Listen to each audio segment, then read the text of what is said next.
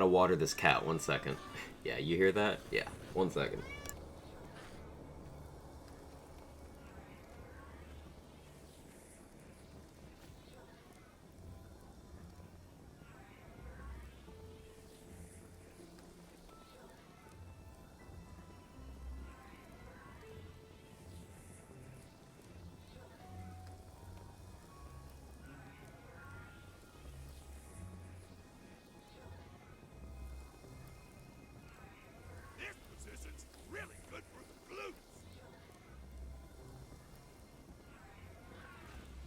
Hey, excellent timing. I just sat down. Hey, Holo, welcome in. Welcome in, Raiders. Thank you so much for bringing your community over here. As always, I appreciate it.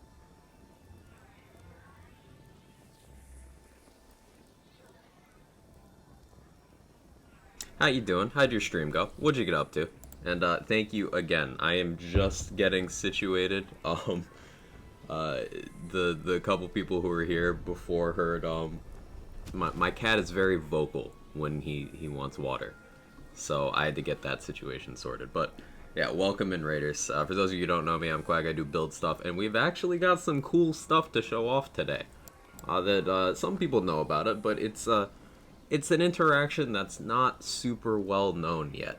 That's made it possible primarily because of a buff they did. And more talk about buffs. More talk about the buffs that have happened, I should say. So I may as well just jump in and show. Also, this character is beautiful, and I figured it's completely appropriate for what we're doing. So, Sigil spells. Thoughts on the soak stuff? It's fine. I'm using it in here.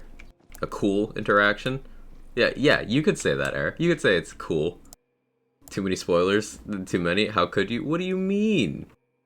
What do you mean? Anyway, how's everyone doing? So this spell right here, I forgot the inspect thing does this now. This spell right here, an empowering sigil. This can come in either lightning or in frost. And if you get it in frost, the way it works is it has this 5-second duration, and the empowering kind is the one that follows you around. It does a nova each second. Now this nova is not attached to the radius of the bubble. And the nova gets radius increases from, if you get spell radius over here, or there's a couple enchantments that give spell radius as well in the gun slot. Basically, you get a nova every second. These novas kind of instantly freeze anything they touch that can be frozen. So if we were to go into a run with this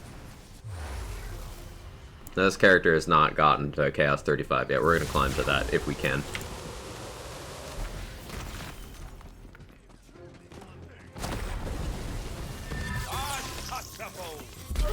So you see how this guy's taking a little bit of damage, but not freezing? That's a good way of knowing that enemy can't be frozen. If we go over here... Oh, this zombie froze. Okay, we can just shatter him.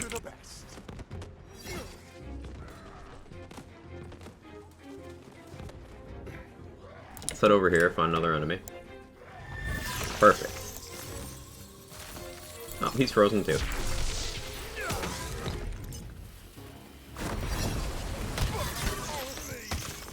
You're frozen.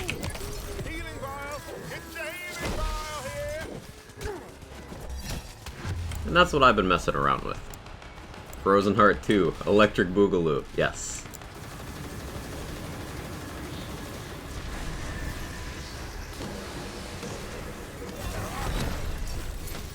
No rest for the wicked.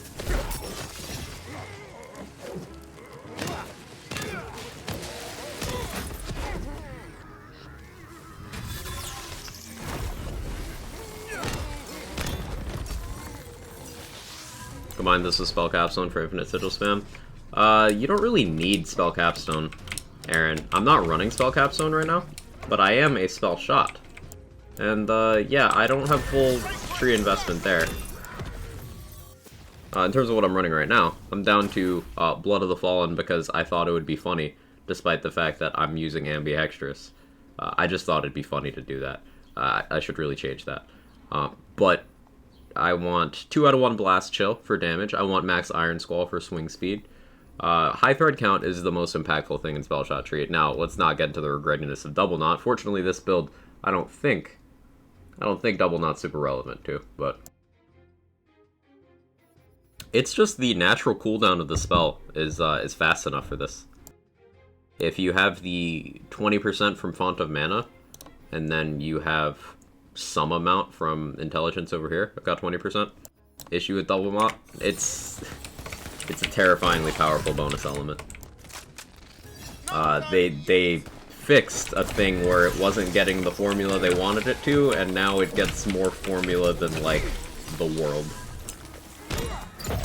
Double Knot is hell. That armor is trying. I take that.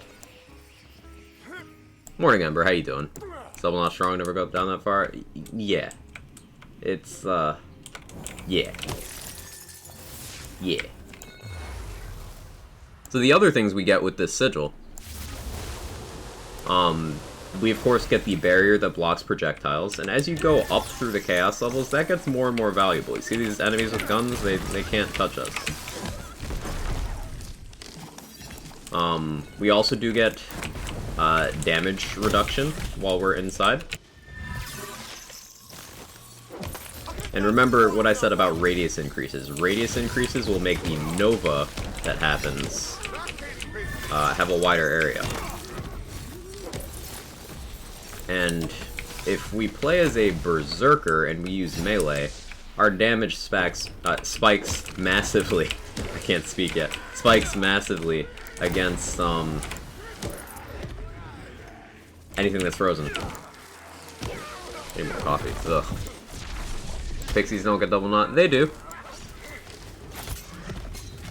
Pixies are guns. Pixies get everything. Everything. I don't find Pixies interesting.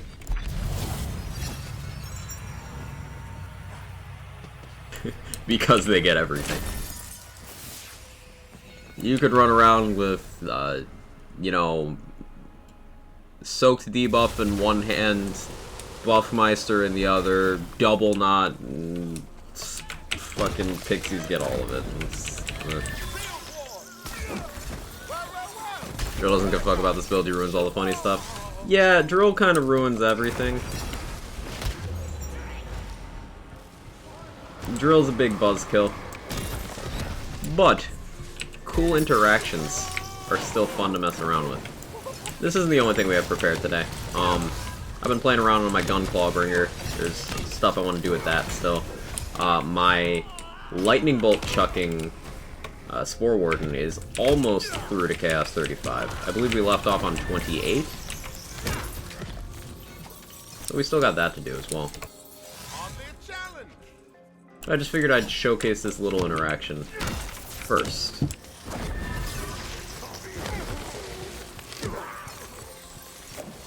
Anything that can be frozen, these sigils will instantly freeze. 2 seconds top, guaranteed.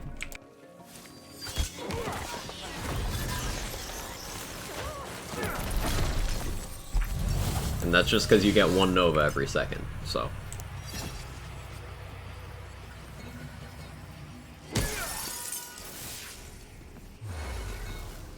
We're gonna Spore Spell on the Chuck build? Yes, Rohith, yes. Sigils only spawn in Cryo Chalk? Yes. Would have liked the dark one. It would be cool. Maybe they give us a unique Dark Magic Sigil at some point. I think Dark Magic makes more sense than Chalk there, honestly. With the utility nature of them, you know?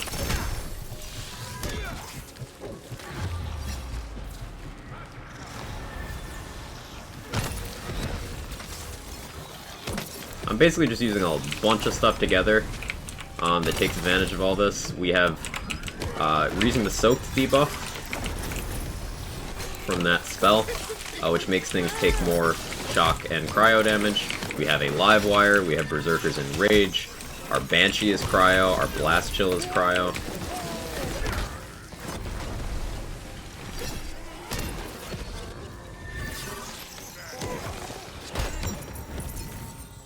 It's a funny little meme. They made Dark Magic Sigil, that would be dope, it'd be perfect for my build. Yeah, you get a little bit of healing from that on top of everything else the Sigil's doing for you. It'd be nice. I would like that.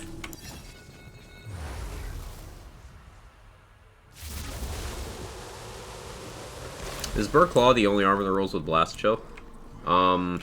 Exclamation point armor era has the list. I do not recall another combo off the top of my head.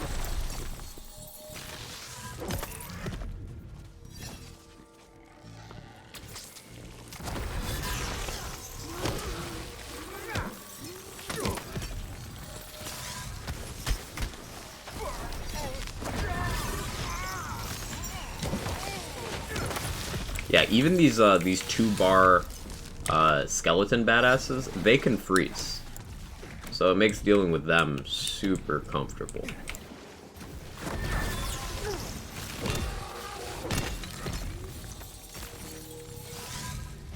That's Burklaw. Thank you, Ketalogic. How you doing, by the way? I feel magical.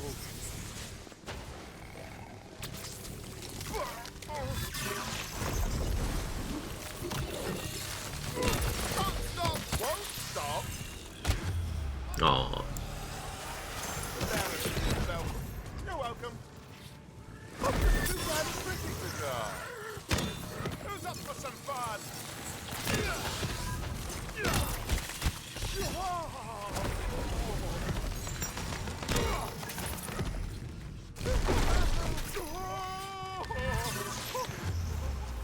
The health thing was right there, though.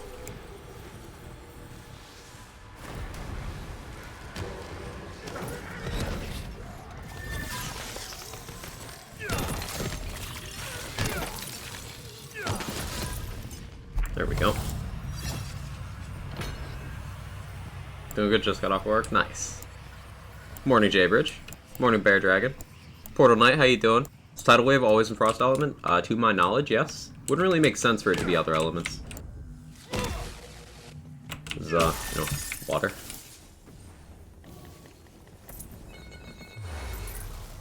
Be better to run Stabbo a spell with Imbued Weapon? Do you think using the Claw would work better? Top build with Salmon Slaps being attempted. Imbued Weapon. Which one is that? Is this one?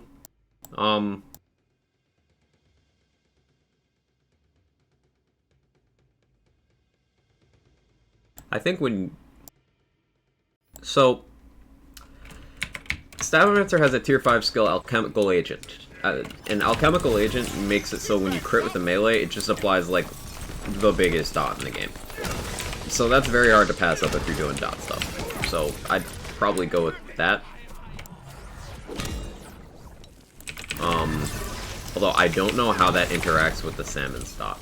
So thank you for testing.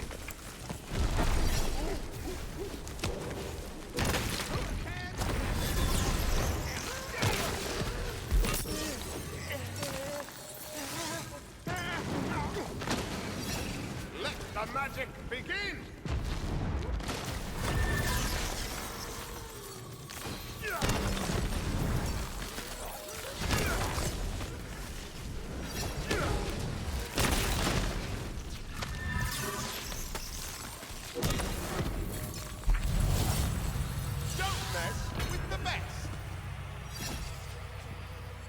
Hey Pericles, how you doing?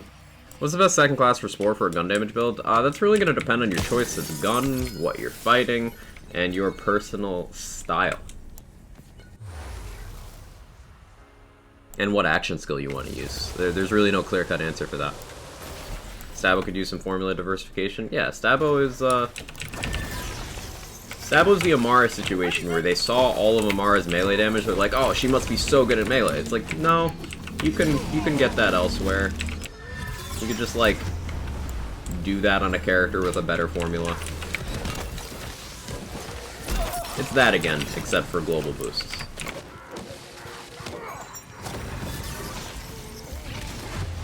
Sigils don't block that today, I learned.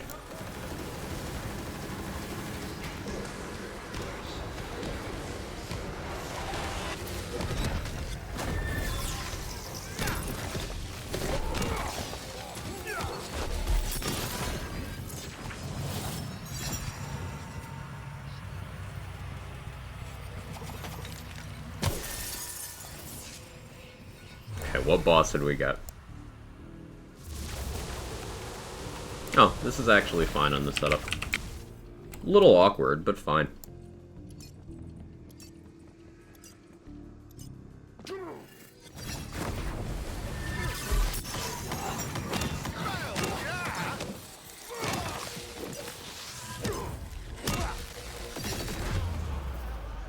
That's fine as long as you don't run away.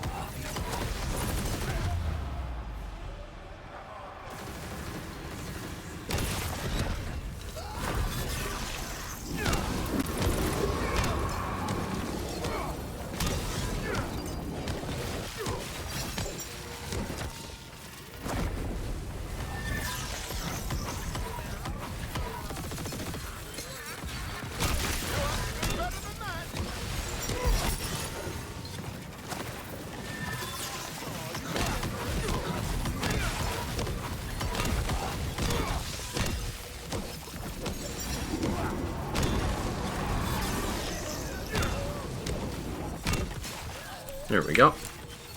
Morning, Mexican. How you doing? My spell's ready.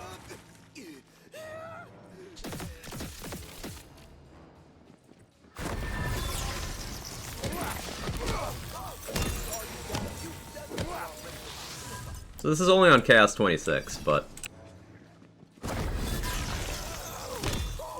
it's fun to try out concepts.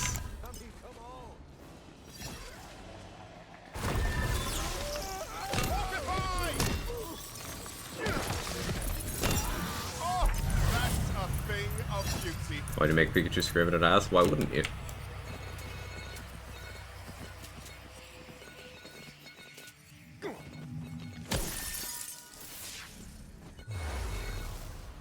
Sexadent. So I had a bug yesterday in DLC's first room where only one soul chest spawned. I'm gonna be honest, I'd never bothered looking for more than a couple of those chests, so I wouldn't know.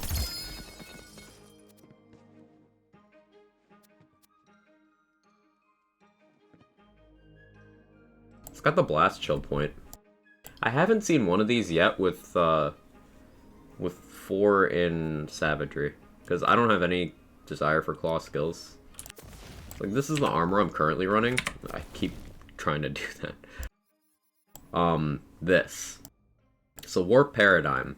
Melee and ability increased by spell. It's got a point in blast chill, and then 3 in dragon aura, 1 in savagery.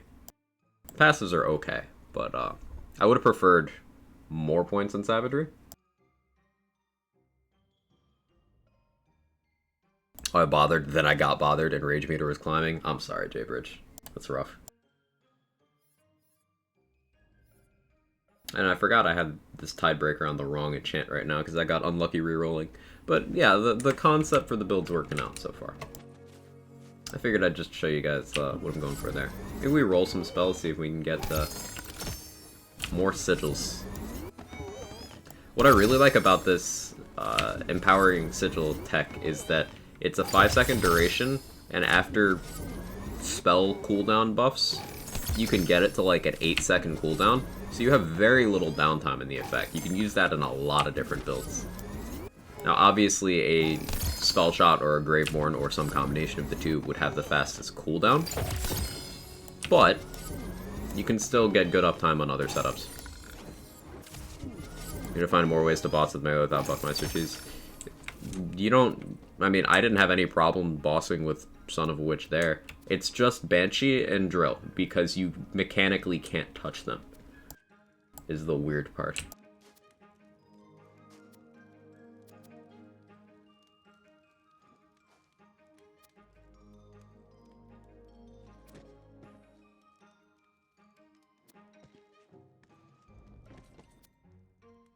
Barrel Maker.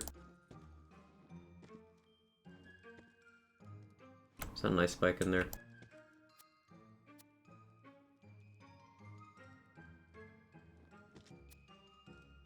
Impaling. Extra charge. I'll pick that up.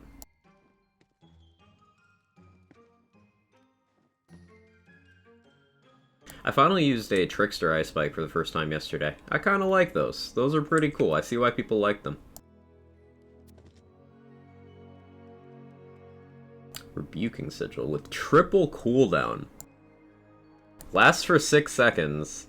9.8 second base cooldown. Ooh. That's interesting. That's very interesting.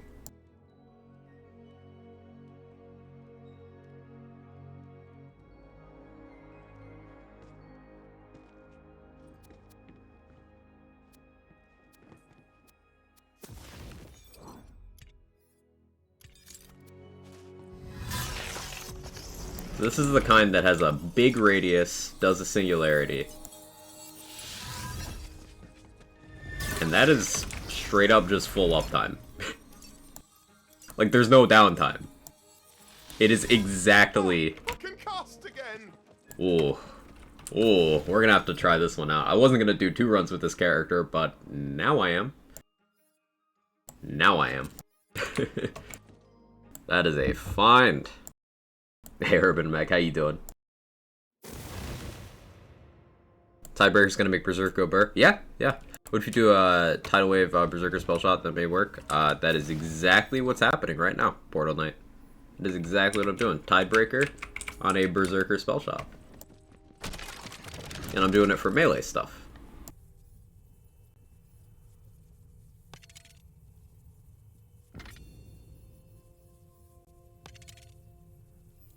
You just gotta roll an appropriate enchant.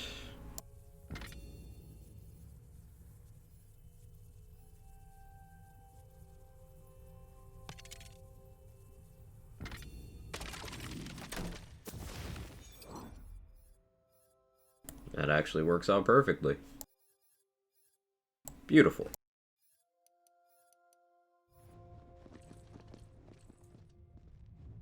Doing well, enjoying getting new gear? Yeah, me too. Hey, Snowspawn, how you doing? What do you mean there's Frozen Heart Wonderlands? I'll show you. I'll show you. Actually, we're trying out a new one right now, but yeah. Hey, the forward. I use Spellburn. Mind showing your tree quick? I was playing around Tidebreaker to Sigil last night. Just really enjoyed it. Yeah, sure. This is what I'm running with right now. I'll probably respec this a little bit. But I don't know what I would do with this meme point. Like, Blood of the Fallen is literally just there as a meme skill point. I suppose I could put it in Ancient Fury or Cold Snap instead, but, like, it's a meme. Blood of the Fallen with no action skill is just funny. And there's nowhere I can put it that is more impactful. But yeah, Berserker down to Blast Chill is the biggest bit. I put more points in Iron Squall because I felt like it. Now, you could alternatively, instead of running those Iron Squall points, you could go put them in Spellshot Tree to get 1 slot, 1 kill, or Double Knot. And if you pulled Blood of the Fallen as well, you could get at least 1 point in each. That might be the play. You don't really need swing speed that much here. It's 30% swing speed, which is significant. But there's advantages to swinging slower in this setup, which is cursed.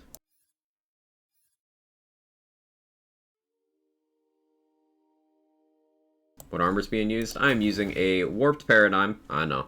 Converting spell to melee and ability. Warped Paradigm, taking advantage of my spell shot spell damage, and I have Blast Chill rolled on it. So, in theory, I don't actually have to go down this far in the tree, because I am getting Blast Chill from armor, but 2 out of 1 is pretty nice. Doesn't second spell count as action skill? It does not. It does not. So, in theory, I could pull these 7 skill points, but the value I would get over here is very significant. It's not a gun build, so I don't get much out of 1 slot, 1 kill. Yes, that gun damage go to live wire chains, but I don't care. Double Knot could be really good with what we now know about Double Knot. That might be worth it. But I'm still not going to do it. Yo, Cheese! Thank you for the raid. I appreciate it. All the raids this morning. Love it. You guys are crazy supportive. How's it going, Cheese? How'd the rest of the stream go?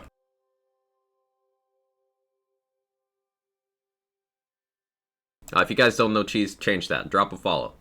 I seriously, like, as long as I'm awake, I go to every Cheese stream. It is my morning routine to wake up, say hi to Cheese, and also, before I go to bed, I put on Cheese's stream in the background. This evening streamer, great dude. Follow, do the thing. Go, go, go, go, go. Would you say burst side for more melee, spell side for more gun? It rarely boils down to being that simple, the forward. Because Berserker has lots of diverse boosts, and Spell Shot doesn't. Spell Shot has some gun damage, the only bullet damage source, and then a lot of spell damage. But with Warp Paradigm, you can make that spell damage into either melee or ability, if you have the right gear.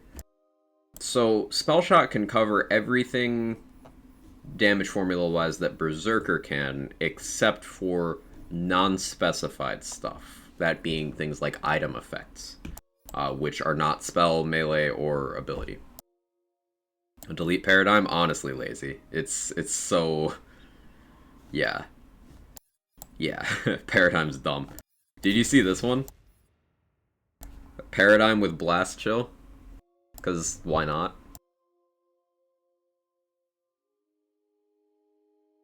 So I would quit if I got drilled and then got Parasite, so I'm good, I guess. Are we doing cursed shit? Yeah, yeah. So we just got this Sigil with triple cooldown parts. Like, we just found this. And I want to try it. I want to try it out. So we're doing melee stuff. And we're freezing things with a Sigil. Yo, Sweaty Palms, thank you for the 200 bits. Don't know how to make a setup. Spell Shot Paradigm. Yep. It is the end-all be-all.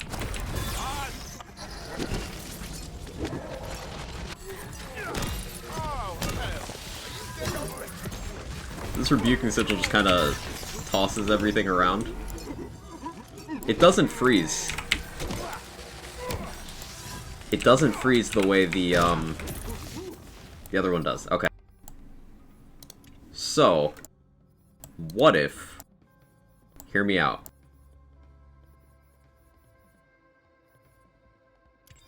What if we just run both Sigils? So, empowering Sigils insta-freeze enemies is the silly thing.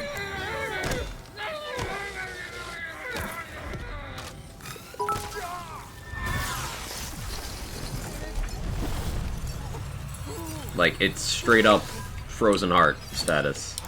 Hey, PC's World, Body Rune. Body Rune is amazing. We are fans of the Body Rune here. The Church of Body Rune, if you will. Critical Connoisseur on melee? I don't know. I'm taking breaking up.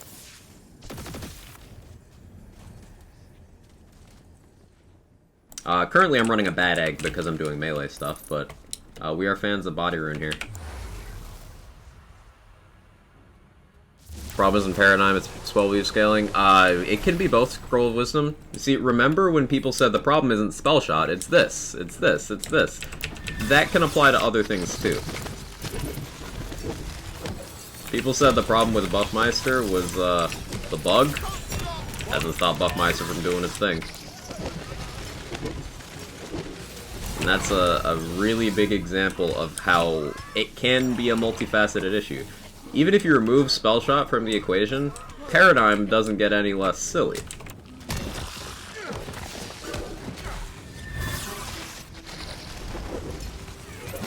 Because it's still one of the very few armor effects that will just scale to a ridiculous degree with Chaos Tiers going up. Remember, Chaos Tiers going up means these passives get bigger, these passives get bigger, and those go into the Paradigm. You know what doesn't go up? Diamond Gauntlets. You know, this is just kind of gonna be like, oh, you still exist, huh? And As long as Myth is on Cat Paradigm's the problem. Yeah, you've got Myth rank as well. It's just so easy to get bonus stats that Paradigm's like, ugh. I'm not saying Spell Shot isn't problematic, but I'm saying Paradigm is perhaps equally so.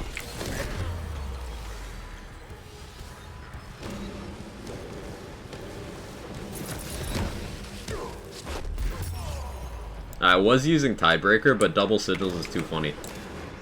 So now we're doing that.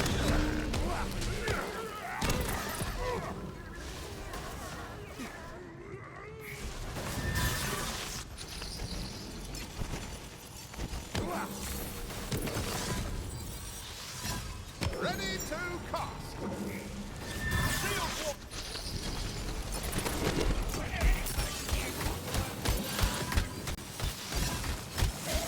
How did you freeze? No, seriously, how did you freeze? What?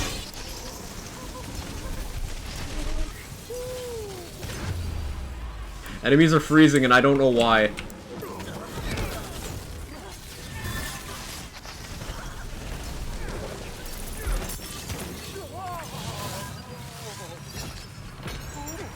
Think a perfectly rolled amalgam will eventually beat a perfectly rolled paradigm? No.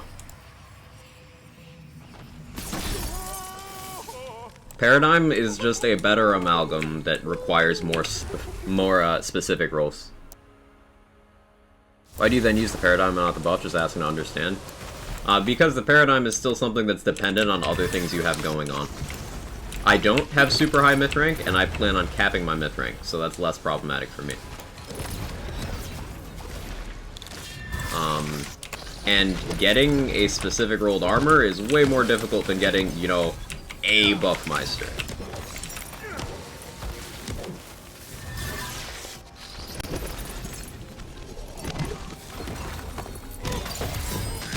So it's harder to get, harder to take advantage of, and I've already limited myself in a way that makes it less impactful than that.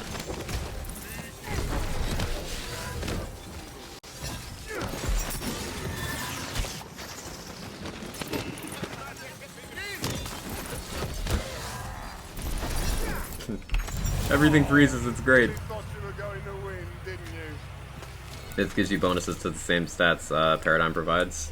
Right, it feeds into the Paradigm. This is the thing there. If I was to go and... you can look at the myth breakdown here. Let's say that spell damage that I currently have at 1%. Let's say I had that at 100%. Well, that goes into Paradigm. So that's 50% melee and ability, just by pumping spell damage. Then that's without considering that you can directly pump ability damage, etc. So I plan on capping out everything at 20, and then that's it. See, I'm at a point where I can't progress past this without starting to put points into spell damage. Because this is capped, that's capped, that's capped, that's capped, that's capped, that's capped. So, gotta put that there.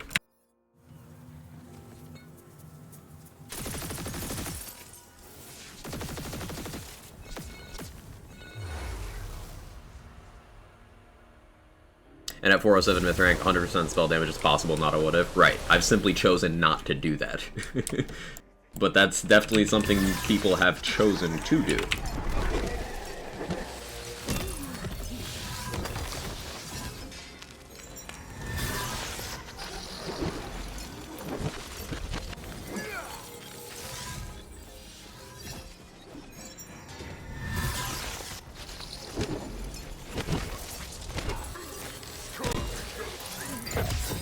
Dual-wielding sigils is so extremely satisfying, and I don't know why.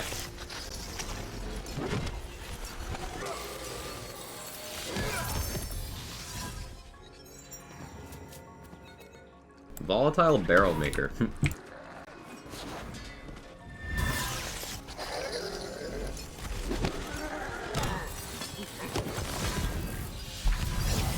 Sigils are great, yeah. Seriously, lazy, look at this one. 6-second duration, rebuking, with a 9.8 cooldown. Like, it's crazy. It's just full uptime. There's like half a second of downtime with my current cooldown. It's like, what?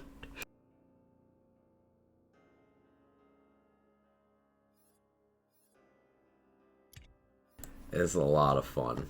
Let's go back to Tidebreaker for now.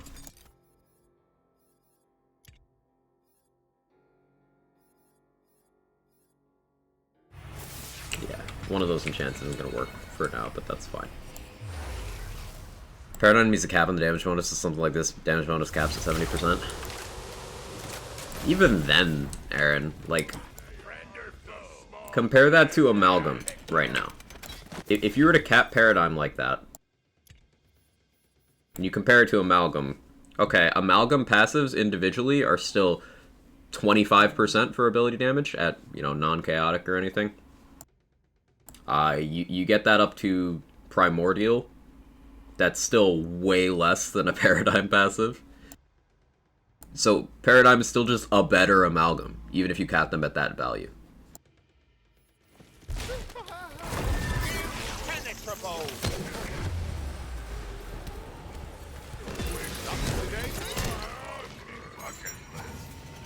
Hey, Homie Data, how you doing? Good morning.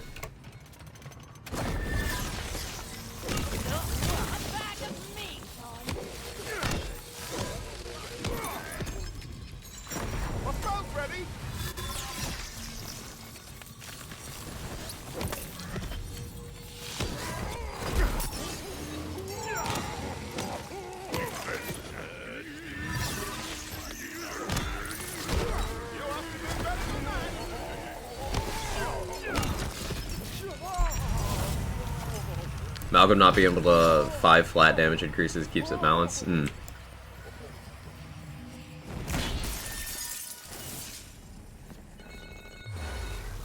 the Sigil instant freezes suicide goblins? Yes, anything that can be frozen, 1 Nova of this Sigil freezes.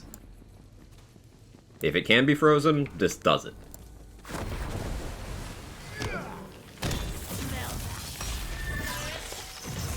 See? 1 hit. All it takes. It's a frozen heart.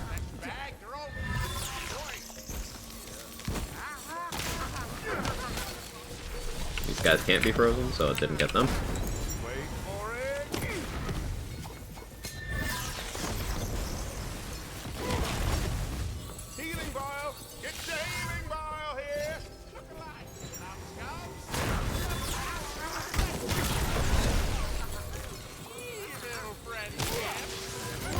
This is just a room full of bombers. Like, I'm a melee character. Why are you doing this to me?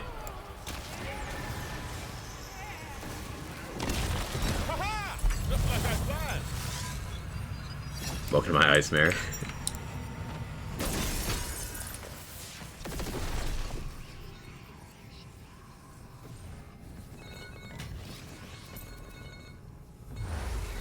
Skelecrab room, best room. I still haven't seen that, but LeChance.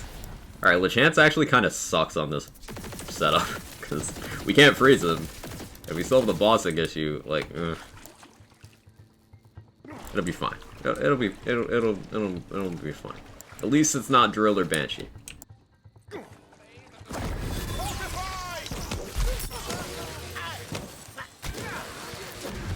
See, LeChance just bullies you. It's crazy.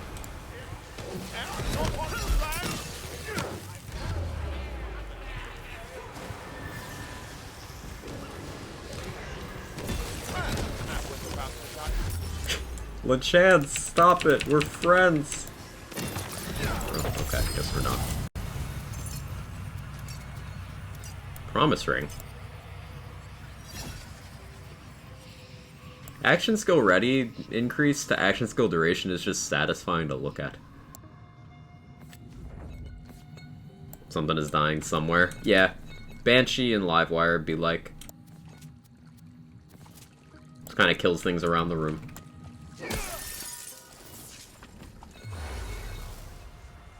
Action skill ready always proc with Ambihex. Ambihextrous doesn't count. Your Ambihextrous slot doesn't count as an action skill for anything that we know of right now.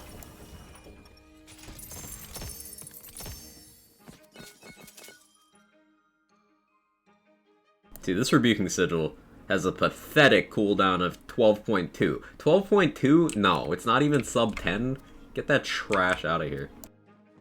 We're now Sigil elitists. Someone's gonna die. Hey, Carter. Control, how you doing?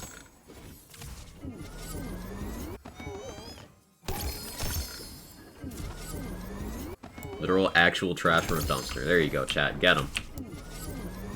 It's not a triple cooldown roll. Get that shit out of my face.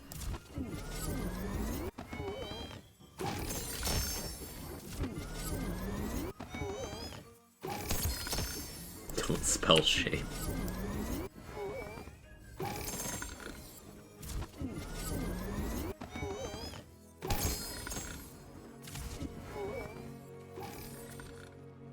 Okay, I did want more Tidebreakers. I'll take that.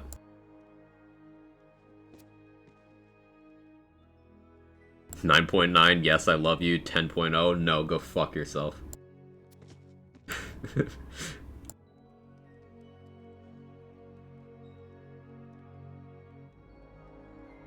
No, go away.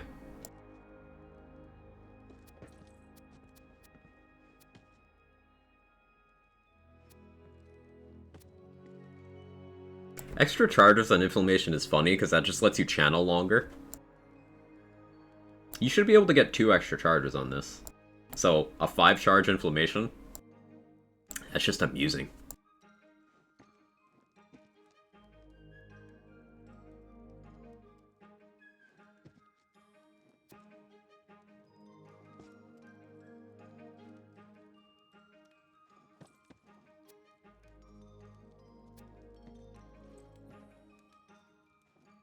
Time skip with extra projectile is interesting.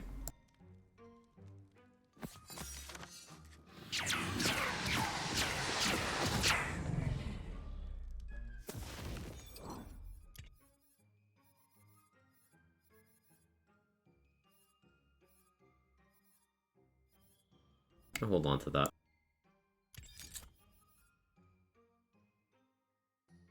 Back in business. Ooh, Rainbolt. You guys haven't seen this one. Clearing cast 35 with no cast tier guns. And what kind of setup you use in Possum? Because the number of times I've seen people use Pixies and complain about game being easy.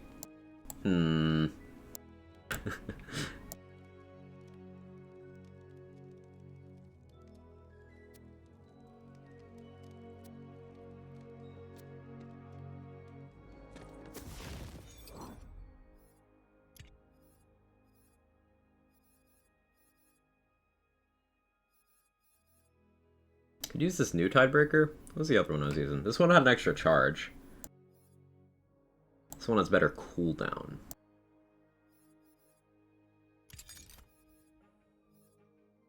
Stick with this one for now. Time skip the Nagata? Yeah. Game is too hard for bosses.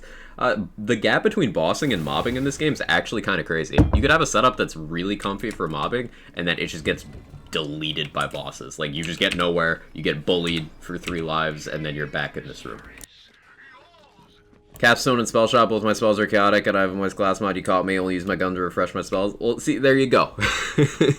There you go. Is the game easy, or are you using a setup that doesn't need those slots to be good? Context matters.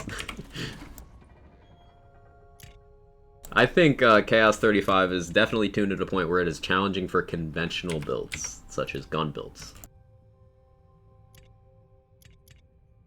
I have a bunch of garbage in this inventory I could just get rid of.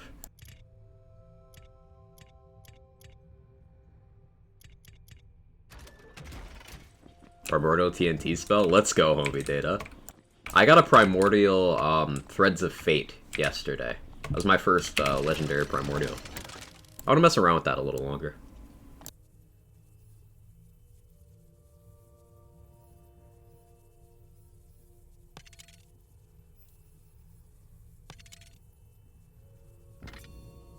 Gun build and Quag stream? Why use gun when you could just throw a hammer? That is true. What parts am I looking for to get this instant freeze sigil? I'll show you. You want an empowering sigil in cryo element. That is the only requirement. Now you can get other various parts on this. Radius is cool because, you know, it's radius. Ideally, I would want triple radius if that's a thing you could get on this. Otherwise, cooldown parts are great. Status damage and spell damage don't really do anything of value here. It already insta-freezes. Yo, Sweaty Palms, thank you for gifting a sub. I appreciate it. Thanks for taking care of Swift Clutch. Thank you so much. That's really generous. She's just a girl and she's on fire. There you go, Quack. Thank you. Yo, Mr. Adblock, thanks for taking care of Lazy as well. 252 in the channel. You're a legend. Thank you. She's just a girl and she's on fire. There you go, Quack. Gun build's clear in C35 easy, and my melee weapon is still only non-chaotic. Yeah, and it's doable. You can be challenged depending on the setup, but I don't think that the tuning of C35 is super out of whack. I think that it's very notable that bossing in this game is on a different tier from mobbing in terms of access. There's a lot of setups that do just fall apart when bossing becomes involved. Come on. Let's Chaos Trial. May as well grab extra levels on this. I wonder your opinion on how I should level my melee stab berserker build, what melee weapons I should look for. So the holy grail of melee weapons for you, Zach, is the Wailing Banshee.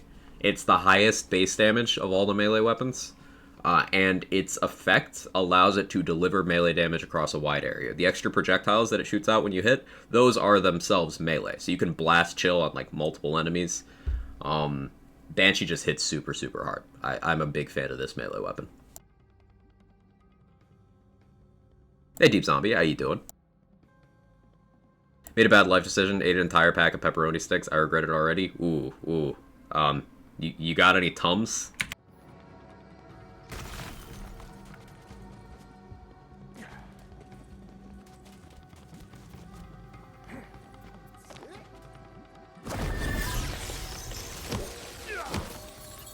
This never happens, honest.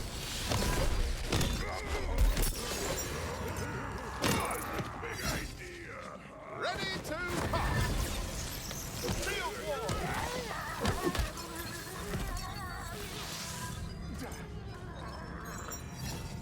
Might be a silly question. Is there a New Game Plus? Not currently. Not currently.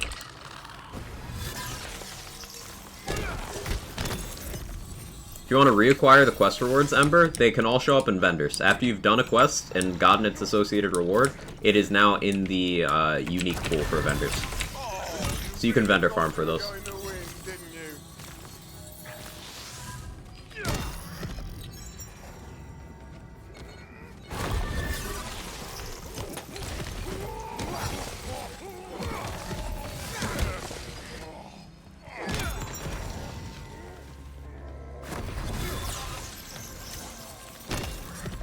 Ooh, got a bit of healing juice here.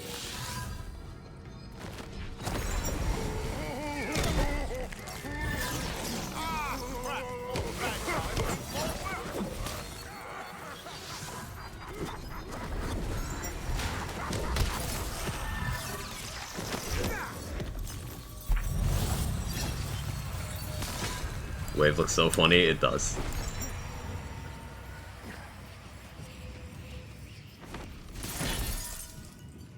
Rendon Rupture, sure. Looks like I'm keeping an empowering sigil in the box for annoying ass wyvern chambers. Yeah, you can jump up to the same height as wyverns and Cyclops, and you can freeze them with this thing. My spell killed that guy. I wasn't expecting that. I am a spell shot. Maybe you're late for this, I'm new to the game. Why are you staying at 1 ammo? Livewire's chains from melee, their damage is partially determined by the remaining bullets in your mag. So you see those lightning arcs that are going between me and enemies every once in a while when I hit things? The fewer bullets I have in my gun, the more damage those do, for some reason. I don't know why they decided to give the Livewire that too, but that's how it works.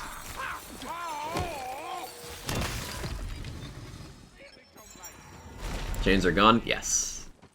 The original build concept was to take advantage of that to proc Sever the Thread, but then I was like, wait, hang on. These spells already don't have cooldowns. So, I was like, whatever.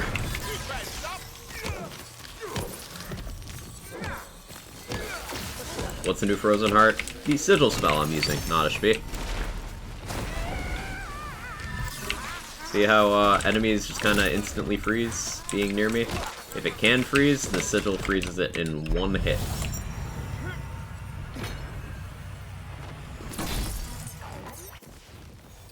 You're looking for empowering sigils of the cryo element. Chaotic gun damage, Sharksbane with AR reload speed. Rogimp's eating well tonight. Gross. Rogimp and Encapsulator. And I guess, Thunder Anima.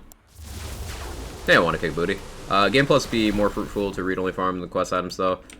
Just get what you're really looking for. Yeah, I don't think adding a new Game Plus would hurt anything. I think it'd just be a good addition overall, even if I wouldn't personally use it for much. But there's a couple quest rewards I would definitely use it for, like, one time. Although I suppose more than one time. If they add a new Chaos Cap, like they did with Primordial, then, like, going back and getting those quest rewards again would be pretty welcome. So I agree with you.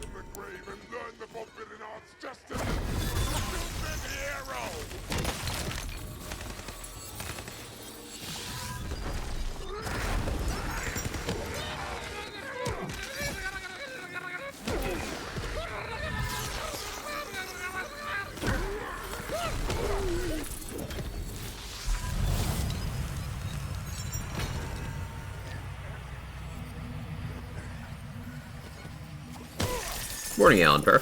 I have a question. How do you get the Ice Spike spells to actually create spikes? All the Ice Spike spells I've had just make a small AoE. You got the Storming prefix on it, yeah, Alan Per. That's what that one does. So, Ice Spikes can come in several varieties. You have, let's see. So this is an Impaling one. This is the kind that's instant and comes up from the ground or the nearest surface of whatever you're hitting. And it's got no travel time, it's just instant. This is the second highest direct damage delivery of an Ice Spike. Triple Ice Spike hits harder, and it has 3 projectiles that travel in a conventional sense. And you have regular Ice Spikes, which is triple, but only 1. You have Trickster's Ice Spike, which is only 1, but it bounces between enemies that you hit. Ice Spikes have different delivery methods, just like how Arc Torrents have different delivery methods. A Cloudburst one comes down from the sky. A Dancing one is a sustained beam that arcs between enemies. Etc., etc. Morning, Ven. How you doing? I'm confused, not sure if I'm seeing Frost Novas or not. So, Empowering Sigils. See? Novas. You get 1 per second. For 5 seconds. And if it happens to be a Frost Element one, it insta-freezes.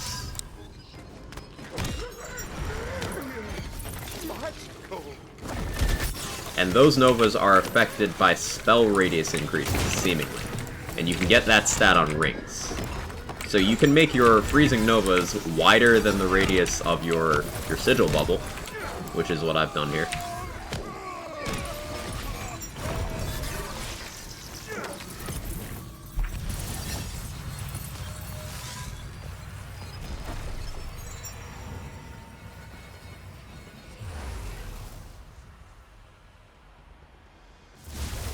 Be happy with optional additional playthroughs similar to how Dark Souls and Elden Ring have handled it. New Game Plus, when you choose New Game Plus 2, Plus 3, all optional increasing difficulty could be spicy, especially for those looking for more of a challenge.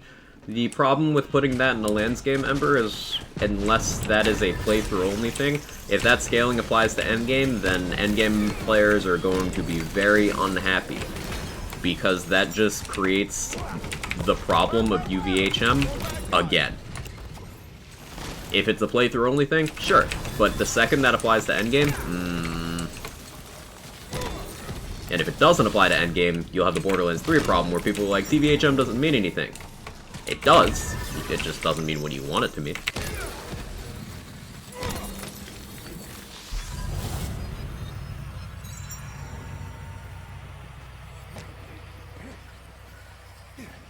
Just unlock Chaos 10. Congrats.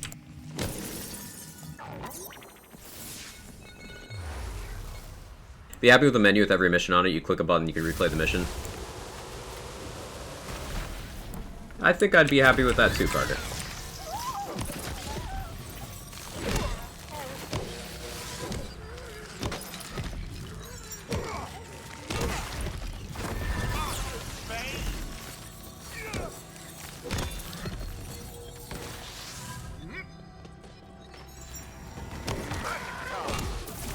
Now thinking about this setup, this would totally work as Burst Stabbo.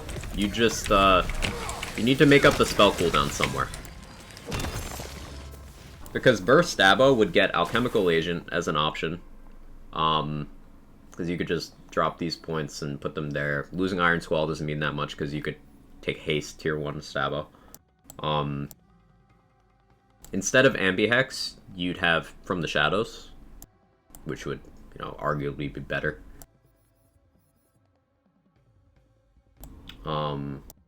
Alternatively, you could run From the Shadows with Zerker Capstone and just do that.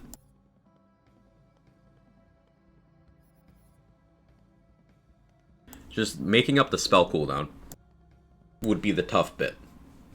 You'd lose a lot of Sigil uptime not having this 20%. Now, I don't have maxed spell cooldown over here.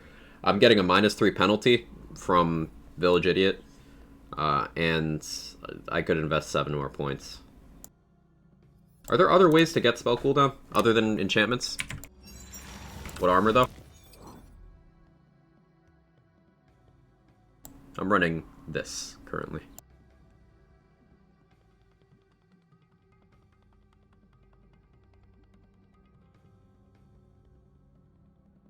Collect marbles. Marbles. Marbles. Yeah. Keep Paradigm on Stab Burr. Stabbo still gets a tier 1 skill that gives gun, spell, and melee, so you're getting spell damage in tree. Not as much as a spell shot, but you are getting spell damage in tree. And, like, what's the alternative? I suppose instead of that, you could run the new Marvels of Strength. Which one's Intelligence? The Poems? Yeah, the Poems.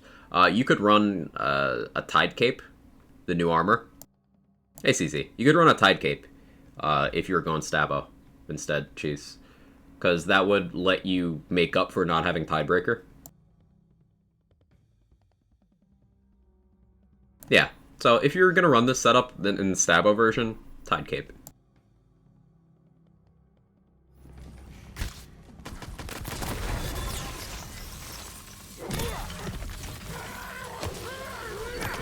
Not Tide Pod, Tide Cape.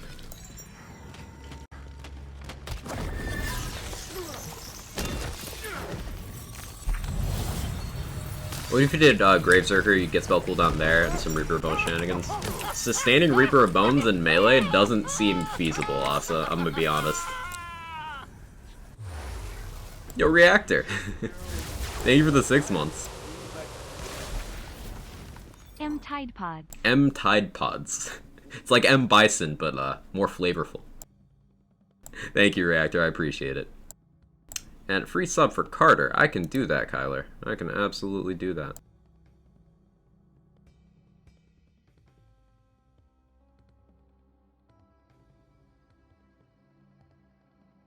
Hi, Kevin. Yes, I did give Carter the sub. Carter, enjoy the sub, courtesy of Kyler. M Tide Pods. Hey, still, it's fun. You just, like, do it. It's really easy. I don't know how you can't see this as a mage. So, an advantage of Reaper of Bones with melee is it does give you those 3 seconds of, hey, you really can't die. So, swinging for a few seconds uninterrupted is always a plus.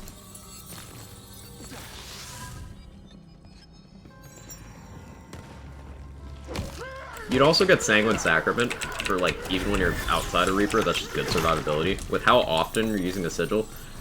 Yeah, Asa, you know what? Graveborn for this kind of thing would actually be pretty good. You'd get Dark Pact boosting your Bad Egg bonus element. Graveborn could work here.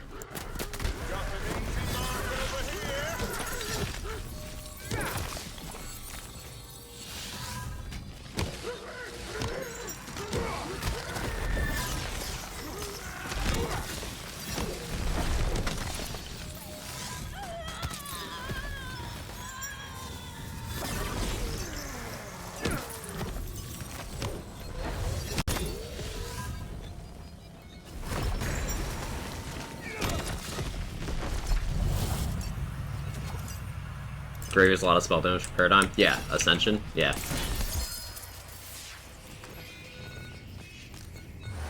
What's Bad Egg do exactly? So it does the stuff it tells you on the card, where while your ward is broken, you get a big move speed increase, you get a massive, like 35% might not sound like a huge number, but in the context of bonus elements, that's really big. You get a massive dark magic bonus element on your melee attacks, but it also does an extra thing it doesn't tell you about. It gives you a melee damage bonus that is completely unique in the formula. We've not found anything else that is additive with that boost. So the Bad Egg has the biggest individual multiplier for melee in the game. Just kind of vibe in there.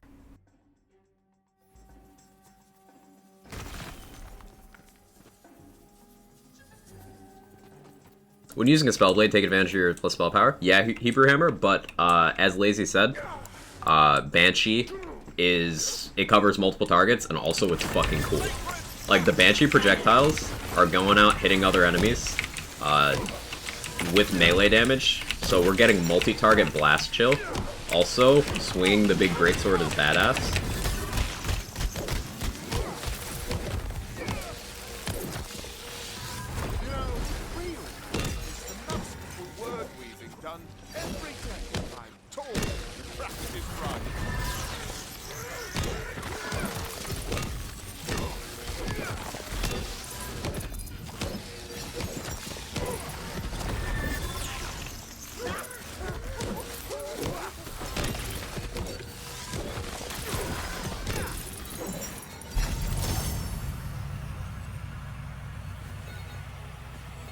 Does that work better than 100% from the whale?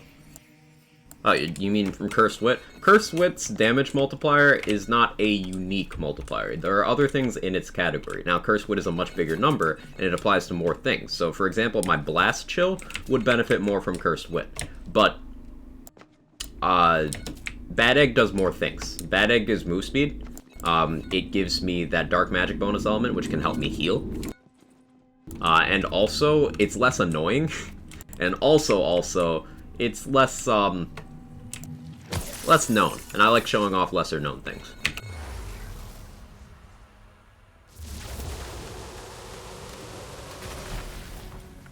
Like the Cape of Tides also gets a cape? It does.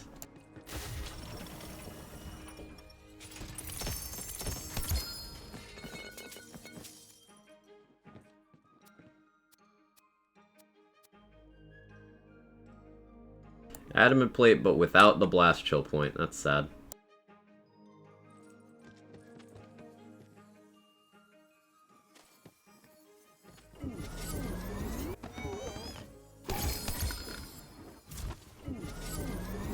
Or this is too many items to be considered too annoying. It's part of their brand, Carter.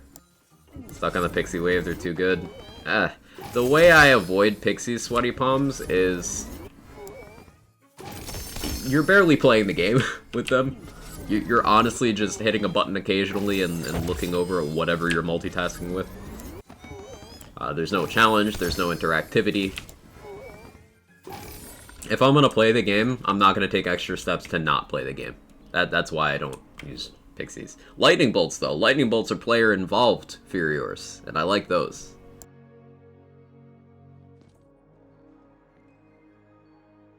That's how I rationalize it for myself.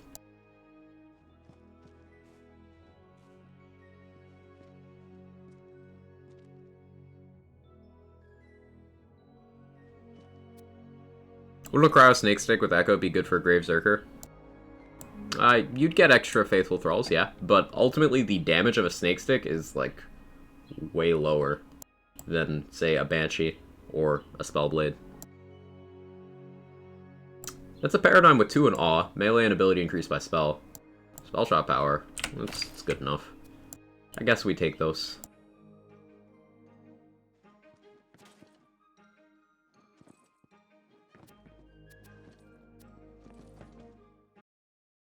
Lightning Bolt Shadowfire 2022. I'm not giving up. Hopefully. But I thought not aiming builds are your thing. Not aiming, yes. But I want to still be playing, Nola. That's the big thing.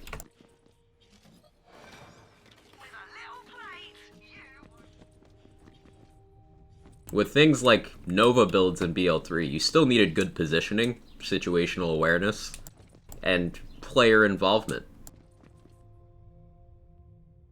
You don't need that with Pixies. This is not a skill set you need to cultivate.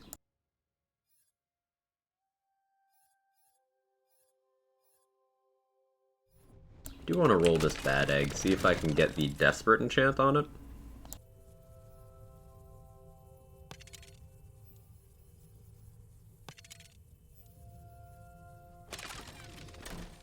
Choose, Fate Maker.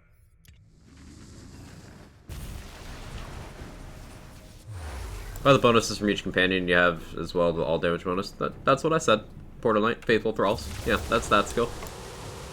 That's ultimately less valuable than, you know, having a lot more damage. So this is a lower level Snake Stick. We can discount that for comparison. But let's say this one was on level, it'd be like, what, 800 damage, 900 damage? That's a pretty big damage gap.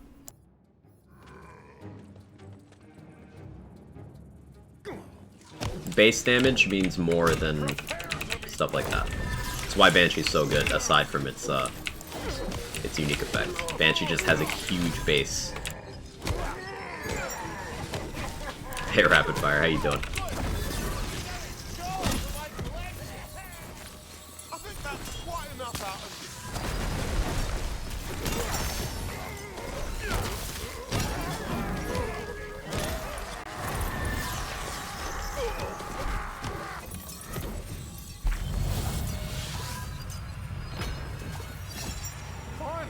Gotta look at that mini-map, see the red squares disappear.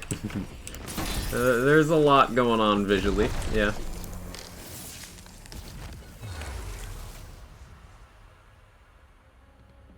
Job of the Livewire is stacking up Echo and some additional extra damage. Yeah, it just kind of makes sense to hold as well because it's shock damage and we're using the soaked debuff. So, like, it's got that going for it too. Diversifies our elements. In terms of other stat sticks to hold while meleeing, there's not many options. You could go with a Skulldugger pistol. Those can get up to 40% melee bonus, which makes them, like, next best. You could hold, there's a launcher that applies the soaked debuff, right? You could hold that and shoot that and save a spell slot that way. But then you'd move slow.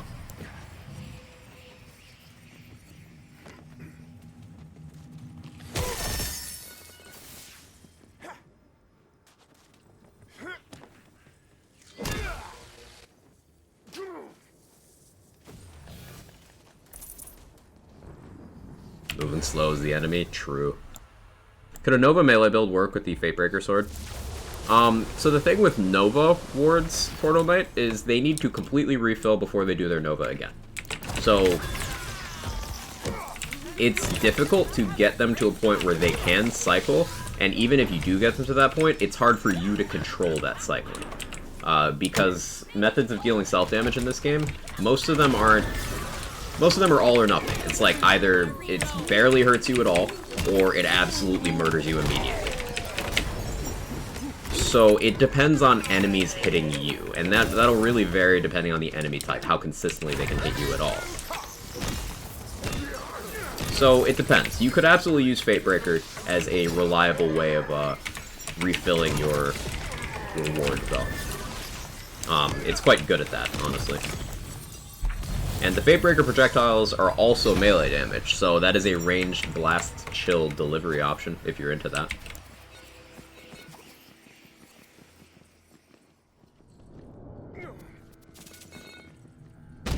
Ow.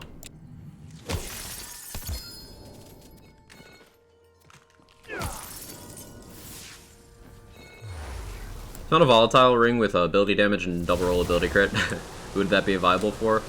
Anyone doing ability stuff.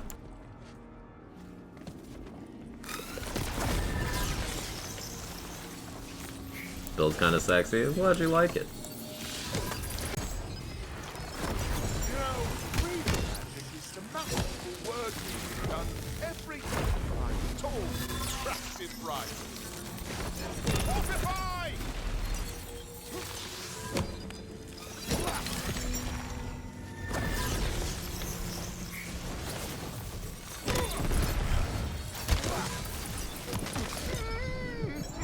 My spell's ready. Inside hero is a skeleton that wants to be free. Don't worry. That was a big blast. Chill. Did the Grave Zerker stuff, you could use the launcher to soak and then use the spell slot for your empowered sigil. Yeah. I mean, you could just use the armor to soak as well if you just get a Tide Cape instead of Paradigm. But yeah, you'd probably want to use the launcher if you wanted to do Paradigm still. Nova being area Berserker's a must then? No, not necessarily. Because this is one skill that is hard to justify putting points into because everything around it is so good. It's also only 5% area damage per point. You can get area damage as an armor passive. You see, this armor on the right has area damage. So, it's not that important, no. How to keep getting spell paradigms? I play the game more than most people do.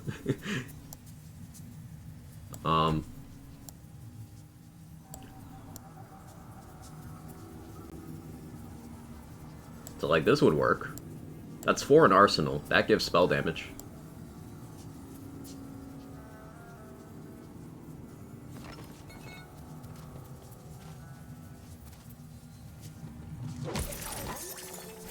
+3 to magic bullets. What type of damage outside fire would the Nova Shield work good with? It sounds like you specifically mean the Afterburner. You'd want your various elemental damage increases, of course fire, specifically as you said. Area damage boost on gear helps. Global damage, just things that say all damage would apply to it. But I'm just gonna be perfectly honest, building around shield damage effects, and item damage effects I should say in general, it's not gonna hold up too well. This isn't Borderlands 3 where multipliers were in place to keep shields relevant at higher difficulties. At the end of the day, let's say it has 3,000 base damage, you might be able to make that work on like Chaos 15. It'll feel utterly non-impactful on Chaos 20 on bosses. And then we have Chaos 35 now, so enemies are already much tankier. And they just don't scale up at the same rate. I don't see builds around that kind of thing going anywhere with how the game currently works. But keep in mind, that was an issue that Borderlands 3 had for its first, like, 9-10 months. And then they added the scaling.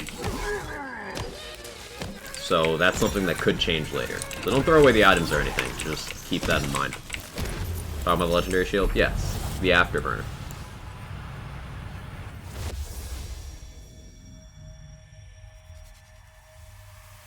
Speaking of the armor, I wonder what drill sphere that armor would look like since it hits so fast with the lightning tendrils and being light damage also benefits from it. So, I got one of the Tide Capes, and it's Claw Graveborn. It has points in Blast Gas, which is pretty cool. But Clawbringer with that armor is weird, because you love it for the lightning stuff, but it actively murders your fire damage. So I'm just like, do I like this? And I can't tell. I can't tell. So if you're using fire things, it's like, which you can't escape using fire on a Clawbringer. Hey Swifty, how you doing? But yeah, I'm also a big fan of Drill's Furiosa. It's a sick weapon. Absolutely love it. Good single target, good mobbing.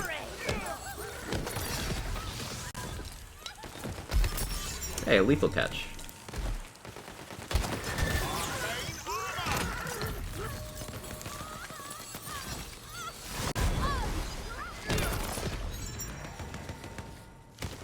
Let the magic begin!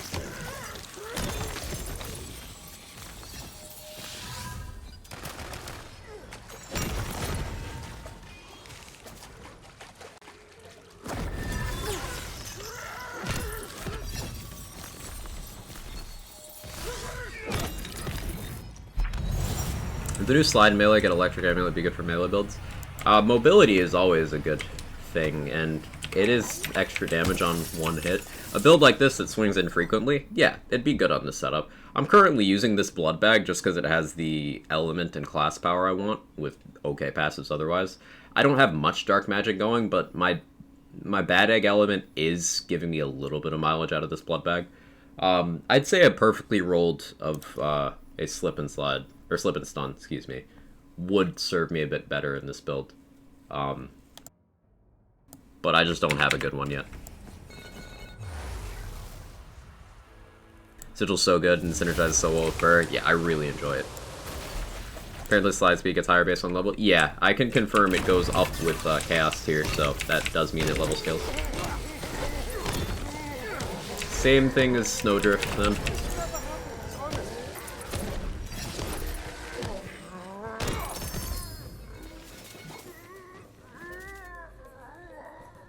That's a Tidebreaker.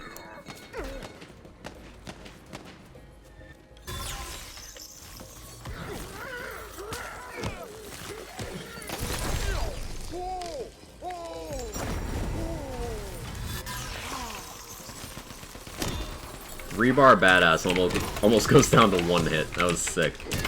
Oh, freezing is so good for melee.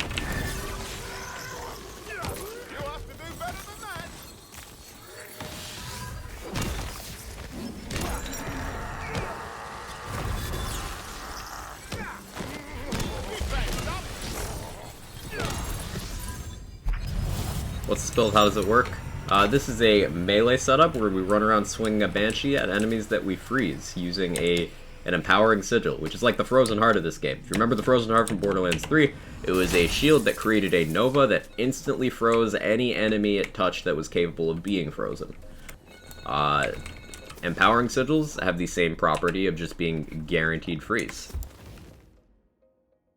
So, we are using Spell Shot to lower the cooldown on this, and to feed into this paradigm, and we're running around doing Berserker melee stuff against frozen things. We also have a Tidebreaker to apply the Soaked debuff to make enemies take more from our Lightning and our Frost, which is our melee, our Blast, Chill, and our Livewire. What do you think of the new shield? I like it. I think it's cool. Slip and Stun might be working on Hammer Throw. Damage with it felt better. Also give me lightning damage. I know it's melee attack, but so is Diamond Guard. Yeah, that's probably something that requires a controlled test. I'm getting a lot of Parasite today. Found any cool uses for the new status spell? Forgot the name at this moment. There's a couple new spells. I don't know which one you mean. So, no?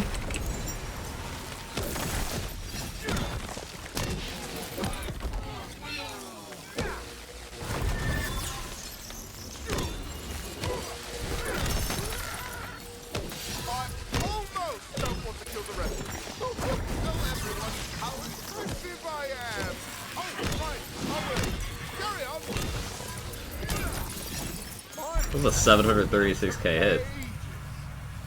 Huh.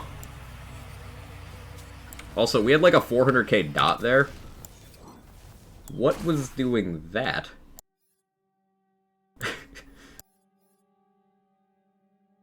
Huh. I'm pretty sure Livewire chains don't get magic bullets. So I'm confused. But cool. I'll take it.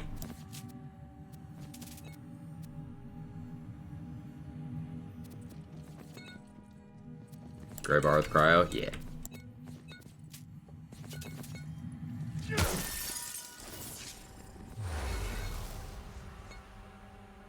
Delete all AoE on insert hit here things. Yeah. They really saw short fuse being a problem, and then heard all the people saying, just don't mayhem scale it. It ignored all the math showing that that wasn't the problem, and then tripled it and threw it in this game.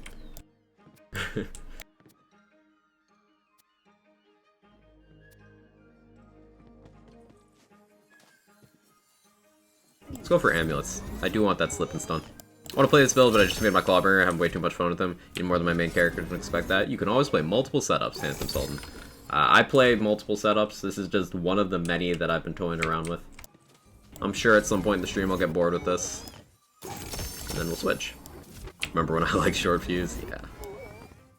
There's so many damn badass enemies with shields, glacial ice spikes put in work. Yeah, Possum. It's absolutely great.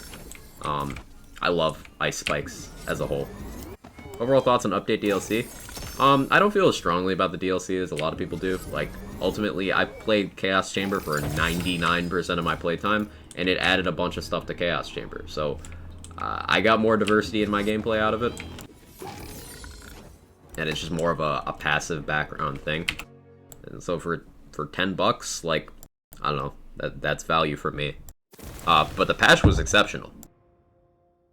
So I'm pretty neutral about the DLC, but the patch was exceptionally good. Still issues to work out, there always are, but I'm vibing. Yeah, Kevin. Hey Tat, how you doing? Welcome in. Really hope since they're increasing Chaos Cap, you can skip to later Chaos instead of doing one at a time. They implemented a thing, Meep, that they didn't document in the notes, but apparently Chaos Trials up to 20 now unlock by 2s. So if you do 8, it unlocks 10. That's not something that was in the notes that I saw, but it's a thing now.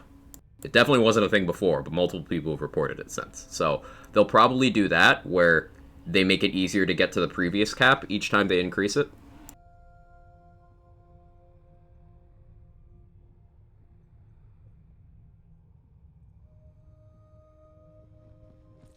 Come on, have some fun. Oh yeah, we got a new tiebreaker. I should roll that.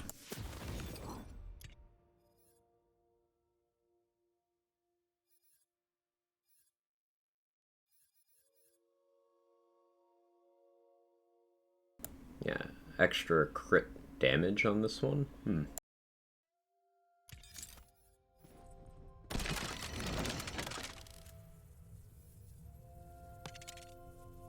Oh, first roll. Cool. I'll take it. Just cleaning that up, I was wondering how I went up 2 levels. Yeah, my pleasure. I don't know, I really like the idea of the boss evolving each week. Yeah, that's a cool thing.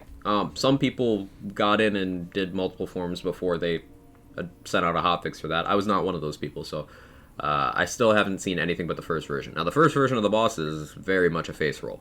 Hopefully it gets much better.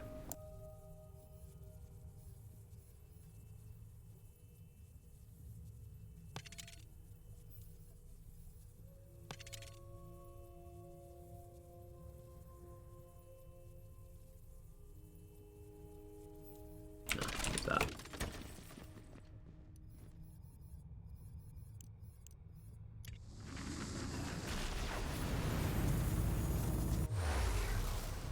Like, hopefully exponentially? Yeah.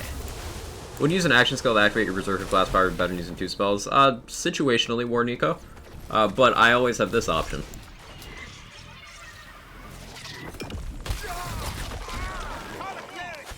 But not for me.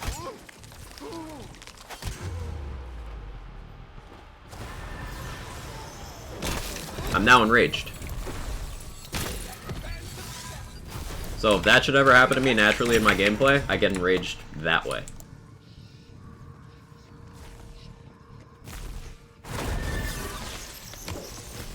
So I can have the benefits of each. Get my 2 spells and my bonus element from Berserker.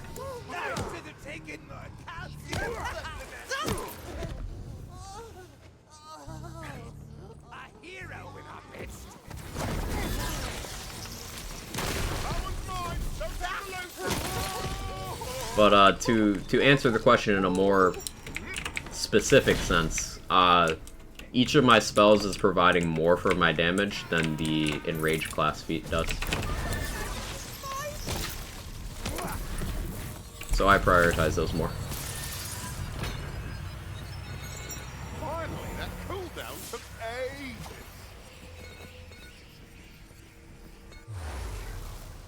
Yeah, build doc, that kind of thing's not going to be set up yet, Saint Romo.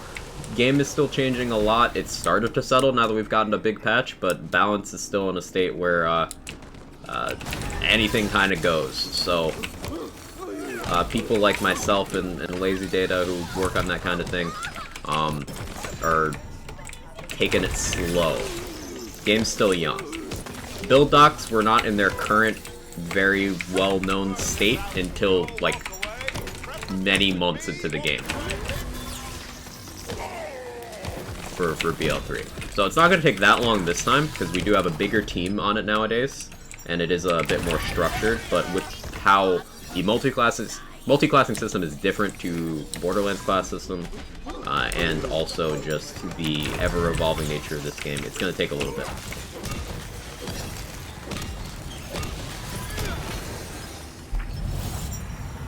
Cool to see a hit-based swing build? Yeah. I like the feel of, you know, swing greatsword kill thing. That makes me happy. 7th class eventually, that too. 57 was the first time we had Google Docs and BL3 before that and less formal write-ups. Yeah, level 57 was as of, that was what, Mayhem 2.0? Yeah, that was April 2020. So, yeah. That was, 7 months into the game? Yeah, that was 7 months in. Around cartels? Yeah.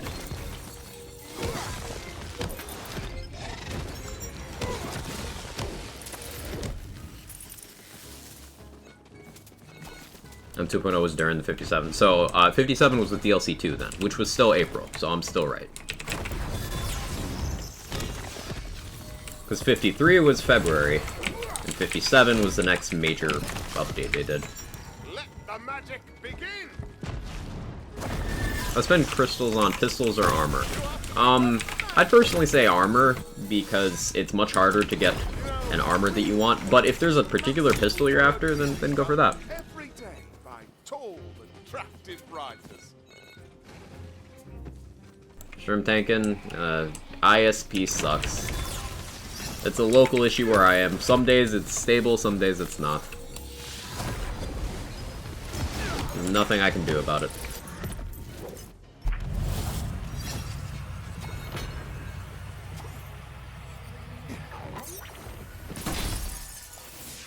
Would be able to finish at 72.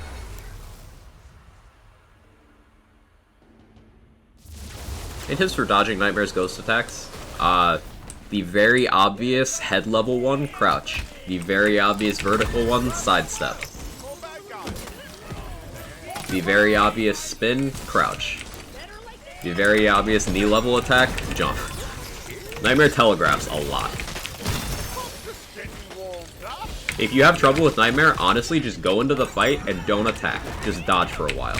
Once you're comfortable with dodging all the attacks in a certain phase, then damage it to the next phase and then stop attacking. Practice the fight. Nightmare is very, very telegraphed.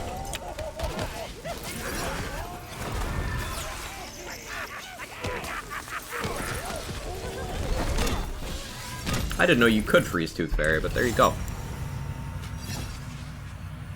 Wanna know if I should yell at my ISP? No, you should yell at mine, though. Scroll of Wisdom.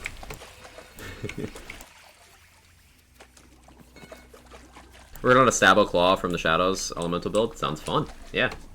I get good value out of dots with that.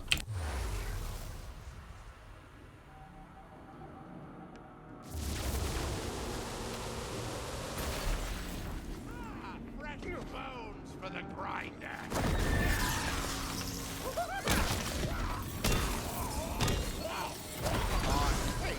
Waiting. You should have done or blocked. Killing Quack's ISP, stop it.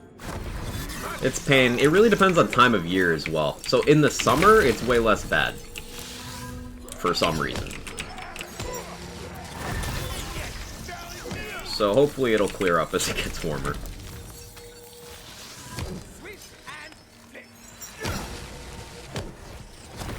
Which it is getting warmer. Any guns that deal melee damage? No. We have a gun that makes your melee do gun damage.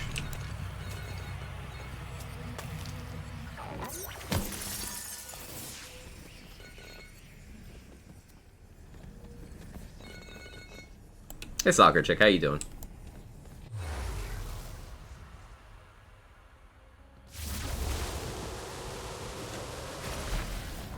Nightmare attacks are fine besides the ball shoots from his eyes. Yeah, that's a turn around and run to the side as fast as possible type attack. Like, that is a you establish a distance type thing. There's a couple attacks where if you don't have, like, super omega fucking move speed, that you do need to turn and run if you don't want to get hit. Drill has a couple attacks like that. Nightmare has one. Son of a Witch has one.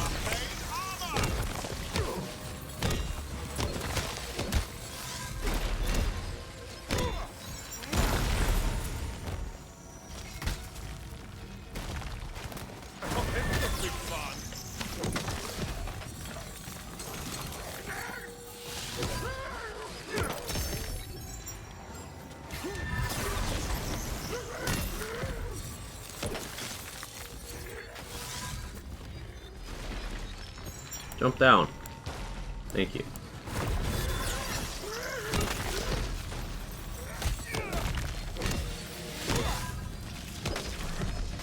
Don't mess with the best.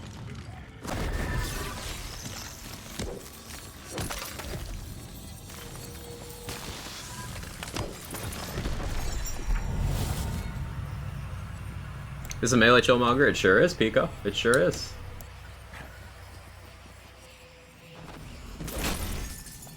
How's Tiebreaker instantly freezing? It's not Tiebreaker. It is the Empowering Sigil. Is this thing right here.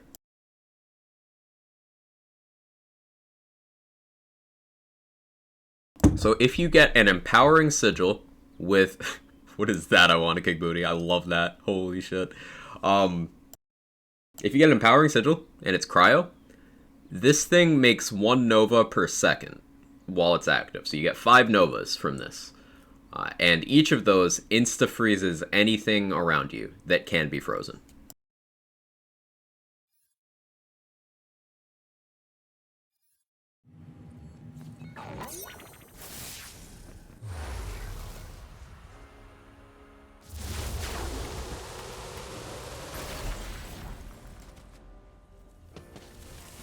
And the cooldown is quite short. So you can have pretty high uptime. You can just run around freezing and shattering everything. Back in business.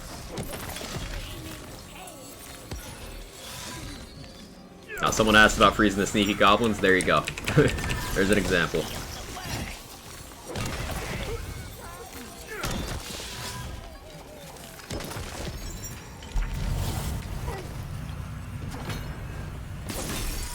How's this for bossing? It has kind of the same bossing struggles that other melee setups do. That's something I haven't quite worked out yet. This might end up becoming the kind of setup that we may end up using the soaked launcher, whatever the name of it is, to apply the debuff to bosses, and then spin with Dreadwind. That might end up being the boss strat, although that doesn't resolve Drill and Banshee. But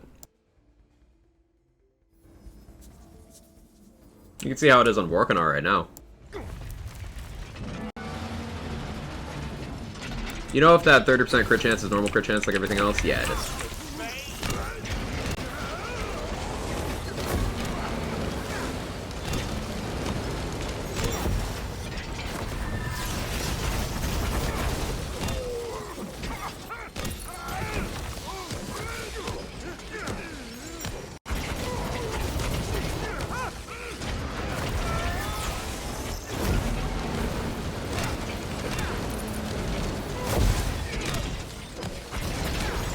This would be a situation where I suppose you would want a, oh, to not stand in fire, first and foremost. You'd probably want a, how do I deal with this? Come here.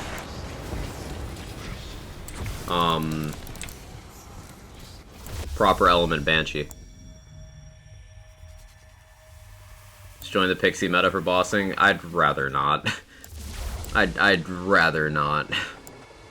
Wish you could still get freezing bonuses on bosses. That's probably something that needs more testing, Pico, because some bosses in Borderlands 3, at least, could be frozen. Namely, Wotan could freeze certain phases.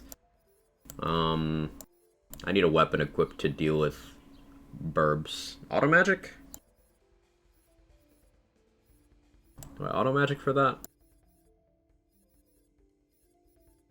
Could just White Rider.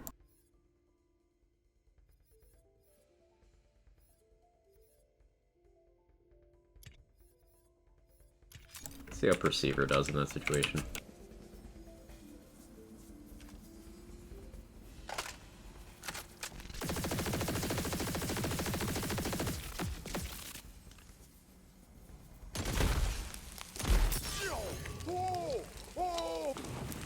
Nightmare ads are also really dumb. Good thing they only spawn if you tell them to.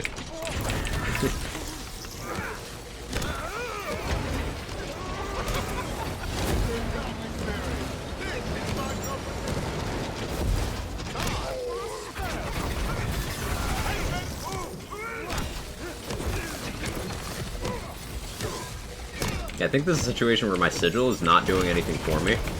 So, being a Stabbo would be nice here, because I can just from the shadows.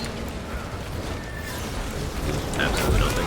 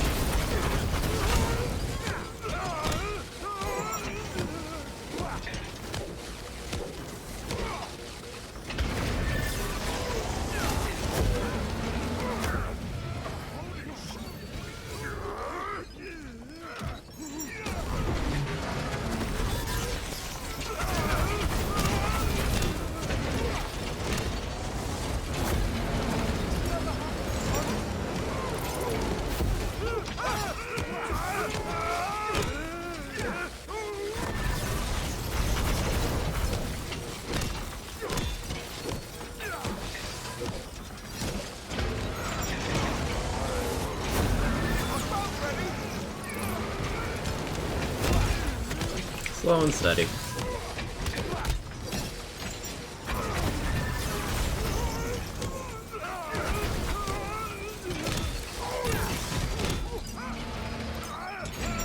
Problem with Nightmare spawns for me, I have to tell them to spawn. I don't need to do that, I can't since I'm down. Then spawn them ahead of time.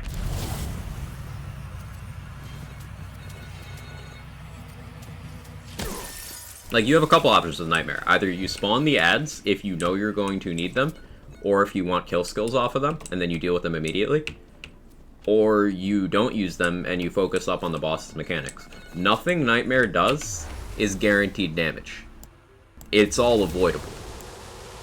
You just need to plan for it and learn it.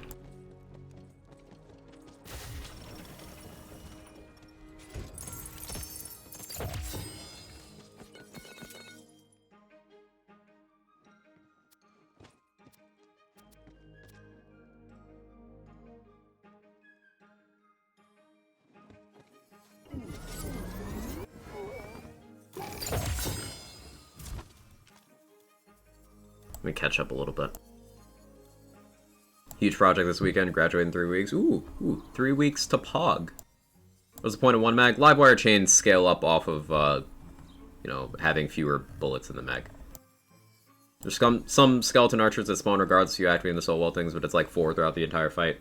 Yeah, very avoidable.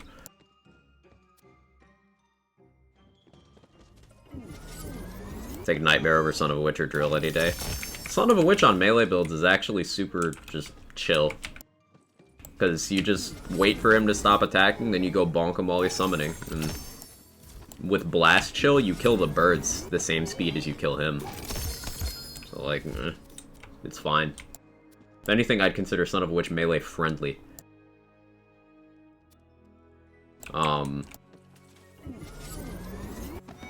But Drill, yeah, Drill ruins your day. And Banshee has that you take damage aura around her. Banshee doesn't need that. Lightning Claw status chance. I guess I'll take that. Hey Worlds, how you doing?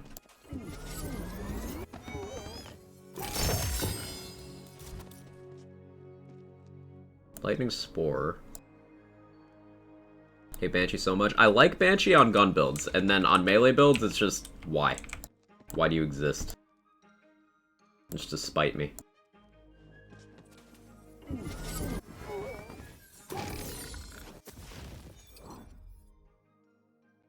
You should go buy some SDUs, chat. Should also look at this lethal catch. Spell damage. Got a couple of these. Sniper reload speed, nah. Okay, I don't need that. I can get rid of that. This Reviver had an extra projectile and that amused me.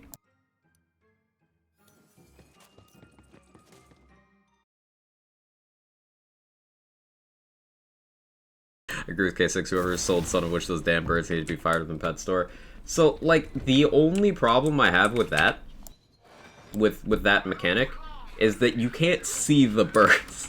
If they were more visible, sure. That is my problem with that.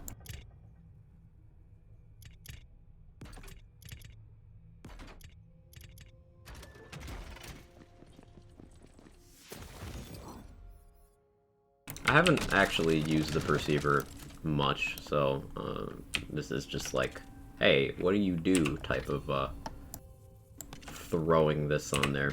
Cool, run that.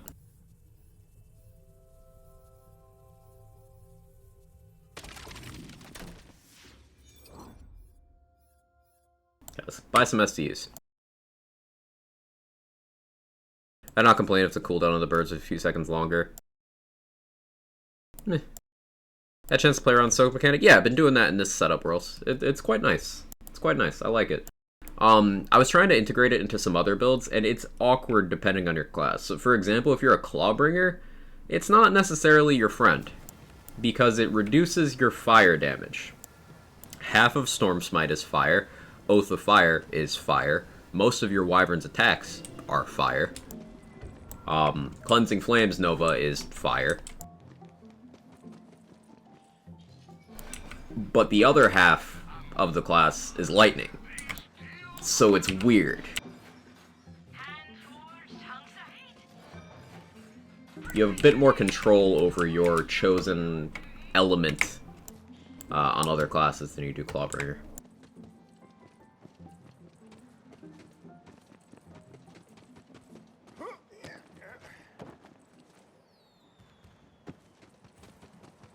Spectral Wyverns spawning every 10 seconds for me one time and I just gave up. Yeah, that's understandable. Understandable. Sounds incredibly frustrating.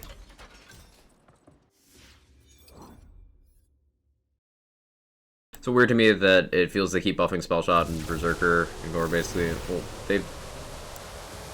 they've buffed Berserker one time. And it was kind of not a bad buff. Like, they massively buffed Clawbringer. That capstone buff was huge. The rework of bullet damage versus gun damage functioned as a Spore Warden buff for Barrage. So they buffed Spore Warden.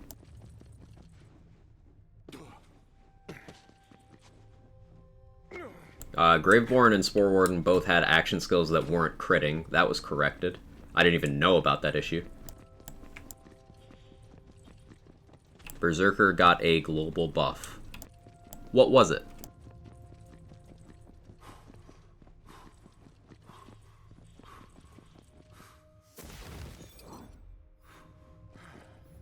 Enter if you dare. So that's enchanted for a dark magic build. It's not really that simple, Bear Dragon.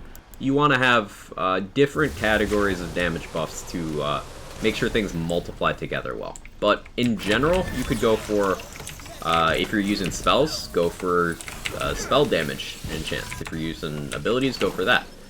And then of course, you know, dark magic increases are good. Soaked, that's not a Berserker buff, Hebrew Hammer. That is a mechanic that Berserker is capable of using along with literally everyone else.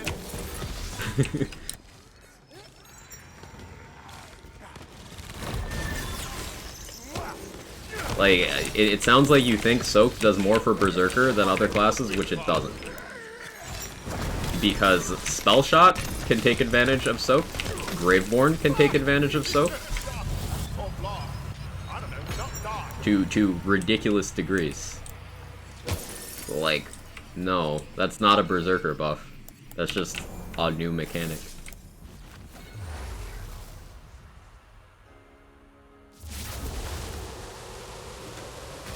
Problem is, how do you change the fights? Banshee Drill to be more melee friendly with altering the core of the fight, the thematic aspects of them. Sure, on Banshee remove the damage aura, then there's the wave phase and the death crown beneath her after it. You can still dodge the waves behind her while standing right in front of her, because there's 3 different tells she does. There's the actual visible projectile, is 1. The things floating behind her change locations based on which one she's about to do. That's the second one. And also the color of the attack is color-coded to the height. So there's 3 separate tells for it. You have many ways to early detect it on melee build. So, like, just removing the damage aura is enough for Banshee. Now, Drill, it's his hitboxes. It's not even the purple goop on the floor. It's not the distance, because you can mitigate that with healing. It is just the hitboxes. You can get right up on Drill, and you can Dreadwind, and it won't hit it. Because there's, like, one very specific cone of his hitbox where it works, and the rest, it just doesn't.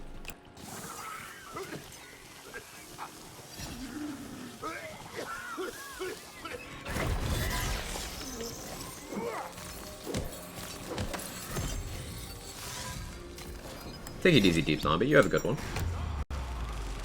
Oh, hi, Crab.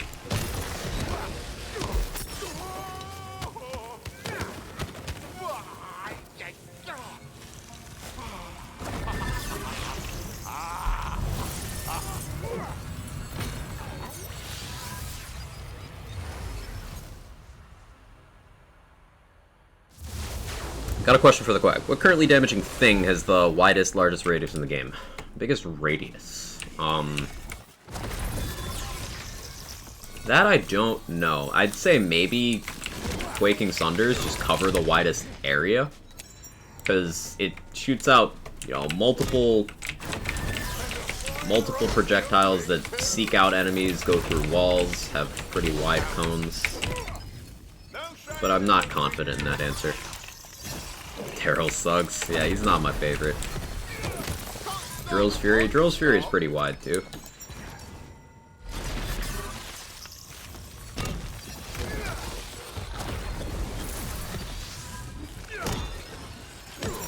So if I get ability damage bonuses, they apply to Blast Gas? They do, Sweaty Palms, they do.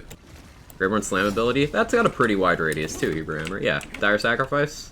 It's pretty wide.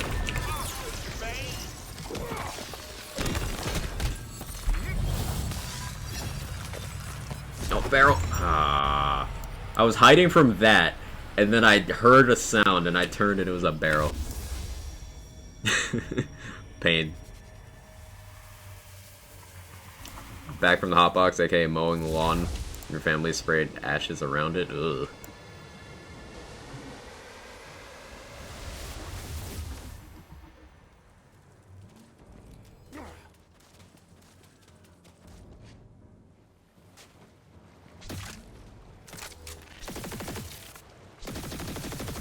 Trying to make spicy water. Let me make water. There we go.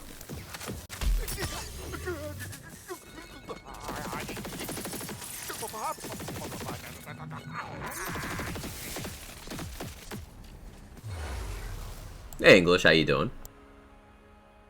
Sigil's goated? It really is. Just insta-freezing enemies is so helpful. Also, it's blocking projectiles for while I'm engaging. Helps against ranged enemies. And I don't have even remotely the maximum spell radius increases I could. We could make this radius a way bigger. Because currently I have 2 mood rings on right now.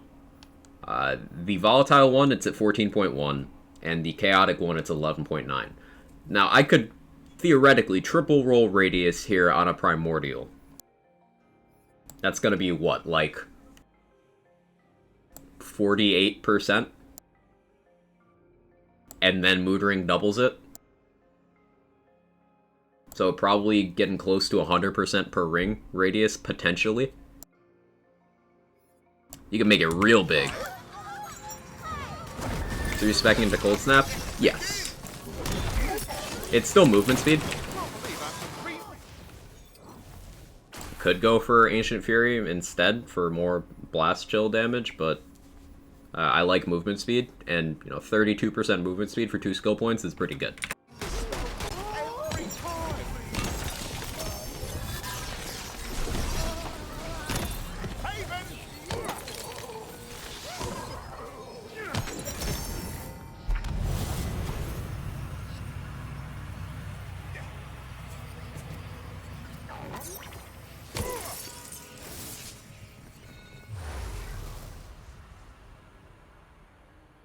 Memoirs are usually done in the bathroom.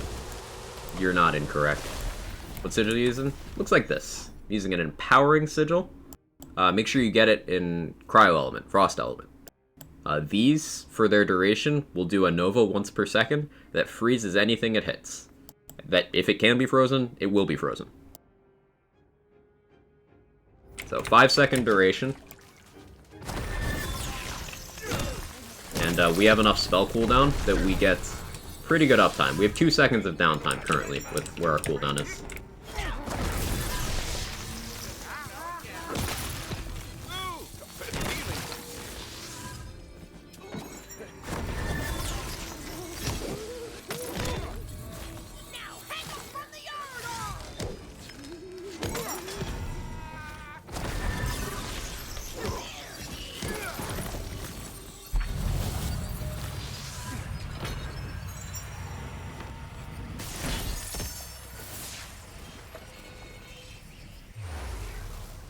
You know if Enrage works properly with Reaper of Bones now? I think I heard some people report ASA working it properly as well. I haven't confirmed that myself. I've not tested Asa. I've not gone back and rechecked that. Sorry, that was supposed to be a warning shot.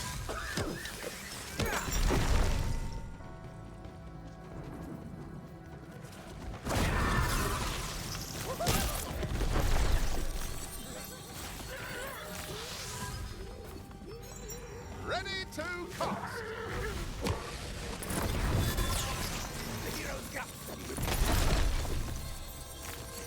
Just realized you don't get enraged. I do if I go down and kill something.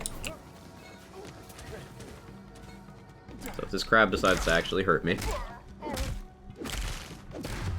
Volatile armor with +4 blast chill, or blast gas, excuse me, with melee crit and ability crit.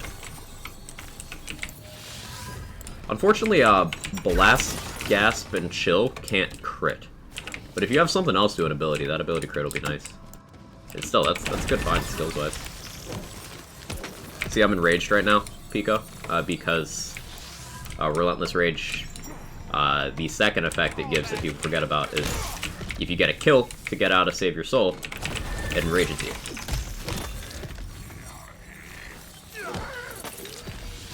Now, I could spec more into Savagery for more duration on that Enrage. Currently, I'm just kind of sustaining it with Blood Frenzy for a little bit. You know, each kill's 3 seconds. Could add more time there, but... it's such a situational thing. Not to, but I'm completely straight. You fast up. Magic card. Fortunately, they can't crit. Yeah, fortunately.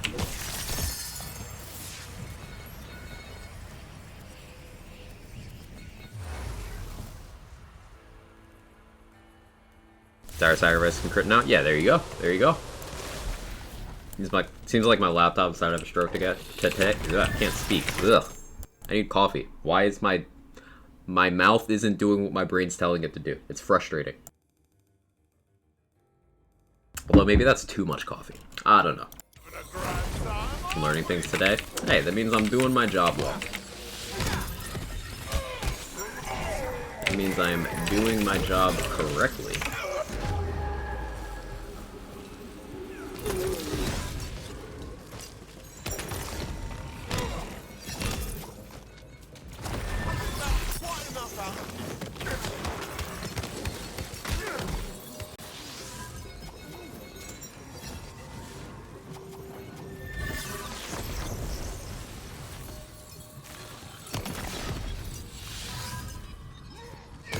That was Horror's having a rough time with Nightmare in Cast 26.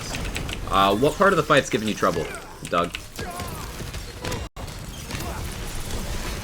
Is it the damage from the enemy? Or are you having trouble, sustaining your ammo? Like, what part of the fight's getting to you? Made a Cryo Great Boat collection for you? Nice. Hey, Pumakazi. Late getting in, would you explain the build when you have a chance? Absolutely. Oh, we got Banshee. Okay, well... build's gonna look a little different for a minute, because... no.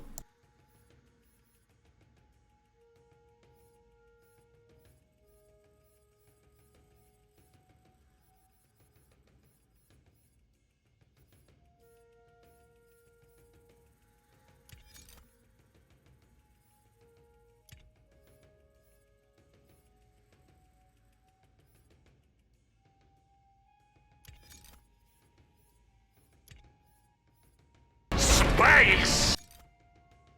Move W key for this? This is already gonna be painful. Why you gotta do this to me? Why are we doing it like this?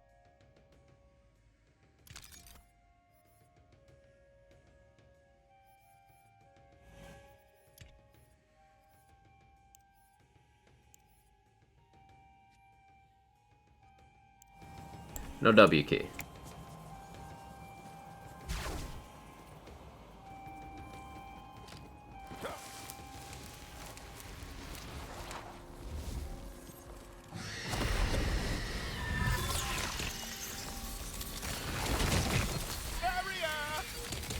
I got Anarchy too, so my accuracy is fucking gone.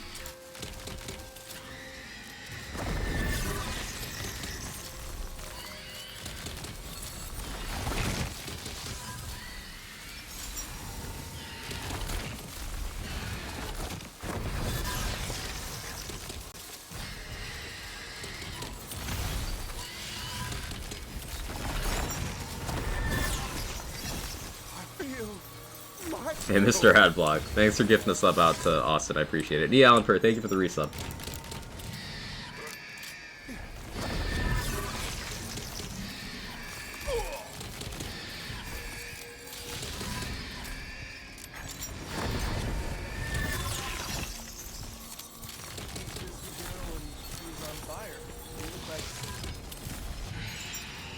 Why'd you make me rebind?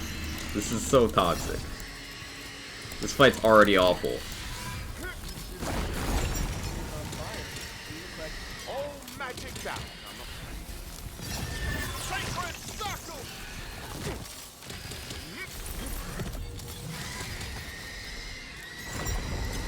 Ammo up.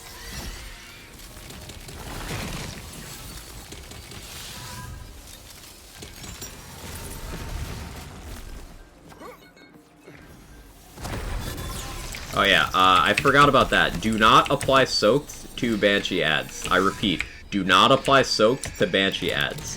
Your eyes will not like you. Don't do it. Don't do it.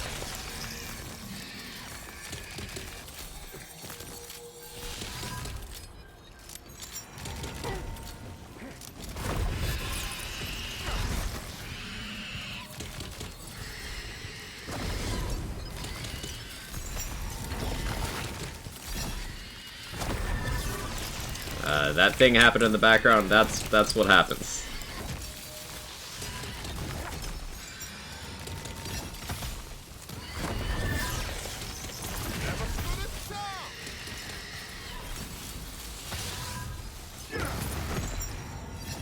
Finally, that cooldown took ages. I'm sorry, no, don't apologize. It's all in good fun.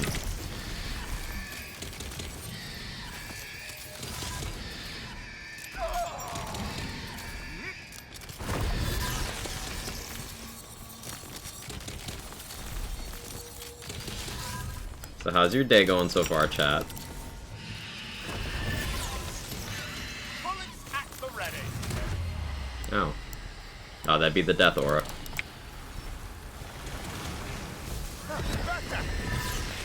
Arcane armor.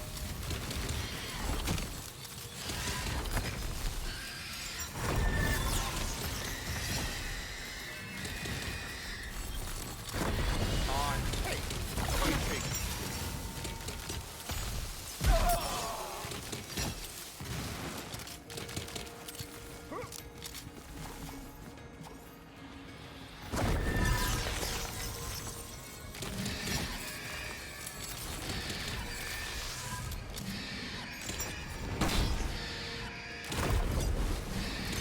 Bone dry.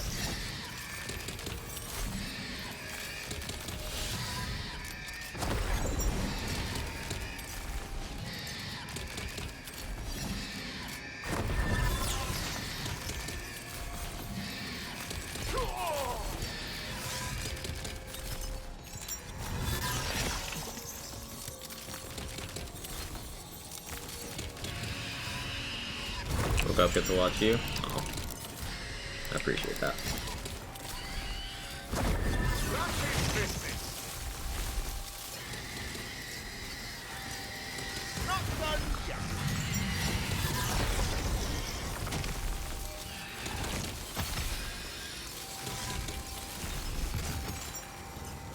Almost done.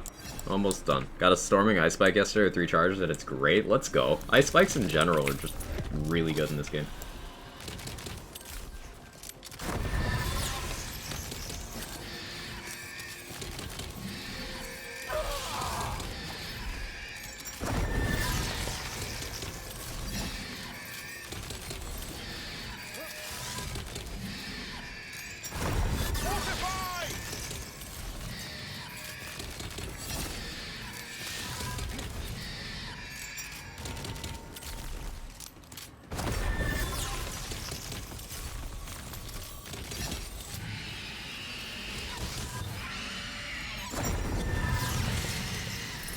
Ugh, finally. Okay, I'm rebinding my W key. We're through that. We made it through. I can change my gear back to pain, suffering. Ugh.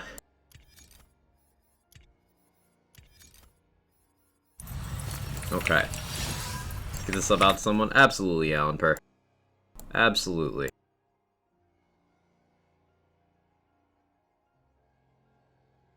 Wish we could see some kind of rework to fire. What do you mean? What's wrong with fire? Let's see. Who gets this one? I know exactly who gets this one.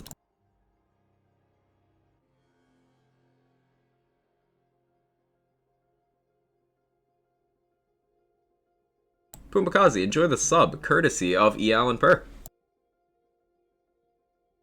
Doing an Obelisk run to make sure I got the Constitution bonus, only realized afterwards I have 30 mil. What, money? So woke up officially 21 years of age. Yo, happy birthday. Happy birthday, Austin. Beat a melee build, you've tried a hammer and anvil. I've not tried that on the setup, no. What myth rank am I? I can check. 409. And this is my stat breakdown. She's on fire. There you go, Quack. I'm limiting myself to 20 max in the uncapped, which I'm starting to have to do. Yeah. I don't plan on doing myth rank cheesiness. It's gone now? Ooh, yeah, money goes fast. Money does go fast in this game.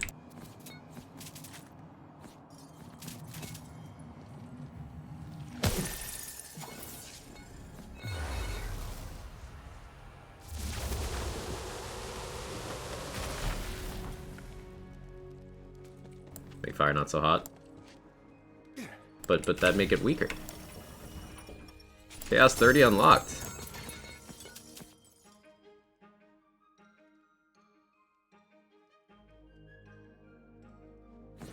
I will say elements could be more interesting in this. If you guys remember Borderlands 1,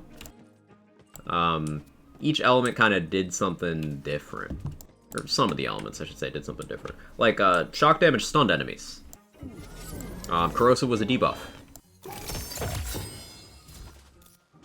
And there's other games where elements just kind of have more of a variety in terms of what they actually do.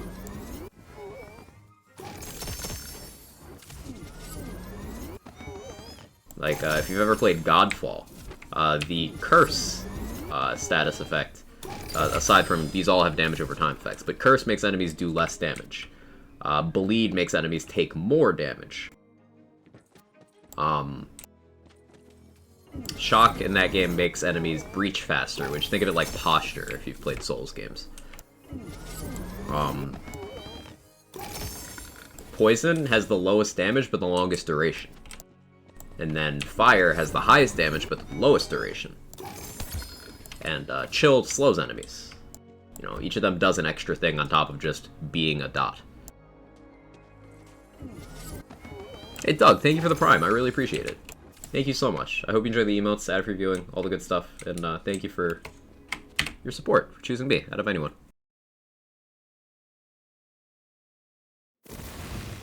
Would you sell items from your bank to buy another bank SDU? Yeah. I don't think that they necessarily need to change how money is working. Because look at BL3 where money meant nothing. Like, it was worthless.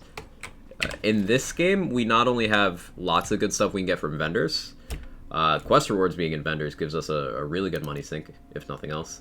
But we also have lots more SDUs to purchase, so it keeps money relevant for a longer period of time. I like it. I prefer this way to BL3, where until they added Maurice Machine, it was worthless, and then even with Maurice Machine, it was like, oh, okay, there's nothing good in Machine this week, worthless. Random question, do you like MMA or watch UFC? I haven't kept up with UFC in several years, but in terms of MMA, yeah, I have a passing enthusiasm for it. I have a martial arts background, so I have an appreciation for it.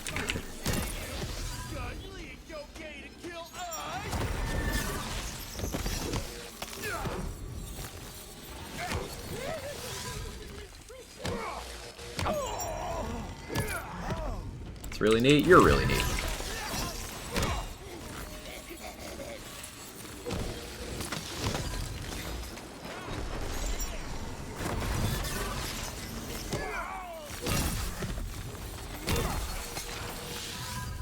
No, leave Butt Stallion alone.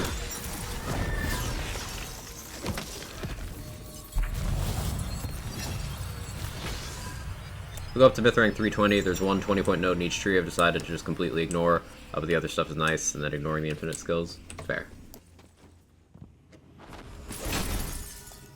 Worlds, thank you for the 5 gifted. I really appreciate that. Thank you so much.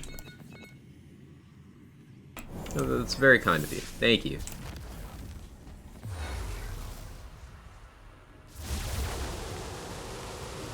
BL3 where you buy several millions in SDUs and still over the cap? Right. Yeah, in terms of these games having money problems, you had Borderlands 2 where you couldn't afford rocket ammo without changing playthroughs. And then you had BL3 where money didn't mean anything at all. And you have this game where money is hard to come by, but you have lots of uses for it. I prefer this game's approach.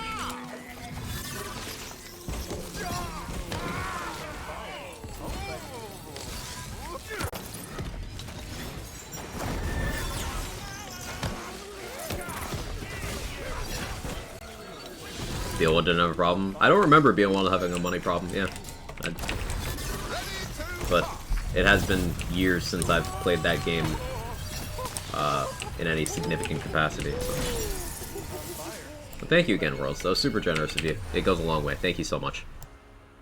Had an idea for an endgame type activity. Set up runs with random rooms with random obelisks. Use the Chaos Chamber Blueprint to create it. What do you think? I think they could do a lot with just, as you said, Alan, per the Chaos Chamber Blueprint. And they kind of showcase some of the things they could do with that, with this week's featured run being structured differently to how the other formats have been, including other featured runs. So I think they could do cool things. They could do like a boss rush Chaos Chamber mode. They could do a mobbing only mode. They could do just, you know, every obelisk boss in one run. Like, they have lots of options. Think of it how arena shooters have playlists. Like Halo matchmaking, you've got different game modes, different playlists. It'll be the same maps, but you'll be doing different things. They could do that. Like a horde mode survival? Yeah, something like that would work too. French star from English, game of matchmaking? Yes. Yes, it does, Joker.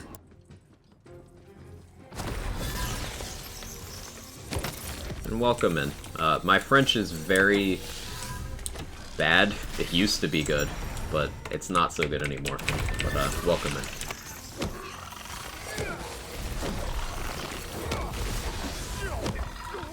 I did actually speak French as a kid.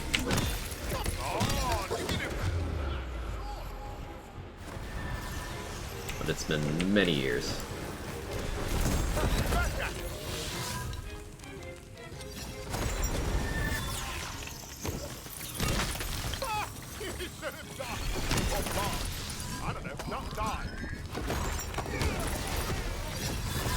Pigwort.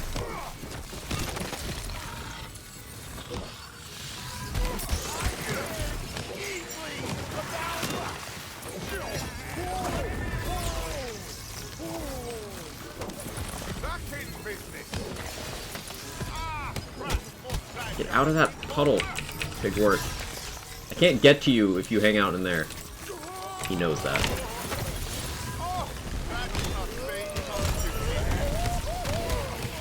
What is happening?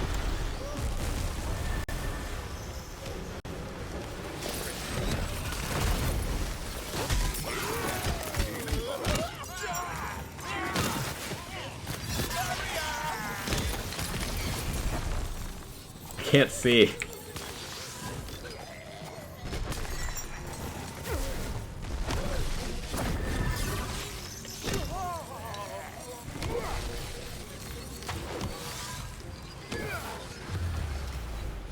You know what, Pigwort?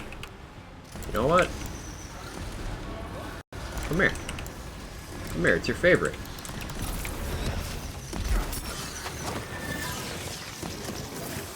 Hard counter to Pigwort chat, Rain of Arrows. Absolutely slaps. Matchmaking, yes, but are there options to select for endgame or it's the campaign? I haven't used it personally, but I think it's activity-based. There's no campaign matchmaking, to my knowledge. But there's probably not many people who would use that anyway. You see how Outriders went about expanding its class for World Slayer? Yeah, extra trees. Sounds interesting.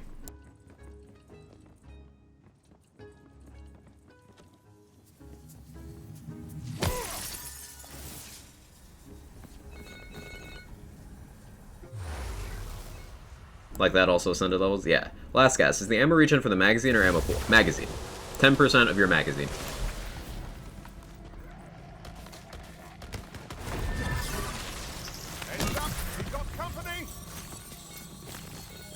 Very excited for World Slayer. Hopefully there's enough content in that new endgame mode that they said they're revealing soon. Hopefully there's enough content to keep us engaged with Outriders. Because Outriders' biggest thing has always been, there's just not much to do. Even when they're like, oh, there's these 15 different expeditions, or however many there are. And it's like, yeah, but I only like 4 of them. And that was it. That was all there was to do.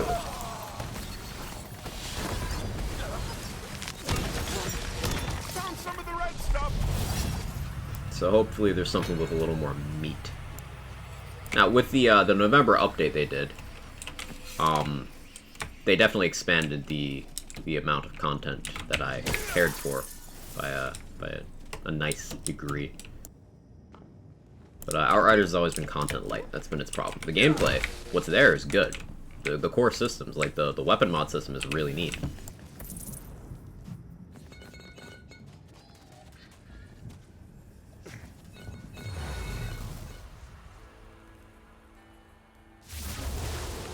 World Slayer looks like a really good response to community feedback. It's not just a matter of the quality and quantity of the activities World Slayer brings. Right.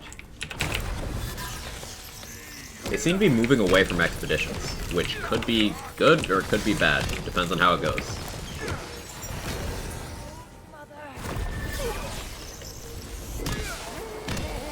Instinctually hitting R.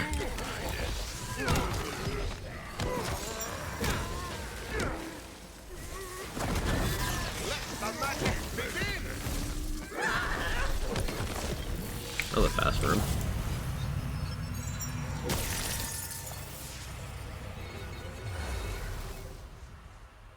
Read on the endgame content for Outriders. I think the new skill trees look pretty interesting, though. Yeah, definitely. At heart, I'm always the builder first, so new skill trees, like, aside from the existing ones, definitely gives me, some good vibes.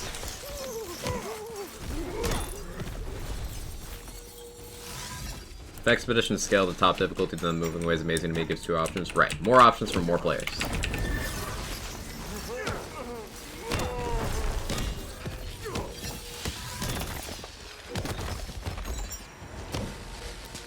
Tanky crab. Holy shit. Why were you so tanky?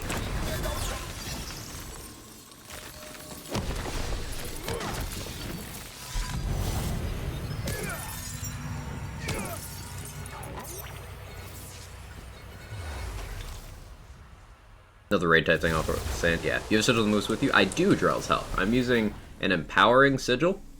And the cool thing about these is if you get them in the Cryo element, they insta-freeze anything near you.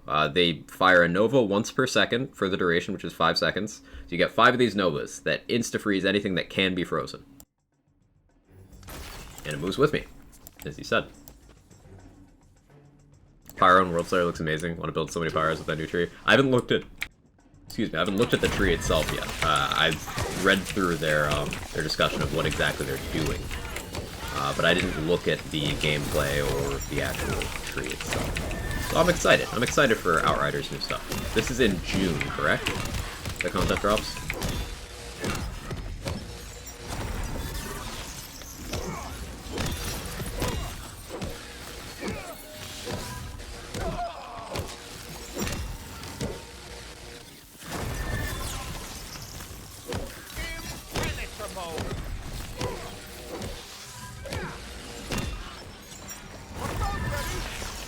June 30th? Cool.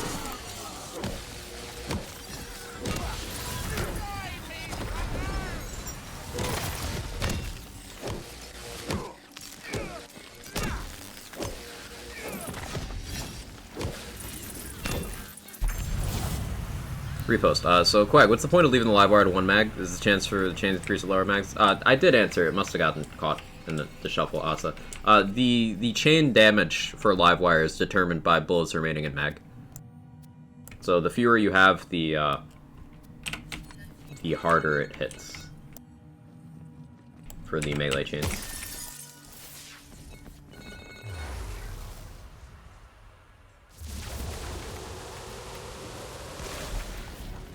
How does Techno look like? That's something I'm curious about as well, because Techno is just one that I could never really vibe with playing the game. It was just too boring.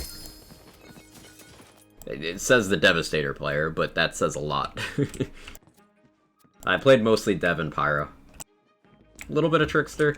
Just never really got that much into it, but I didn't find it boring the way I found Techno boring.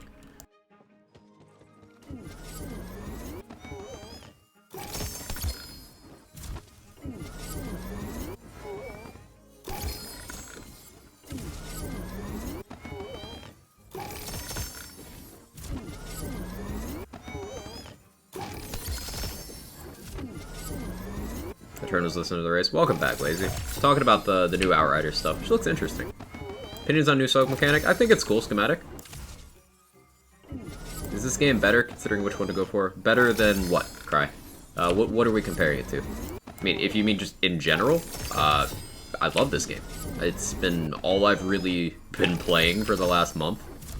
Than Outriders? This game has more replayability currently than Outriders. We'll see how that holds up in the summer. But I'd say this game has much better replay value than Outriders. So, more bang for your immediate buck. But neither one has finished with their post-launch content, so we don't know how that'll shake up down the road.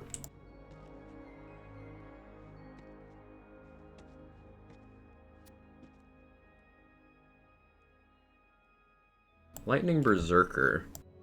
The fire rate passive doesn't help, and I think I got fucked and didn't get... Yeah, I'll take it. Think I made up my mind, but appreciate the feedback. Yeah, happy to do so. And welcome in, by the way. Good to meet you.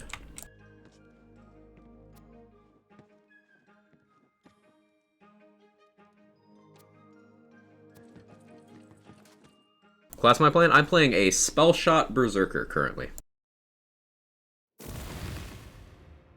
Some good lightning spells. Arc Torrents in general. Multiple flavors are pretty good. You can get a Twister in the lightning element. Those work out very well. What do I have on me right now? Sigils can roll lightning element. Those are always great. Some people like using these. Why do I have that? I'm selling that. Reviver is actually a funny one. It's a utility spell that you can still kill things with. You can, of course, get magic barrages like this one in Lightning Element. Those are quite strong.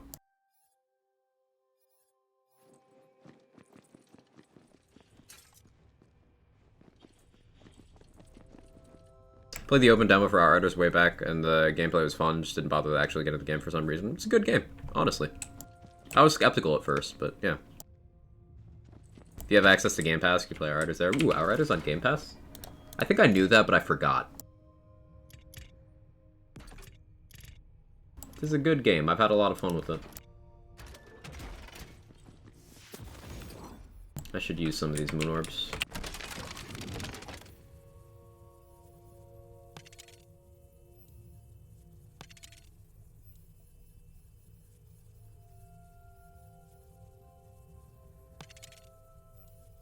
Cool. You think I should reroll completely or just hang with this duo and change late game? There's no reason to change Massa. Like, it's... Classes in this game don't work in a this class is better than this class kind of way. In most instances. And the combo you're talking about, Spell Grave, is some of the highest potential damage in the game. When does that release for Steam? They've not announced a Steam release. Cry. They've said that it will happen eventually, but they have no confirmed release date. But if you want to get the game, I know some people aren't a fan of Epic Launcher. Personally, I don't care. But if you want to get the game and you want to send your money through 2K rather than through Epic Store, and you want to support me, you can use that affiliate link. And I do get a kickback for using that, and you purchase it through 2K rather than through the Epic storefront. So, might make you feel better. It still goes on the Epic launcher, but I launch with desktop icons either way, so.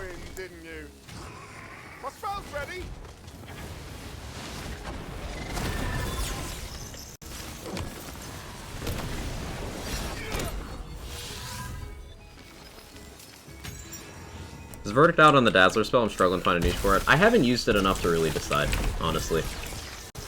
That's 3 to awe on a Corrupted Plate Mail. It's interesting.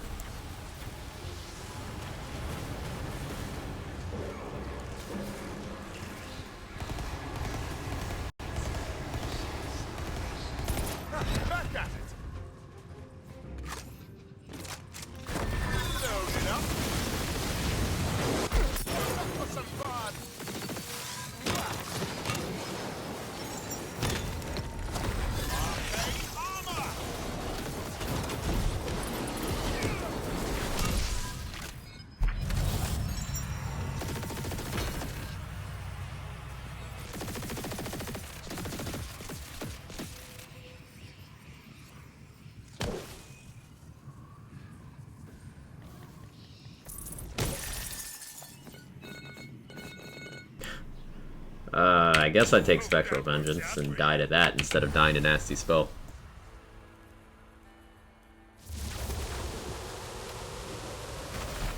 Getting bored of the 2 spells gameplay, you can always change it up. You don't have to run Ambi-Hex, you can run Polymorph, or you can run the action skills from your other class. I just happen to run Ambi-Hex on this setup because there's 2 spell effects I want active to make my melee better.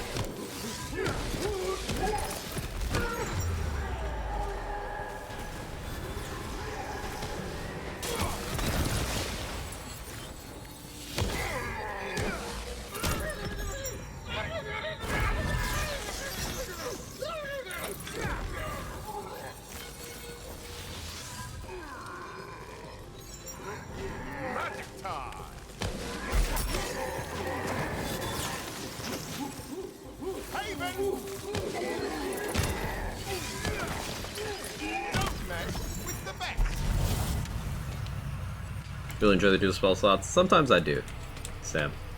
This is a setup where I definitely do.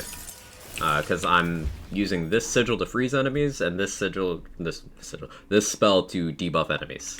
So it's all to make my swings hit harder. Alright, there's so many easy ways to become OP, the game just isn't challenging anymore, one shot anything and every difficulty with a fire build, way too easy to miss a challenge. If you like some challenge-based, progression, this game currently has 35 difficulty levels in the endgame. Now, it's nothing dramatic in terms of scaling, and there's, of course, always ways to trivialize things in a build-based game. But you can self-impose some challenges, and there's a lot of flexibility to building your own difficulty in this game.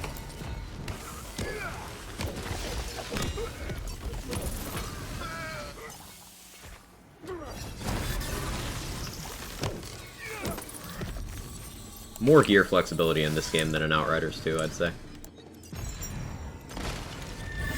So, more ways to crack the egg.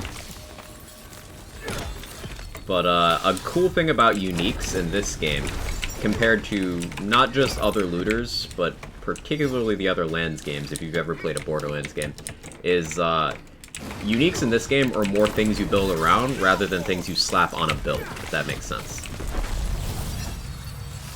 So, like, take this gun, for example. This gun's the Rain of Arrows. It does a pretty big AoE of these things. And it's very awkward to actually deliver that damage to enemies. So something like move speed's more important because you're closing the distance. Also, it's a gun that you can spam it very quickly, but you're reloading often. So if you're a setup like this one that doesn't have a lot of reload speed, you'll get less mileage out of a setup that has a lot. And that's a very simple thing that I'm not a Destiny player, so if you play Destiny, it might be less prevalent, less notable, I should say there. But for a Lands game, that's big. Take Borderlands 2 or 3, for example, where you could just kind of slap good item on good build and it's good. In this game, it's more thoughtful, and I like that.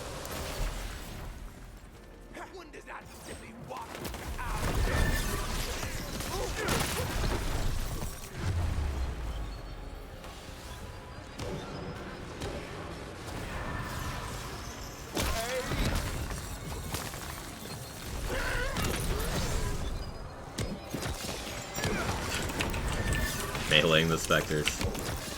Living on the edge. I have a question, but a bit long. When did with the salmon build additionally did minimal damage after I came out of Fight for Life, I shred the boss. If I find out what's causing the damage. If you could record a clip of it, Rohit, that might help troubleshoot that.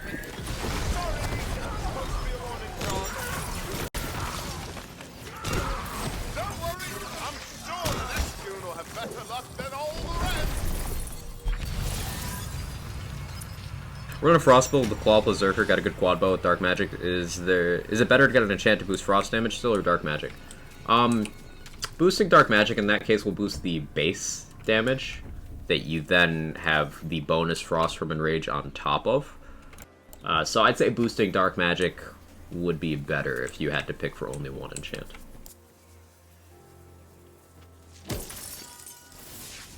Because you already have a Frost boost in your skill tree on Berserker, right?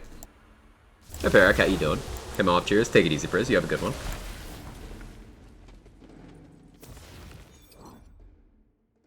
In Destiny recently, we've had the introduction of elemental ammo types as in volatile rounds, where if you use a void weapon, get a nade kill, your bullets in the void weapon, enemies start being volatile, so weapons start to become more impactful in some way. That's cool. Yep, thank you. You're very welcome. This game also lets you take out curses and make enemies elite. Yeah, very customizable. When does DLC come out? 2 days ago? Live wire, low mag bonus. Am I looking for one high mag or low mag? Doesn't matter. Just leave it at 1 bullet.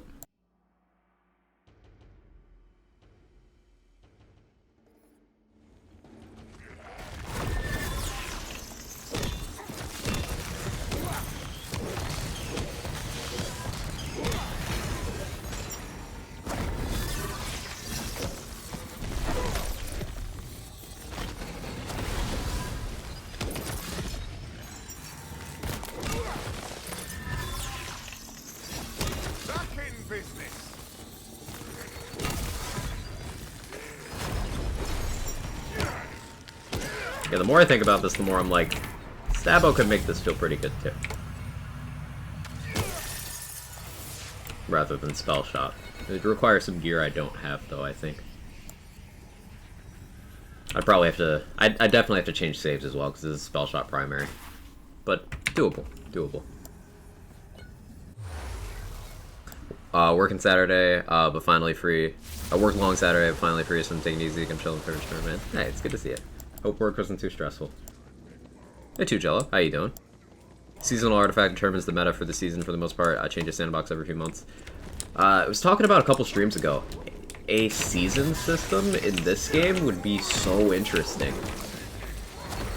It's like they could totally have seasonal characters where, you know, the same concept as Diablo 3, where you make a new character and you go through your chaos tier progression, and there's like some sort of seasonal only mechanic that you can take advantage of for a bit, and they rotate that out. Like they could do the exact Diablo season stuff minus the leaderboards, because you know Lance players are filthy fucking cheaters. Minus the leaderboards thing, and it'd be a lot of fun. The look on your face. Let's do this fast. Question for you: what's up? Like if Soak was this season's mechanic? Yeah, that kind of thing.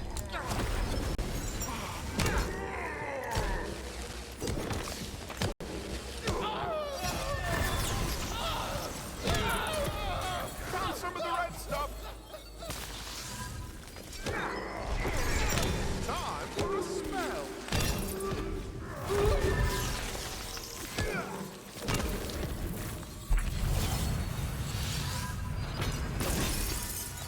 It's the most damage you could do on here. You're gonna have to be more specific. What does on here mean? Like, what do you mean? With what? Against what? On what difficulty? This isn't the kind of game where there's, like, a number for that.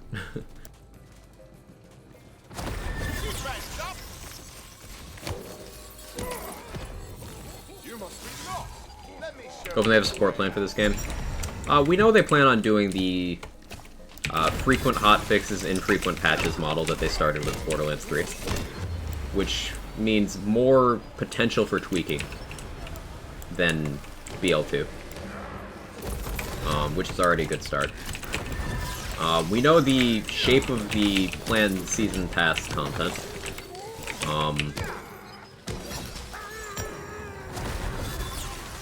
And we've seen the scope of things they could put into a single patch. This patch, for this update, is probably the biggest patch they've done in, like, years. Like, there's a lot of stuff in this patch. So, I'm optimistic about what they can do. The question is just what they will do, you know? And there's only one way to find out there.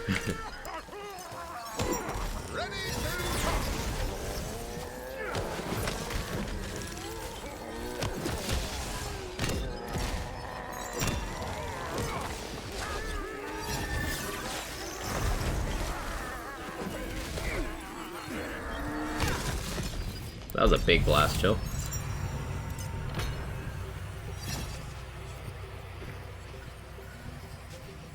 What the rings, the books, and the class...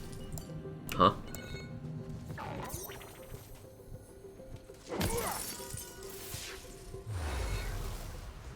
Love to see more transparency, let us know what they got planned and such. Transparency is always nice. Do we get Banshee again? Really? Buzzkill. Stop giving me Banshee on my melee build, please.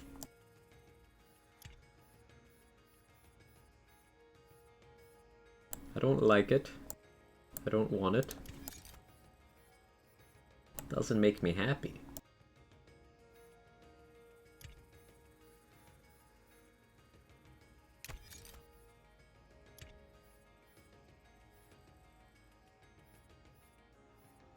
I had a gun class mod, or armor I used for this, but I forgot to bring that with me.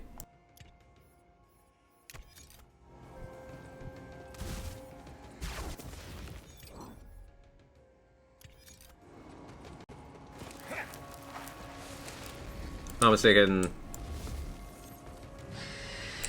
biggest lands patch they've done. Could be. Let's see if this perceiver is everything people say it is.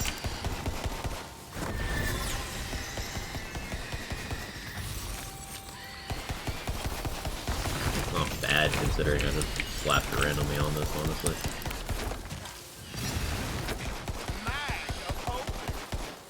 Oh, Ludite, stop being stupid. Where's the mag size? I thought I had it on a different one.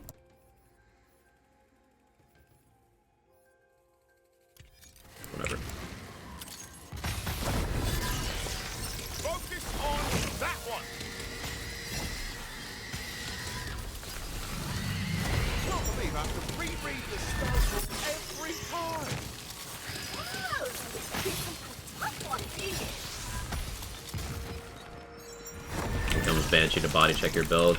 Yep, only Banshee and Drill do that to this build. Like, Son of Witch is actually free on this build, and it's a fun fight.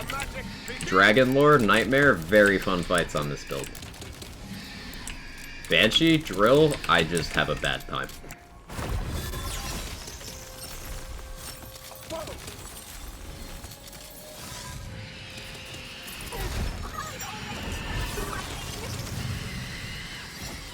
No, sorry for the flashing light. I'll kill it, I'll kill it, I'll kill it.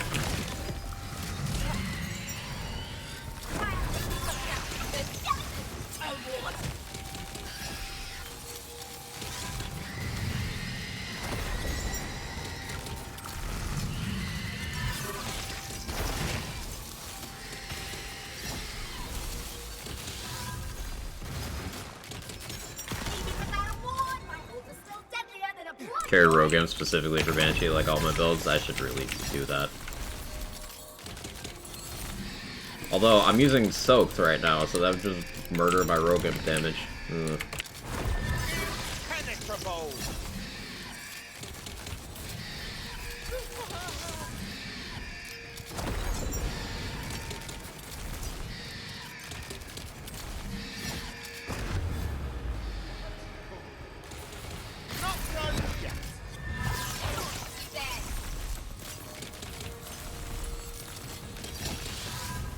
Hit me once. I said once, that was like 5. Okay.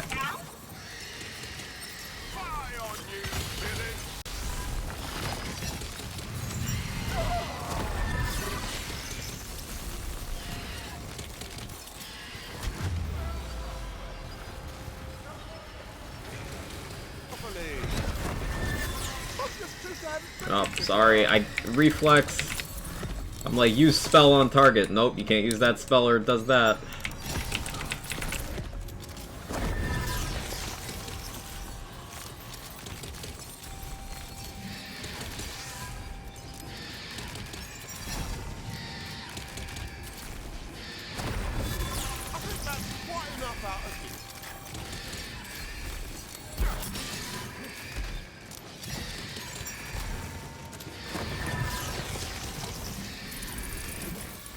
Okay. Ugh.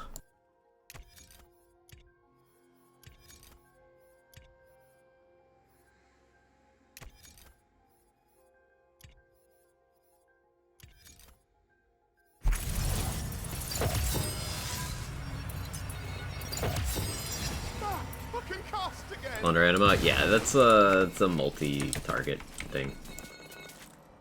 Volatile Auto Magic. 57 mag. That's a lot. Auto Magic ammo regen? 2 ammo per shot, but like, you could still get some really strong ammo regen with that. Last Gasp? What do you guys think? Last Gasp is 10% ammo regen. You get 3% in Spore Warden Tree. 57 mag at base. You could get double roll mag size on Amulet for like 60% at Primordial. And then pistol mag on Rings.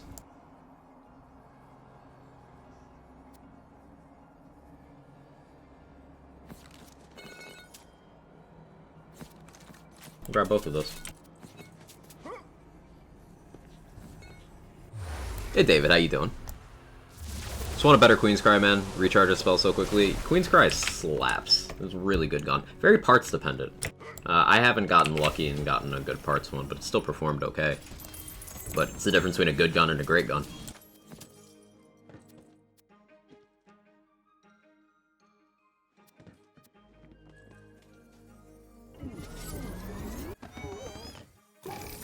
Hey OGK, how you doing? Good to see you.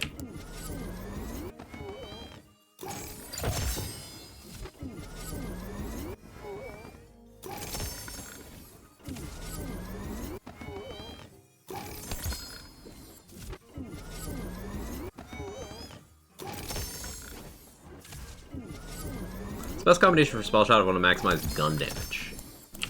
It's gonna depend on the gun, it's gonna depend on the target. But in a general sense, Spore Warden, probably. In a general sense. Depending on what exactly you're doing, that does change. Dipping toast in coffee? I did that as a kid. I haven't done it in a while, but yeah, it's good. Yeah, doing okay, doing okay. Grinding up through the chaos tiers on this melee build. It's kind of proof of concept, freezing and smacking things. It's gone well. It's gone well so far. Every once in a while, though, we get Banshee and it's like, oh, I guess I'll die.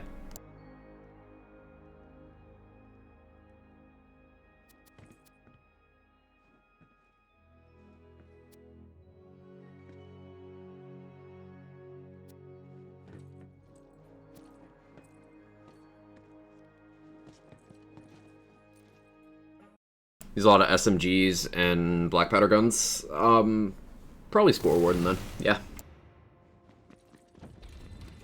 Queen's Cry Taser has like 10 charges and I kind of love it. Yeah, it's really useful for triggering anything that's like deal gun damage to do this. Yeah, the tasers are great for that.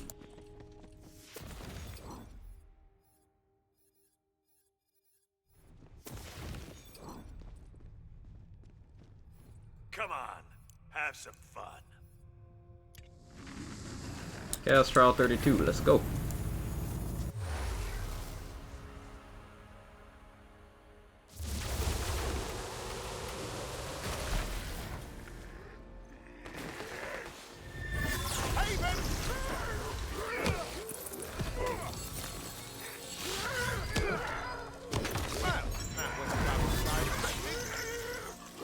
The magic begin!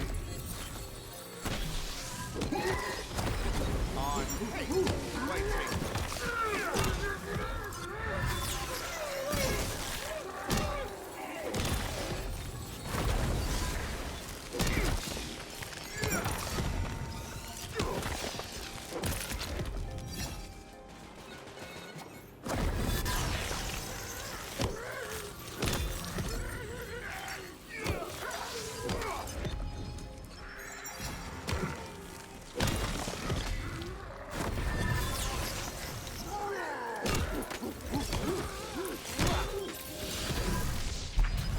Right before drawing, trying to see if my build can get to Chaos 22 and beyond. Good luck.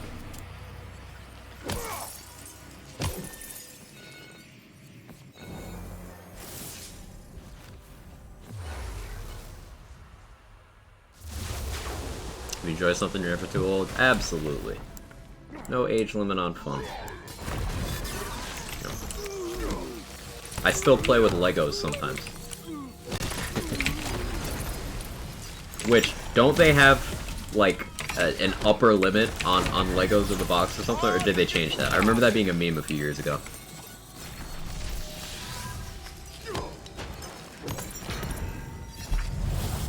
Lego rules. It's 99 upper limit? Those bastards.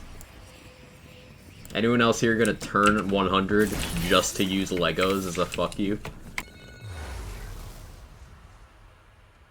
$7.99 for a long time. It's fucked up.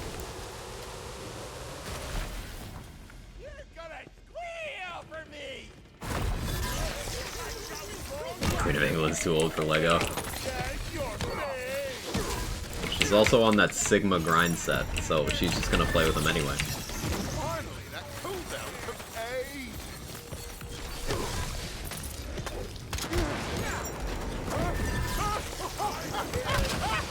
I feel like the Queen of England would be a Clawbringer main.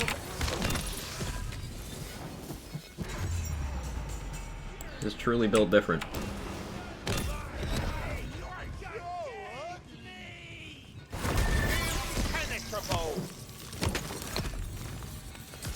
Be pretty happy to turn 100, yes. Say that's an achievement. That's fair. There's no S in plural of Lego, it is Lego. But what if I just continue to say it incorrectly out of the lack of desire to prove that I'm wrong? To concede that I'm wrong, rather. What if I just kept saying it the wrong way? What happens then?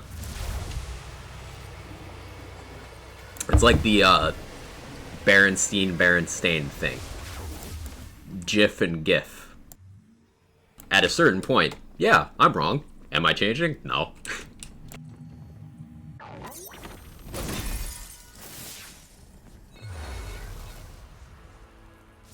Did a brand campaign for them, the new interactive and app integrated stuff, pretty interesting. Ooh.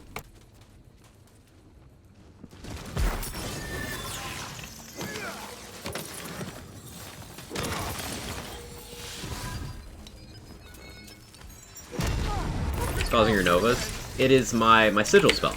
If you get one of the sigil spells that follows you, the empowering sigils, if you get it in cryo element, it's a frozen heart effect. It spans frozen hearts for the duration.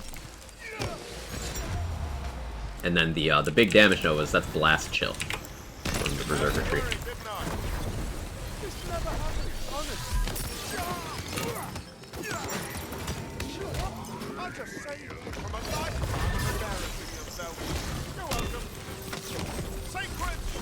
Is that fucking Freezicles? Oh. Okay.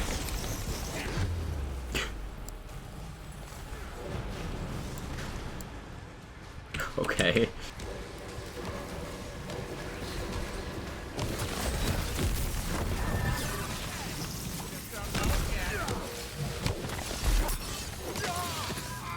I'm a little scared.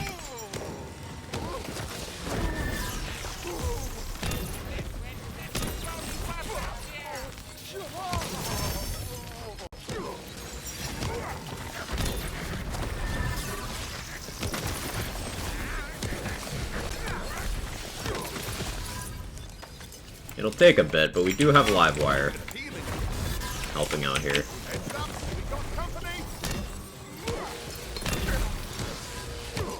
See, not all my damage has been Livewire, most of it's been the cryo stuff.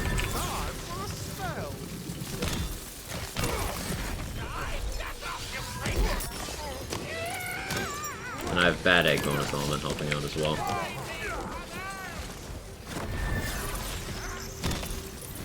There we go. Thought Blaster only procced off melee? Yes. I am melee.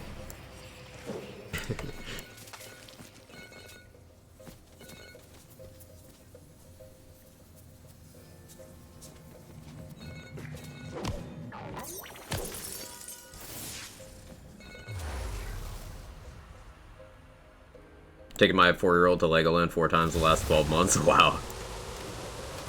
If you continue to say Legos, it will eventually rise up and caltrop your whole house. That will not go well. You sure know how to scare a person, Arctic's Empire. That's a threat. That is a threat and a half. That might even be a threat and 3/4.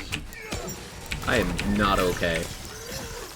I'm now just picturing some suit type just sneaking into my house in the dead of night and just, like, with latex gloves on and everything, strategically placing Legos where they think I'll step. Shit, I said it again. Placing Lego where they think I'll step.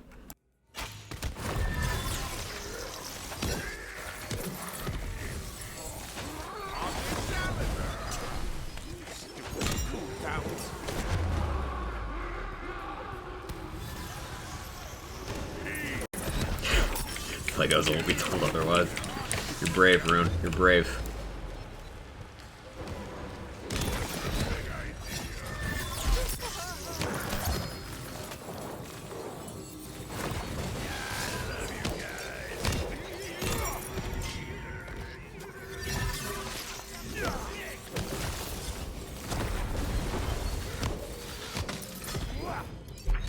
Also a fool. True. Breaks into your house, scatters D4s all over the floor. Oh, yeah. Yeah, which wins in a fight? A D4 or a Lego? I feel like it's a close fight. D4s are designed to cause pain, in both, like, a physical sense and in a gameplay sense.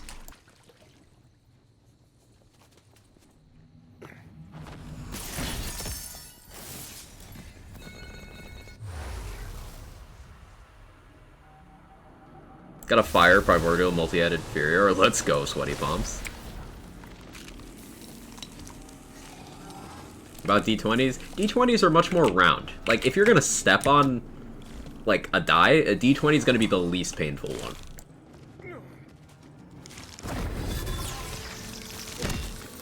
Out of the conventional ones, I guess. Depends on how many D4 roll crit.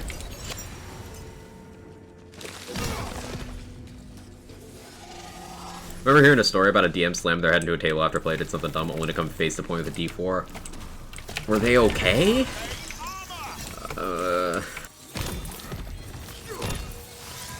You know when you just feel someone else's pain? Like you've never met them, you've never seen them, you know nothing except the pain happened, but you still feel it? That shit transcends space and time? Yeah. Yeah.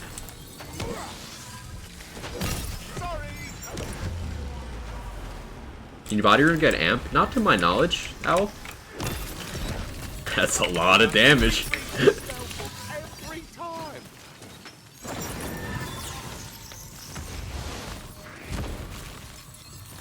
With D20 for your heart does no damage, does it not? That's disappointing.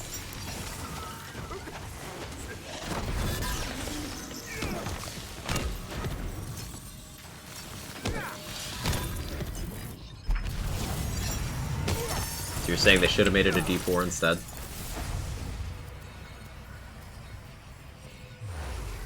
I feel like being pedantic about something so pure and full of childlike joy as Lego somehow antithetical to the spirit of Lego. I mean, maybe, but it's also funny. So I'm kind of torn there.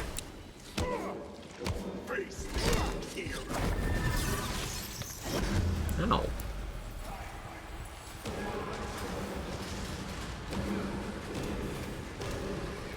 That's how it's done. Yeah, hit me real quick. Just like a little bit. Wow, those don't do damage. I thought those hit harder. Oh, there it goes. Oh no, that was the shroom. Is there a Kevin near me? There is a Kevin near me. I can pet the Kevin. Kevin's right behind my chair. Really wanted the new D20 gun to roll for damage and have like a chance to insta-kill on 20 or something. That'd have been cool. Unbalanced, but cool. Working on a 3 out of 3 Wrath of Nature Cape of Tides right now. This farm's grueling. Yeah, that's a very specific role to go for, Micro. Best of luck to you. The only Cape of Tides I've gotten so far is, I got a, I want to say it's 3 in Blast Gasp. It's the Grave Claw one, which is unfortunate because Claw is probably the character least disposed to using Cape of Tides. Because it murders your Oath of Fire and half of your Storm Smite.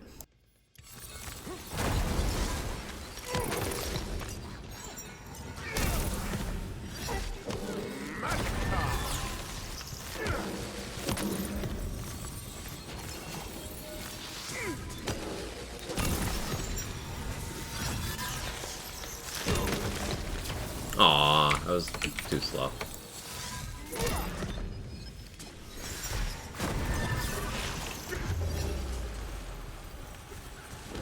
Lucky 7 2.0, you stop it. I'll put that evil out into the world.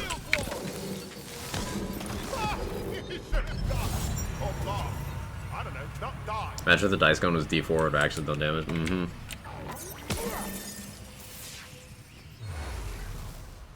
D8 would have worked too. D8s do damage. Working R again. This one's not slow, just it's not fast either.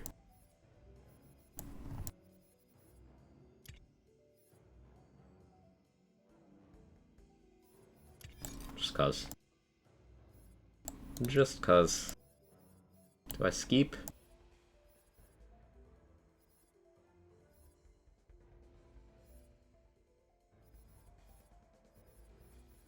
Do I have a Berserker Skeep?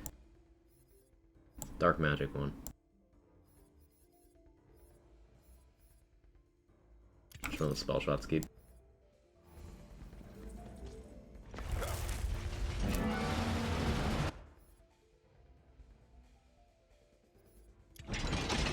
No.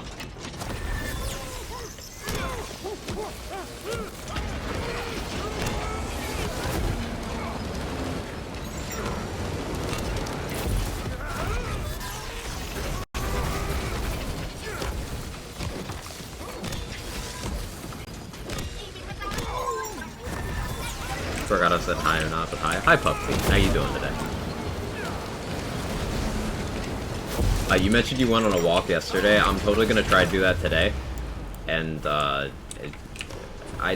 don't know how outside works anymore. I've not done the outside thing in a bit. Give me advice on outsiding.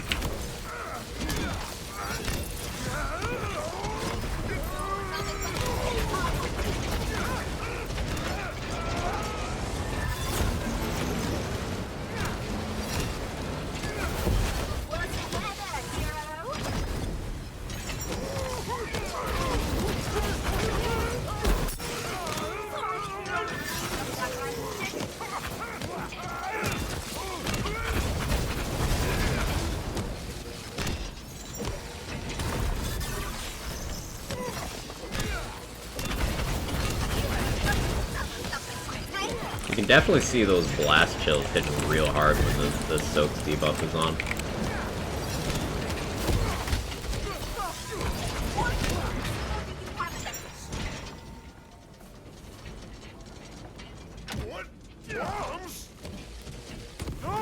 Awkward.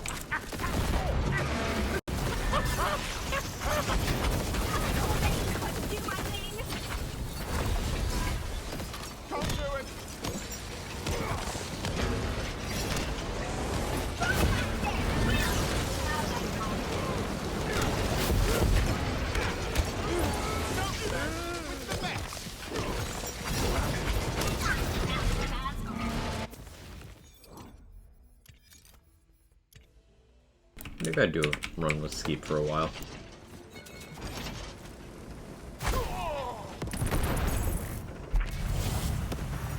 Hey Val, how you doing? No, I can't speak. How you doing? Ken, good to see you. Hope you're well. Getting Primordial has been a prime ordeal, sir. I'm gonna need you to report and collect this crisp high five. Okay, okay. Ready? Ready? 1, 2, 3, go. There you go. That's for you.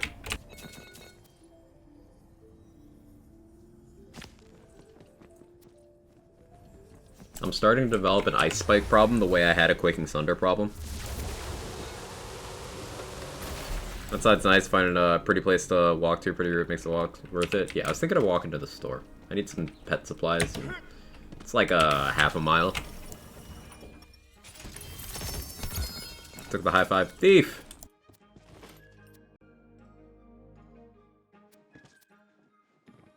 Outside has that bright thing up there. It's all bright and stuff. Yeah, it hurts.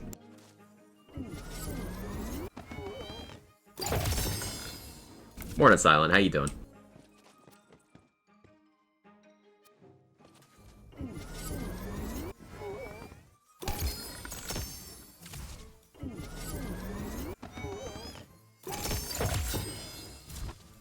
Pet supplies, what about quack supplies?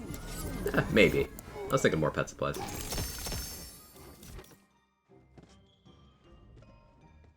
But maybe I get me supplies too.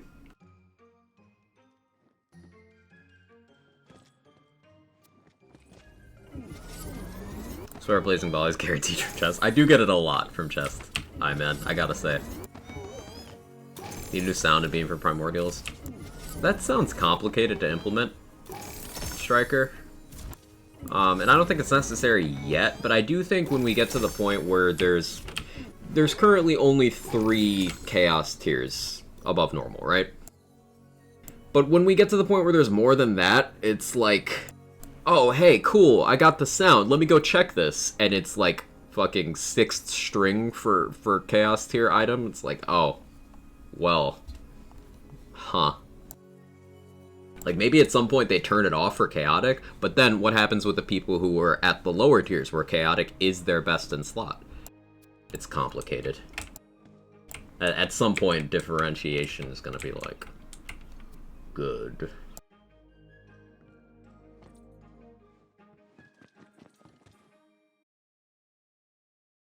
I not realize you're on my friends list.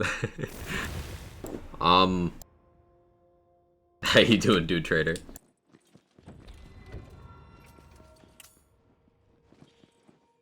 Nathan Pearls, hate myself, you've been typing that. So, now that you brought it up, J-Bridge, chat, do you guys think people would be happy if they had, like, as a Chaos tier in the future, what if they named one per lesson? Just to make people smile. Like, I don't think that's unrealistic. And if they do find a way to separate out, you know, beam colors like that, they could make it blue. Needs to be the end tier. But the thing with that, Austin, is pearls were never the strongest tier in their own games. Not even in Borderlands 1. There were legendaries that better than pearls in that game. Borderlands 2, pearls were like a bottom tier rarity. Like, blues were better. Blues, purples, legendaries, seraphs were all better. Like, I don't know if it needs to be end tier, but some sort of shout out, maybe. I think it just please people at no cost, as long as it works within the chaos tier system.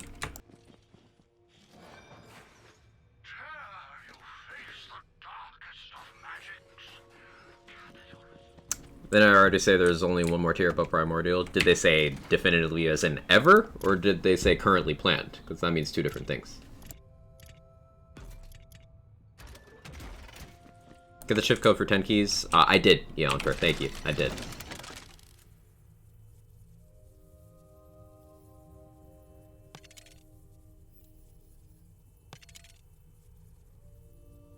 This enchant bums me out. Action skill start, gain a stack of spell weaving and 20% reload speed for 5 seconds. Spell shot, action skill start enchants are specific to spell shot action skills.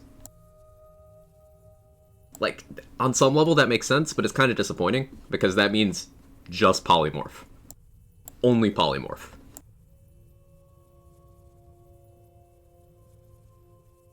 Like, if you could use that enchant with, say, hammer throw, that'd be really cool. That'd be really cool. But no. Unfortunate.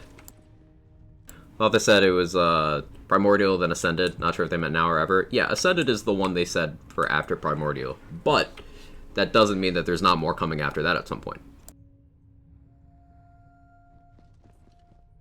Hey Onyx, how you doing? Moiki, hope you're well. More beams would make it even more chaotic to make difference. What do you mean?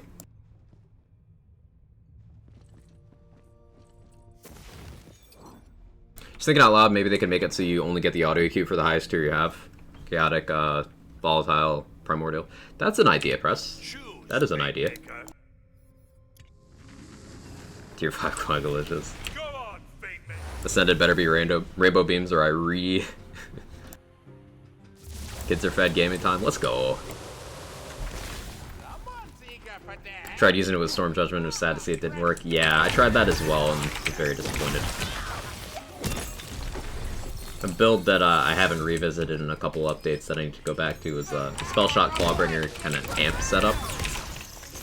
Similar to something Stone Swan was working on. He took the concept farther than I did, but I was messing around with it, dabbling.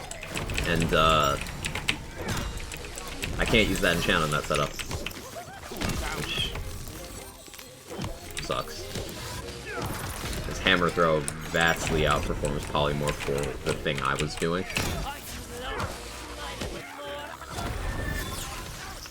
Now, I'm happy to use Polymorph sometimes, it's just not what that build concept was.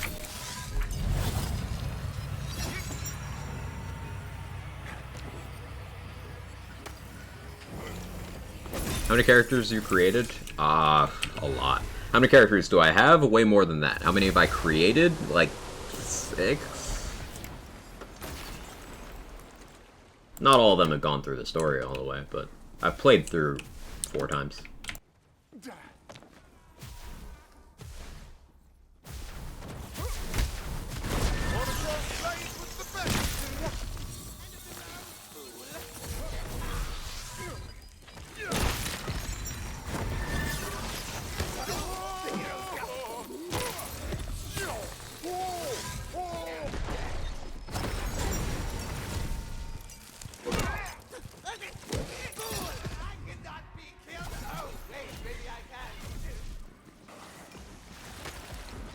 I don't know if there's a Chuck that scales the melee damage. There is not, to my knowledge.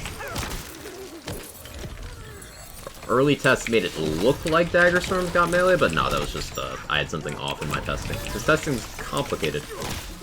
There's nothing known in terms of Chucks that I'm aware of at this time that scales the melee.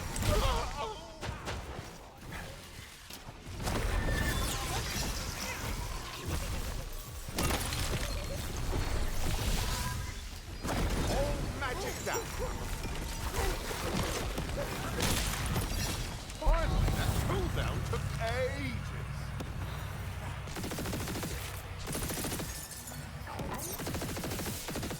So I've only gotten chums once in Chaos Trials, and it's kind of tragic. Your Chuck gives spell damage? It doesn't give, but pixies scale with spell stuff.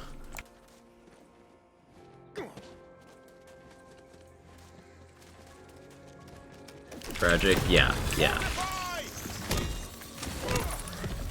Because I would like to show the meme that is chummed on this setup. It's like actually 2 swings. It's hilarious. 2 pump chum.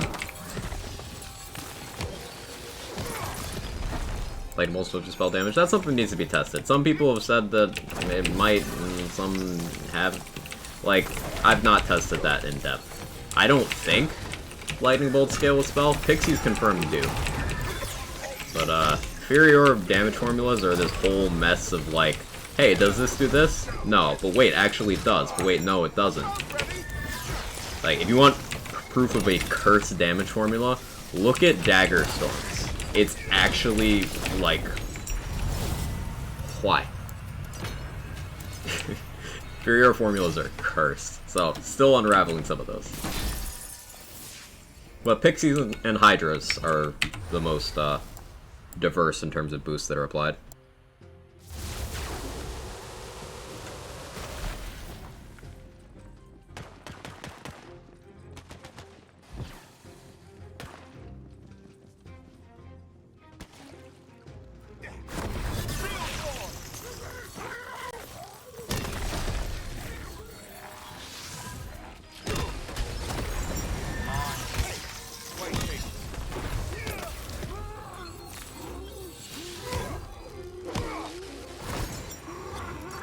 Okay, chat. If I was gonna get supplies from the store, because I was thinking about it, I probably am gonna take that walk. If I'm gonna grill tonight, what am I grilling? What do you guys like to grill?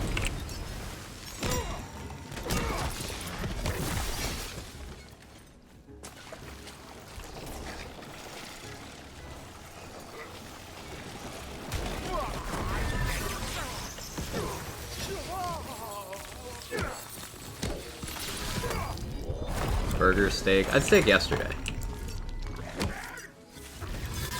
Was that yesterday? What did I eat yesterday? Or was that 2 days ago? It was either yesterday or 2 days ago.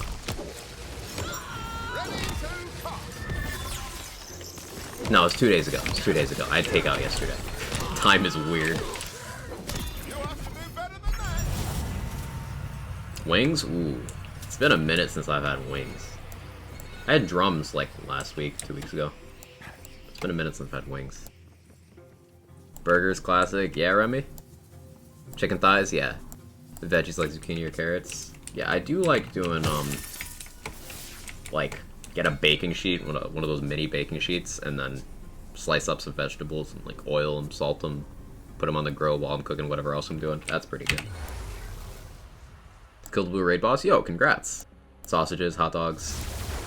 Because don't judge me, but my vegan friends have tipped me on grilled mushroom steaks. I have nowhere else to put my shame. No shame in that, homie did. Grilled mushroom steaks are amazing.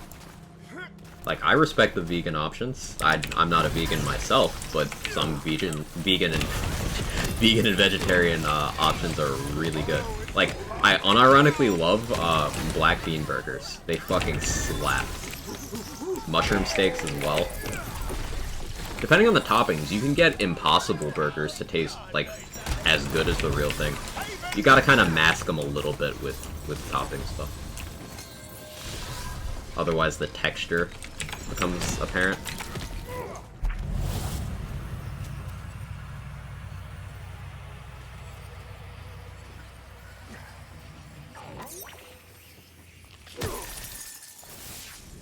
Chicken's really good, just vegan chicken. Sometimes really tasty. I haven't had that. I'll have to check that out. New armor so busted? Yeah, I believe it. Tried Impossible Burgers, it tastes like boogers. It's one of those things you gotta prep, man. The first time I tried Impossible Burgers, I was like, what is this? But then the second time, kind of dressed it up a little bit, seasoned it more particularly, and it was like almost the same. It was just the texture that got me. Hey, Never Forever. Quick question. Is it possible to get a Dark type Hydra spell? I've been looking for one for 2 days of grinding, still can't find one. Maybe, maybe not. So there's, a couple, Furior things that don't roll in Dark Magic. It's possible that extends to a couple Hydra spells as well. I don't know, but it might be possible, might be impossible. The only Hydra spells I've seen have been every other element, actually. I don't ever recall seeing a Dark Magic Hydra. Because I've gotten Poison... Oh, I didn't have one. Thought I had one on me. I've gotten Poison, I've gotten Lightning, I've gotten Fire, I've gotten Frost. Can't recall getting Dark Magic.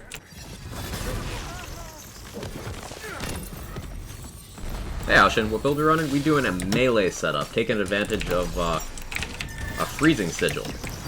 So you see how this mortar shroom froze immediately, and I'm failing at platforming. But a cryo empowering sigil instantly freezes any enemies that are in its radius. So we're using that and running around and bopping things with our greatsword. Burger King microwaves are vegetarian burgers, so it's not on the same grill as beef.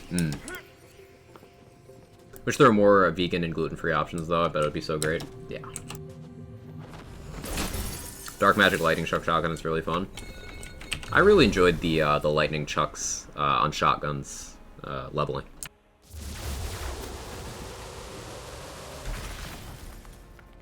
Found a vegan spot that makes amazing tortillas with seitan, so yummy. Ooh.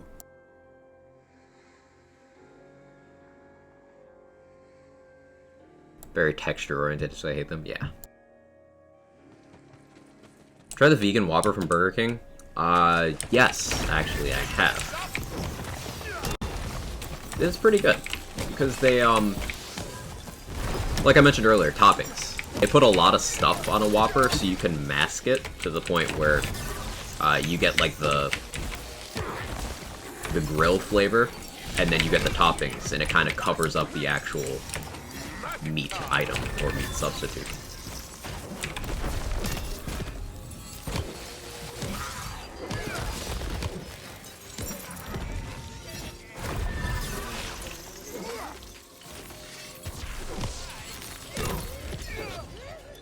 Don't mess with the best. Can't believe I reread the spell book every time.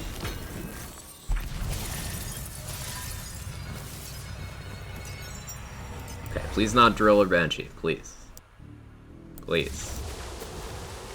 Okay, Son of a Witch, that's fine. That's actually fine. He's fun on this build. And people who make black bean burgers just lean into it and try not too hard to make it an exact meat replica is the best. Yeah, hard agree, hard agree. Same with mushroom steaks. You gotta treat it like its own thing, and it works out because of it. There's a kind of cheese that that people do this similar thing with. What is it? Anyone happen to know? I don't remember which kind of cheese it is, but it's in, like another burger substitute. Shit, what is it? I'm gonna recognize immediately. That's it, Remy, thank you. First guess. Yeah, no, Remy got it. Halloumi, yes. Why does your spell weaving uptime look so bad with 2 spells? They change anything? My spell weaving uptime looks bad. I didn't notice it looking bad. You tried Tidebreaker with that Blizzard setup you were running yesterday? Not yet, Tom. I got back. I got to circle back around to that. He ain't reloading? Yeah, I'm not shooting or reloading. That could be it.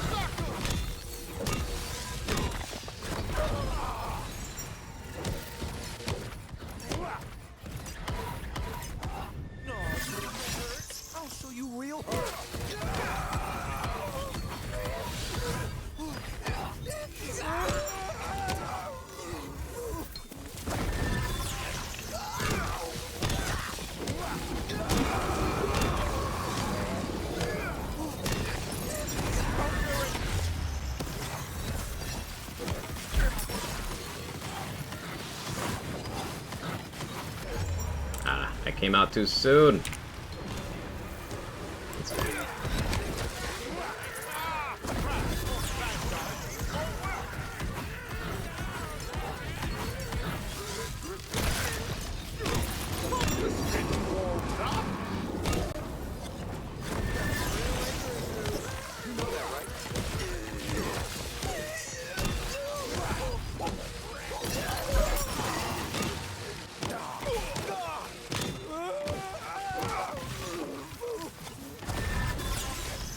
There we go, easy peasy. You think it'd be a cool legendary sigil? I know kind of Buffmeister is, you have any other ideas? There's no dark magic sigils. So like a dark magic one focused on healing in some capacity would be really cool. You know, like fortifying sigils do give you a bit of a heal. But there's no fortifying sigils that move with you, and there's no dark magic element ones. So maybe an empowering sigil with the fortifying effect of the heal over time. And then its AoE would also apply the dark magic status to enemies and get you some healing that way. That'd be a cool legendary one.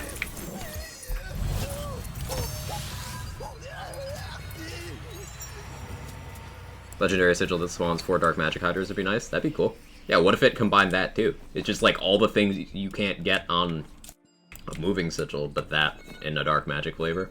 Be kind of interesting. A sigil that called down lightning strikes on nearby enemies, kind of like Storm Smite or Full Battery type deal, while active. That'd be cool. Found a triple radius fortifying sigil and I love it. That sounds crazy, Fatal Mutation. That sounds really cool. I'd love to get triple radius on an empowering sigil if that's a thing. Because I'm running radius increases over here. Sounds like it'd get nerfed after 1 week. Well, Buffmeister's still intact a month later, Remy, so like, would it? Would it?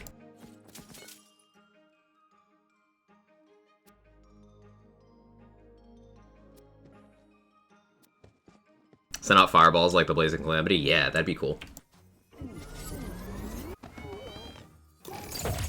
A legendary sigil that's like the Mushroom's fart ability. You know? Actually, yes. I would like that.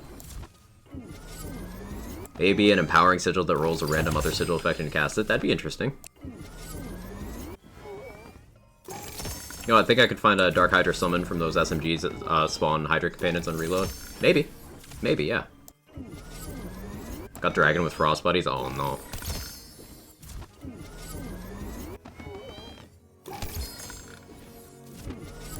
Yeah, I like this topic. What do you guys think would be cool concepts for spells?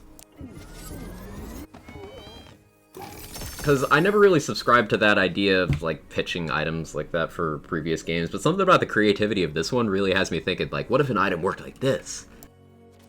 I don't know what's different. I don't know what changed in that regard, but I find myself being like, oh, that'd be a cool thing.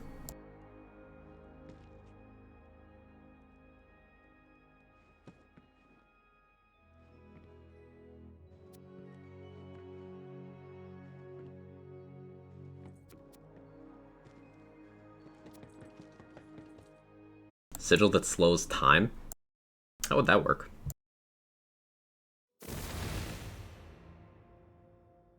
An avalanche spell that's kind of like a giant snowball or something? Not a calamity spell as powerful as the strongest rocket launcher. Yeah, there's no legendary calamities. There's a unique one. There's the Hellfire, but it's the rain type, and it's not exactly high on damage. There's no legendary calamity. Like a big extinction calamity would be cool. That hits really hard. So open that on Halloween that gives a spell that transforms you into a random monster for 30 seconds. All you can do is melee, but you do high melee damage. That sounds difficult to implement. It would be cool, though. What if they give us the Ghast Call with Halloween? Just the Ghast Call from Borderlands 3. Like, here you go. It's a spell. It'd be amusing. You know, I don't love the concept of returning items, but it'd be funny.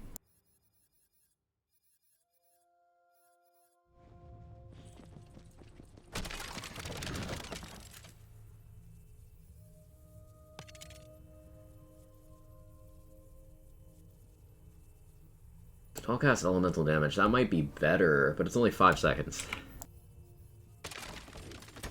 Something like empowering, which slows enemies when in it. Okay.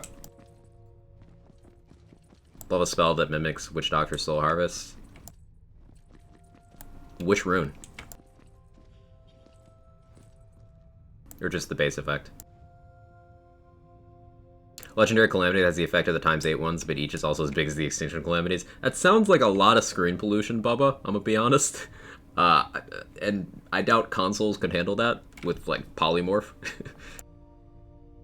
Spells are actually buffs, like giving your melee weapon a Banshee sort of effect. Ooh, yeah, so instead of just number go up, like, apply a different sort of mode to something you're doing. Like, hey, activate this, and then this other thing will now do this, type deal. Any charm spells in the game that could be cool? Yeah, I don't know of any. That's a good shout.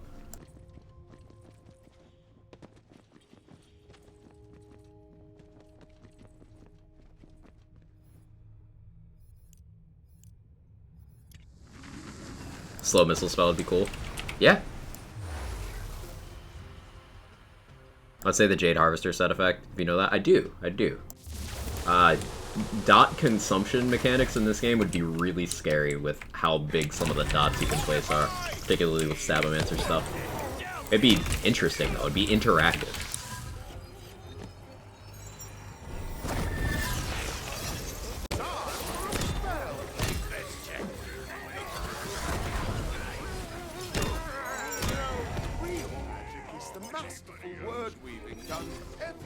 Thunderstorm spell that sends out a slow-moving cloud that sends out lightning bolts and rain and applies soak. I like that a lot. That's very thematic.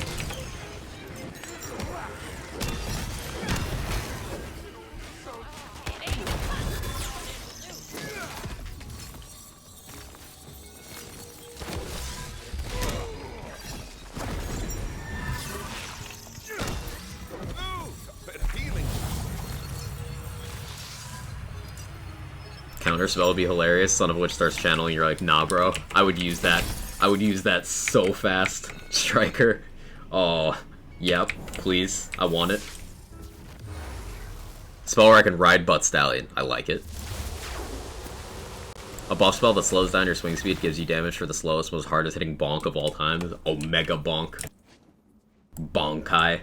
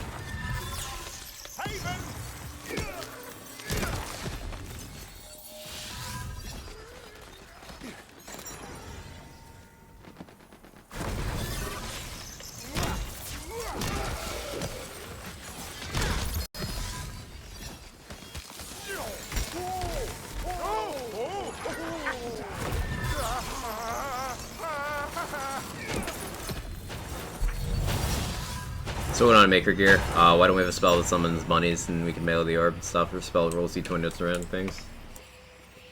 Because, post-launch content. You know, who knows what they have planned. But it does seem thematically appropriate. Maybe spells that take your weapon, do something with it, like the spectral skills in PoE. I never played PoE, so I'm not familiar. What about a large sigil that empowers your slams so they hit like trucks? More ground slam mechanics. Yeah, the only slam mechanic I can think of right now boosted Bandcamp is Workinar's Cog. And I want more slam stuff. I was a big fan of ground slam builds in BL3. And ground slams in TPS also had multiple effects. There was the fart one. Wasn't there a second one?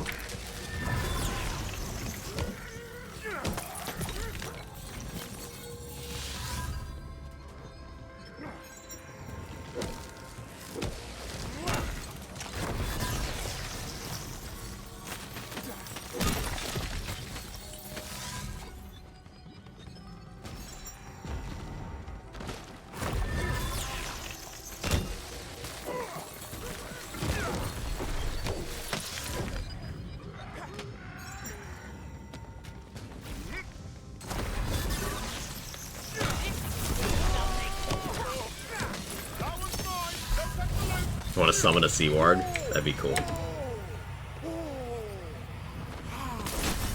Damaging wave that confuses enemies for a short duration. I like it. Hyperion's insurance policy spell, or to go down in the next 5 seconds, you go back to full health. If you don't, insta down to you. That'd be interesting to play around. That'd be very interesting to play around.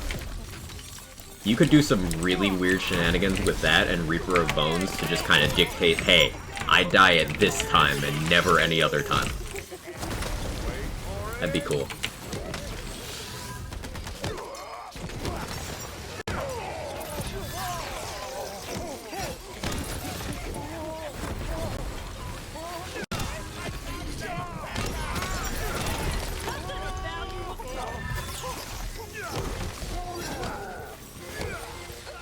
Apparently Blue Hat Monstrosity can freeze.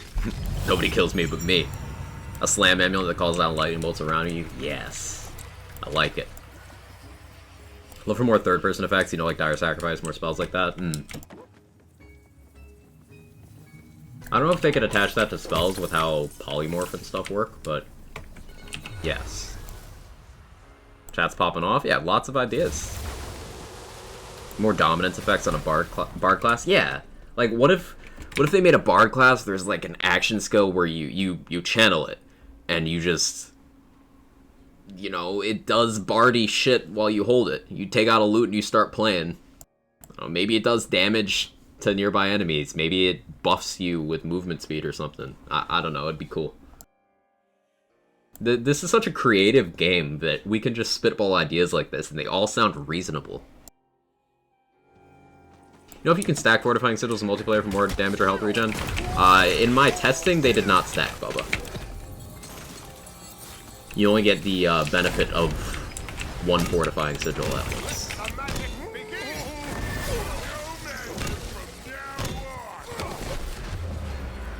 Shapeshifting would be sick? Yeah. Sounds difficult to implement, but it would be cool.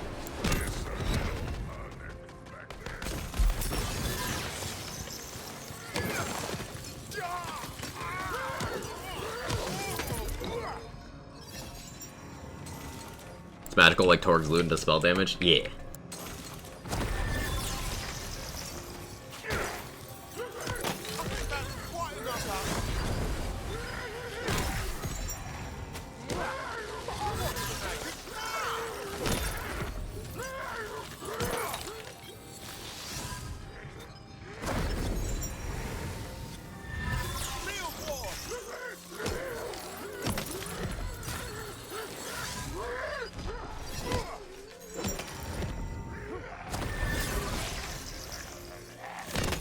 I'm pleased to see the damage here is holding up on Chaos 34.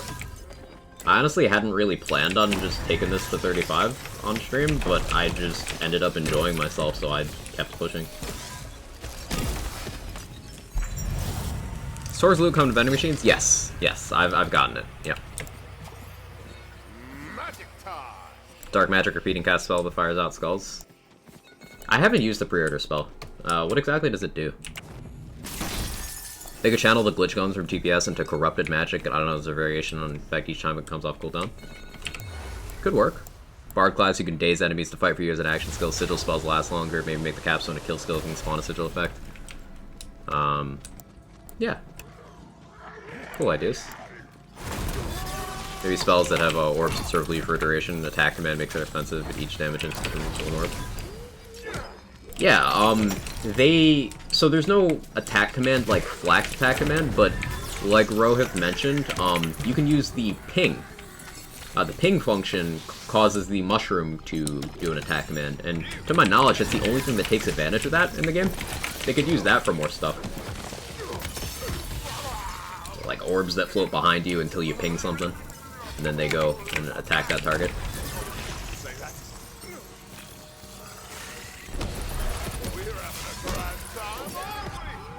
Spell shot, spore, capstone is no capstone is just so strong. Yeah, exempt. That's what I run for my my chucking build, my lightning bolt chucking build.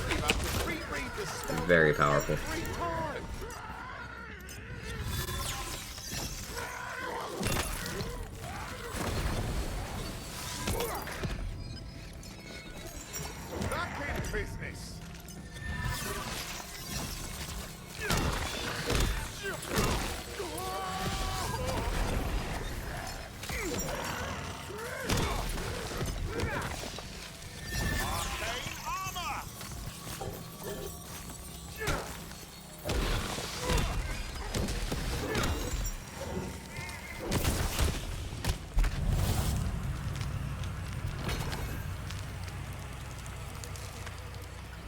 Seen the Wyvern react to ping? Does it? I know in the menu it tells you Mushroom does. I don't remember if Wyvern specifies or not. Don't think the pre-order bonus can be enchanted? Yeah, that's what I've heard. Love that this game rewards creativity and isn't just do the meta things. Exactly, Irish Wiz, exactly. Wyvern does? Cool, so Wyvern and Mushroom. I'm not fodder. Well, that went about as I expected.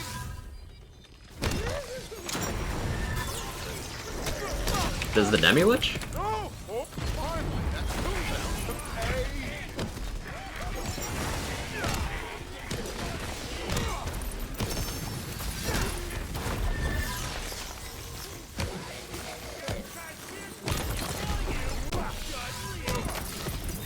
That was a fast room clear. Hello?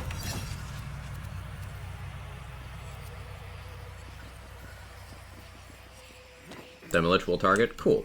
So the class feat pets all target based on your ping, which is something they could use for even more stuff. Alright, come on. Good boss, good boss, good boss, good boss, good boss, good boss, good boss, good boss, good boss, good boss, good boss, good boss, good boss, good boss. Acceptable. It's not drill, so. Demi-Lich even have normal attack? Yes.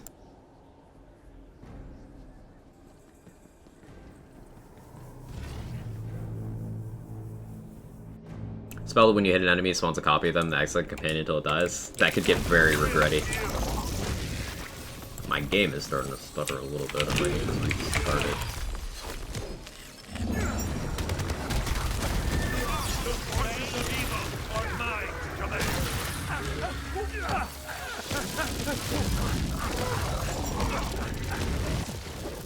So as you can see, melee is very effective on Dragon Lord.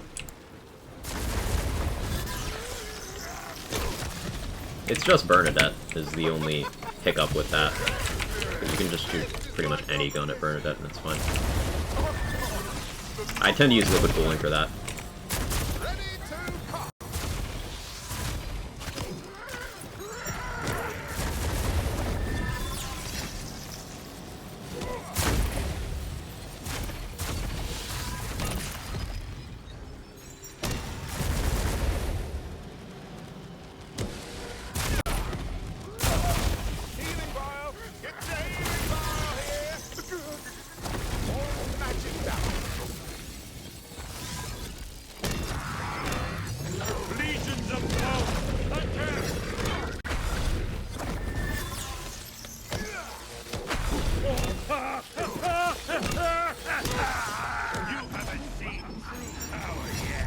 The rock spell. Throw a rock with a spell written on the side.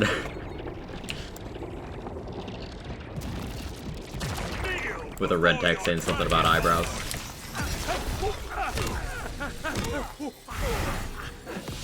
I guess that has a range component to it.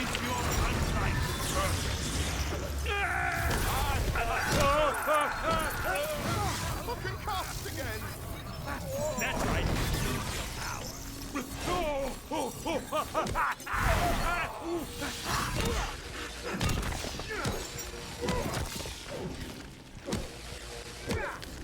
Have you seen? Yeah, I guess you can't point blank jump that. Or height component, I should have said earlier. Good info. That confirms that.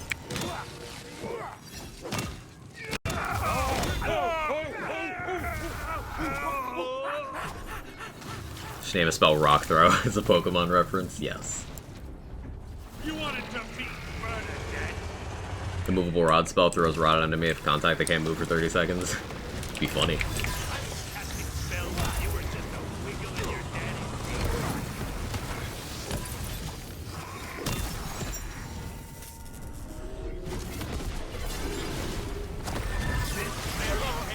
Oh, that was rude.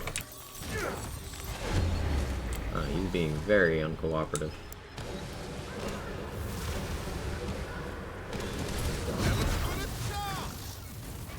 Found some of the red stuff. Sacred circle. Stay on the ground.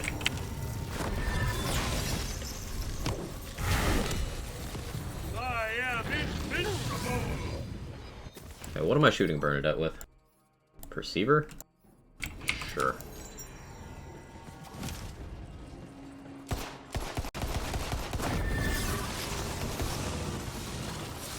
Come on then. Your skeleton will... Oh.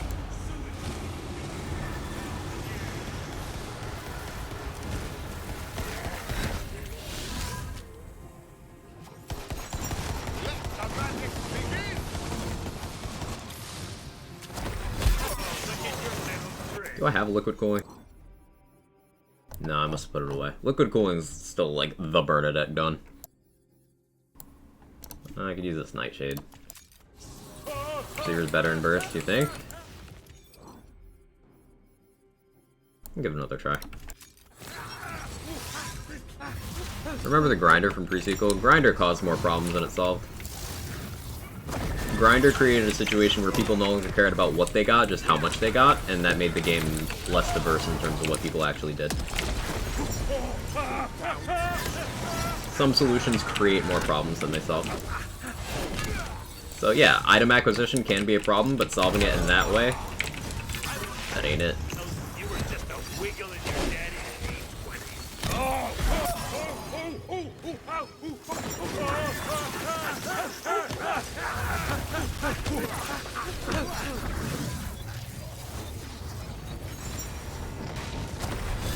My skeletal armies are endless.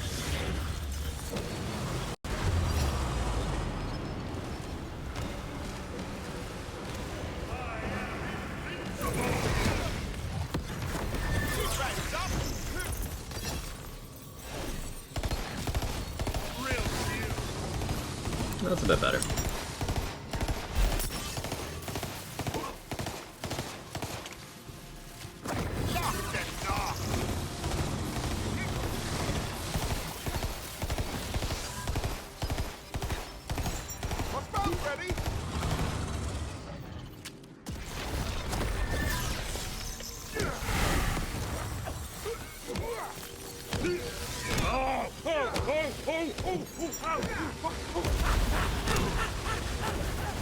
You're just kind of vibing now, Dragon Lord? Okay.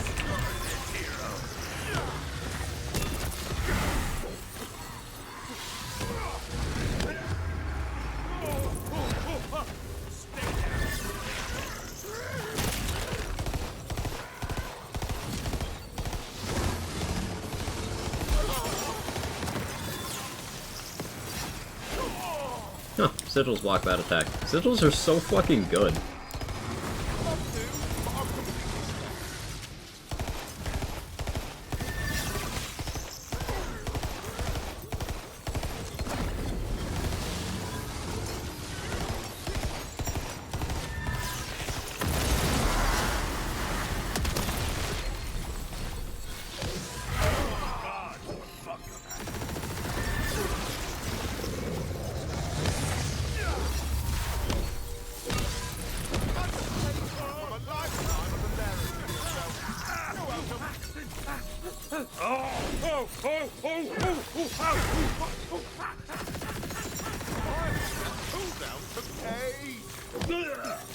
That's right. Use your Rude.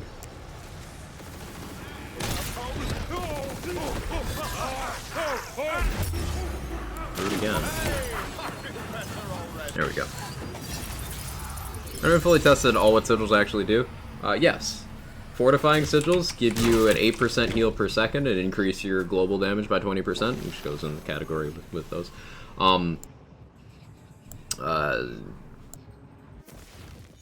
These empowering sigils give you damage reduction, and they do novas as they're active, and they move with you, but they have shorter duration. There's sigils that spawn a bunch of hydras around them that do hydra things.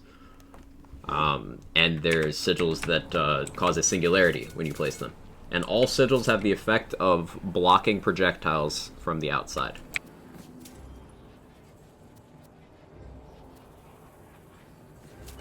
So if you get a sigil that just says sigil, it's just the barrier.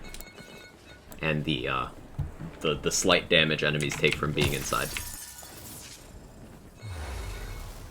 Run the chamber with you. I'm playing solo at the moment, Kempt, but if you're looking for people to play with, you can do !LFG, and it'll send you to the official Wonderlands Discord where there's LFG channels. Even boss projectiles like Grill Spear, some boss projectiles, Son of Witch's skulls get blocked. Bernadette's yellow projectiles get blocked. Banshee's spikes get blocked. But it's only some boss attacks. Anyway, I'll be right back, chat. I got to, little streamer's room. So, 1 second.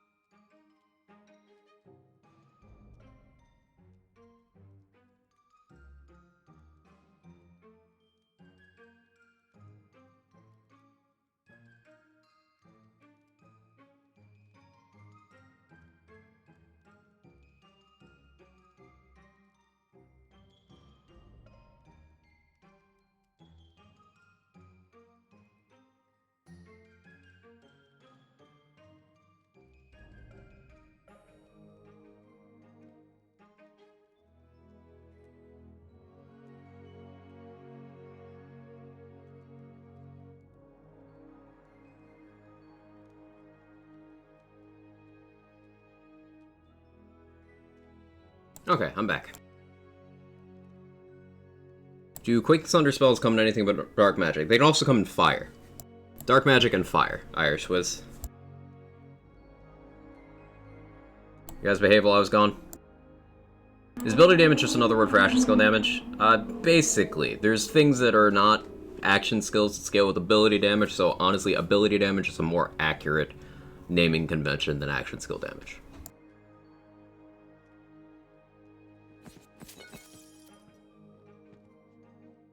This Calamity is vaguely trying, but eh. I still want to do a Mage Staff build. Gotta figure out how I'm gonna do that.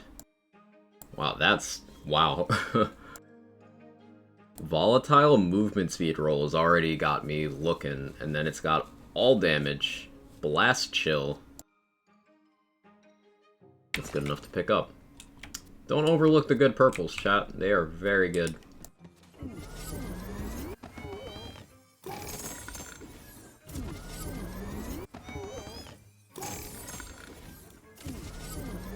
Alright, so we just unlocked 35 in this character. Figured we do a 35 run, and then we could switch over to my chucking build and get that to 35 as well.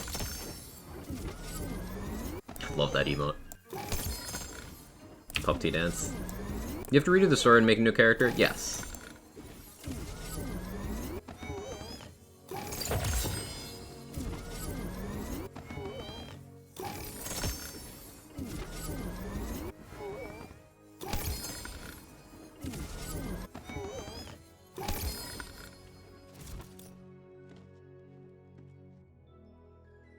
Double status chance Skeep. You know, that sounds pretty useful for consistency for dot builds. It's spell shot power as well, which means more magic bullets. Lightning damage is good. You always dump on one item? Usually. More Skeep. A Skeep herder. Appropriate. Appropriate.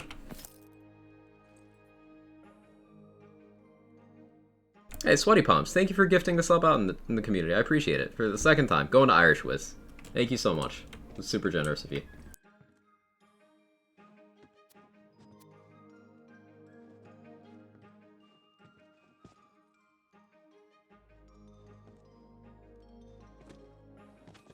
Okay. Let's do another run. After getting a purple with plus 5,000 cuts along with bonuses to all damage dealt, move speed, and gun damage, never overlooking purples again. Yeah, that's definitely better than your average legendary, Ken, for sure.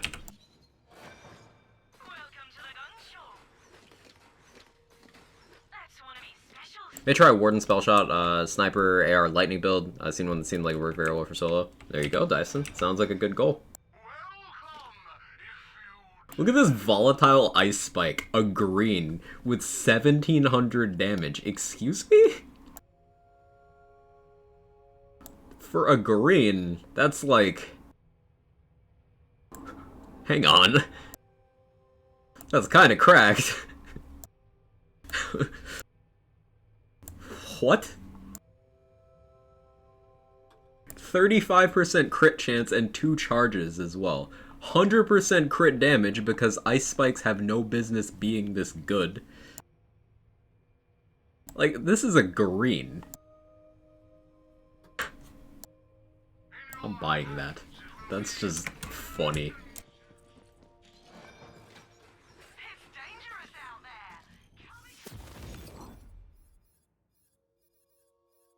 Thought ice spikes were nerfed? No. They bug fixed one ice spike type, that is the impaling ones. Those were not intended to hit more than once, but they were hitting more than once. They fixed that bug, but they're still good. All ice spikes are still good. Triple ice spikes were not touched. It was only the impaling prefix ones that were touched. And that was not a nerf, it was a bug fix. And they're still good. Yeah, all the ice spikes are good. Few screens you can make believe you're still doing a poison build. By that, make a video proving the point doesn't have to be legendary to be good. You know very well, Aaron, that I've proven that point many times over, but it will not stick.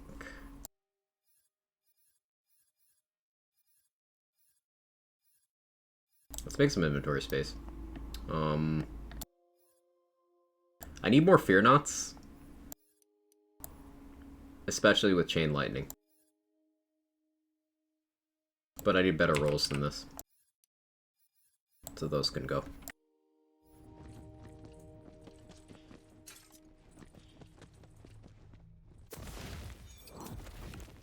Okay, Chaos 35. Hey Shalatoa, how you doing?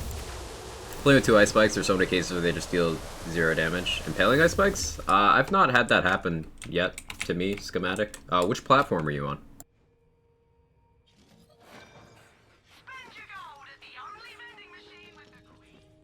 I don't remember the rainbow rarity weapons from Borderlands 2. Yeah, most of them sucked.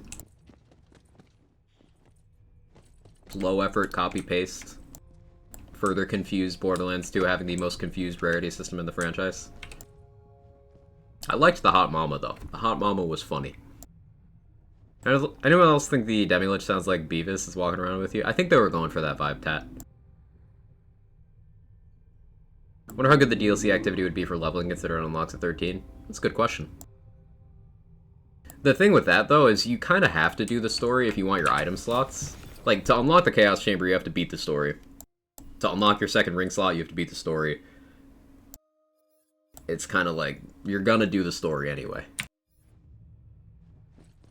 Kind of glad Gearbox didn't make a legendary of everything, because in BO3 made legendaries feel cluttered. The design philosophy they went with uniques in this game is they gave them their own thing rather than just making them being upgraded versions of whatever item they are. So like, the Rain of Arrows isn't just, hey, this is Black Powder Shotgun but better. it has its own actual thing it does. And there's some that are pretty close to just better stats, like the Perceiver is pretty conventional. But that still, in a way, is in line with the manufacturer of Dahl and Dahlia's whole thing is, hey, I feel good to shoot. But Perceiver's still got the weird, funky crit thing. It's still more complex than just better stats. And I like that. So, I've heard this extended featured run has drill in it. So, I'm not doing it on this build. We'll do a normal run, and then we'll switch over to the Chuck build and level that one. Xbox One mostly happens versus rock trolls and bosses. Okay, I've not had that issue on PC yet, but I'll keep an eye out for it. I think we had a purple drizzle of arrows and a blue drop of arrows. What would the green be? Just a singular arrow? And would the white one just be the shoddy from BL3? You guys remember that joke white rarity shotgun? It had, let's call it, performance issues.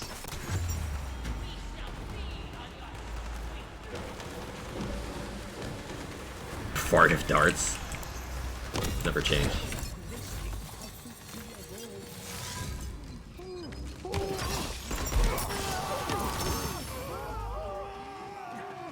Fake-ofs? Yeah.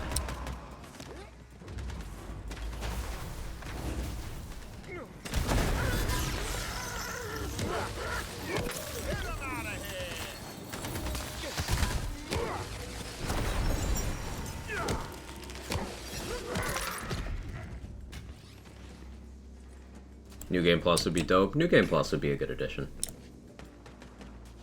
How good is poison damage? None of the characters specifically boost it. None specifically boost it, but remember Clawbringer boosts all elements equally. Spore Warden, one of their strongest enchants, if not their strongest overall, happens to do poison damage.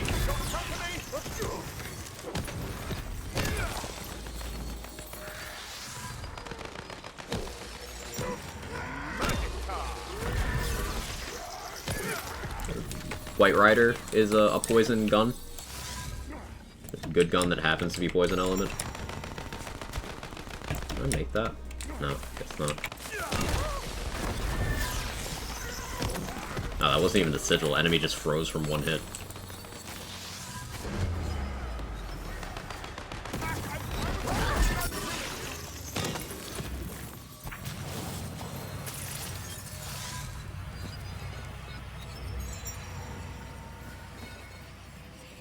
Nasty Spell or Searing Tether on my melee build.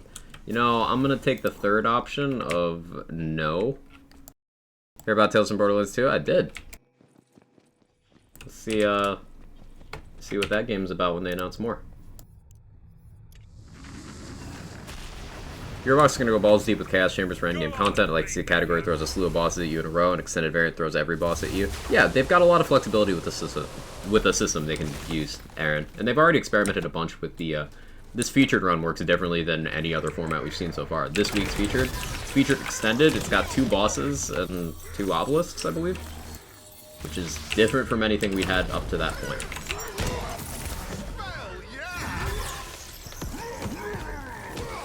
That's very cool.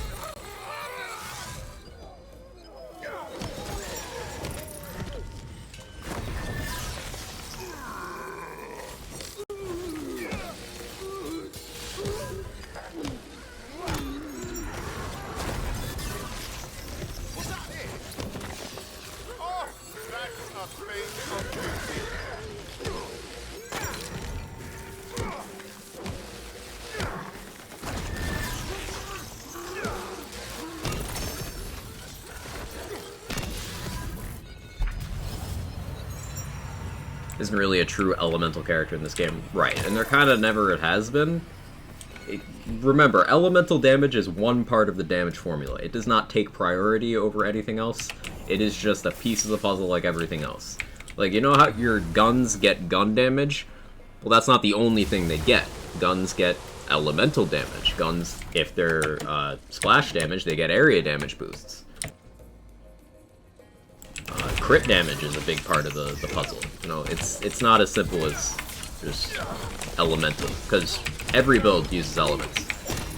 Element matching is a core game mechanic, in that critting is a core game mechanic. It's just kind of something you go for, unless the game specifically tells you, hey, this damage source can't benefit from that. Like, there's a couple things that can't crit. Blast Chill, for example, can't crit. And then element locked to non-elemental things, they don't get the elemental bonuses, but there's always ways to build around that kind of stuff. Cast chamber levels and count wide? No, it's character specific.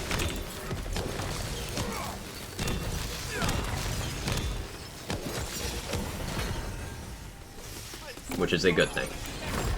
Now, they do have an undocumented mercy mechanic they kinda implemented. As of the patch, if you're progressing up to Chaos 20, any Chaos Trials below 20 will up your available Chaos levels by 2 instead of 1. They didn't put that in the patch, in the notes, excuse me. But, let's say you do Chaos Trial 8, it unlocks 10. So they'll probably carry that forward, and each time they increase the cap, progressing up to the previous cap will be twice as fast. As a catch-up mechanic. How's that a good thing? Not saying I think it's bad, just curious. Because we saw in Borderlands 3 what happens when you give people control over their difficulty without forcing them to grind up and make sure they're prepared for that difficulty. People would just set their difficulty to Mayhem 10 or 11, and then be unprepared, complain that everything was spongy, when the issue was they never learned how to play their character because all they did was play through the story. And then they'd complain, and it was a huge point of contention for a lot of the community. If you make people learn their character on their way to the highest difficulty, then people are more prepared for it, and you can do more expansive and challenging things at that difficulty cap. I got one of these rooms again. This is so awkward.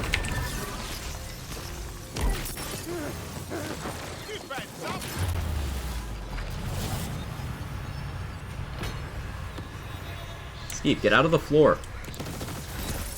It's close. Curious will get 15 with each DLC. 15's a lot. I don't know. Wish there was more reason to use non-element. Feels too vanilla in most all cases. The thing with that, Aaron, is it can feel vanilla, but I think that's a good thing. That's to its credit. Because the elemental table of matchups is different in this game versus Borderlands games. This is the first game where non-elemental has no penalties at all. Whereas before, it had an armor penalty. Now it's true neutral. Forgive the D&D joke. Now, you get the downside of, sure, elemental bonuses don't apply. And no status effects apply to it. But no elemental penalties, in addition to guns that can be non-elemental or another element. Non-elemental will have the highest base damage option available. So you'll have higher total damage from the base. And then this gives you an interesting thing you could play with elemental conversion stuff, such as the Corrupted Plate Mail armor, which takes 30% of all of the damage you do, and chops it off, puts it in a dark magic bonus element. So if you're using Corrupted Plate Mail, there's actually a pretty good argument for using a non-elemental gun, because you have a higher base, and then it takes 30% of that, and then that 30% will get your dark magic bonuses. So there's uses.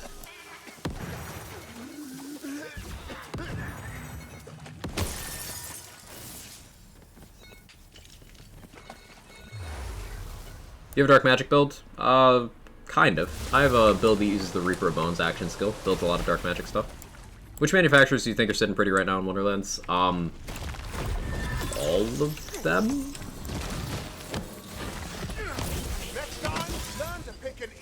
Torg and Inferior are just kind of really nuts. Black powder shotguns and snipers are insanely good, also the pistols.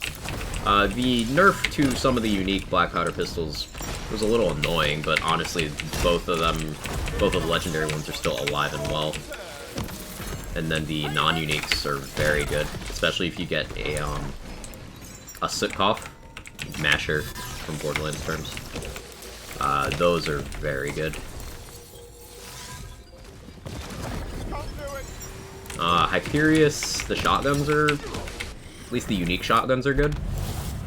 The unique snipers are good, with the exception of the Kaokon.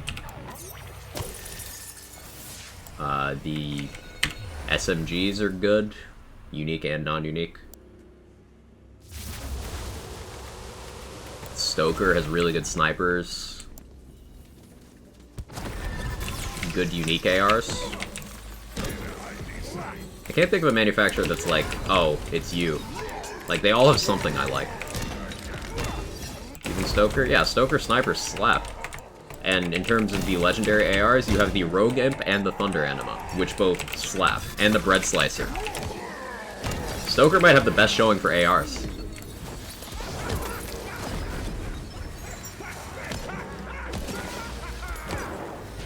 And Stoker pistols, you've got the Auto Magic.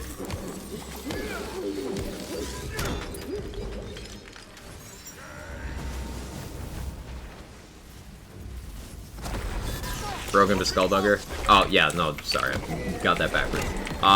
Stoker ARs. Stoker has, Stoker is Bread Slicer. I got that right. I don't know why my brain said those are Stoker for a minute. That was a weird malfunction. Skulldugger AR is good. Stoker has Bread Slicer and, what else? Is the Donkey Stoker? Because that's unfortunate. Or is that Skulldugger? Can't remember. Either way, the Donkey sucks. So that's a point against whichever category that goes into. Imminent Calamities have such good cooldown. Granted, that's a cooldown rate part, but 9.4 is good. Manual Transmission? Manual Transmission is a fun meme. It's probably not good, but it's funny.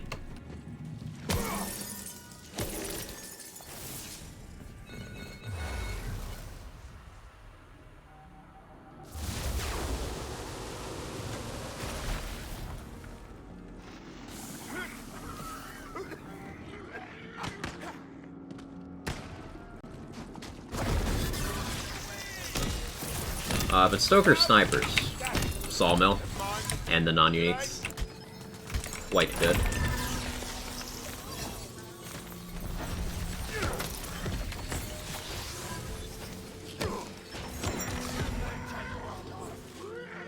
And then the pistols.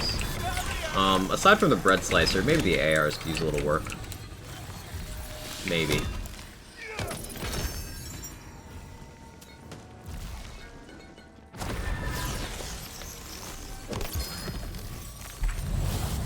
It's got a Primordial Liquid Cooling, let's go.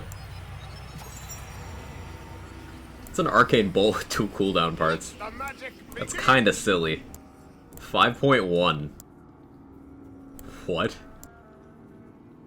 It's only times 1 though, still useful. Rogue Imp always breaks super quick? Yes. I don't go what's popular, because it kills things quick. It does the racks on reload, so that's why it breaks quick. But also, it just does good damage. Minestroni's just a good soup. I get it. I don't love it, but I get it.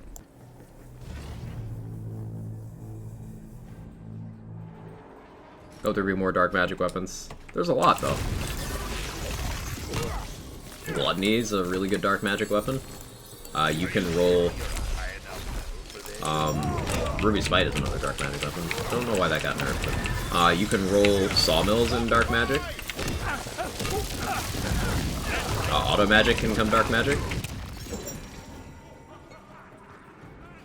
Great Bow can be dark magic.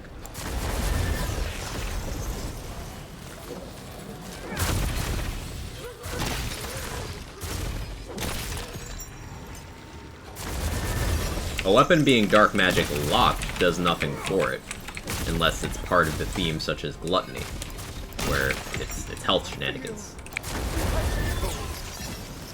If anything, a weapon being base element dark magic hurts it. Which is why one of the first changes they made to the game was they eased the penalty that dark magic weapons get for being that element a little bit. Because the element is also an unfavorable matchup against everything.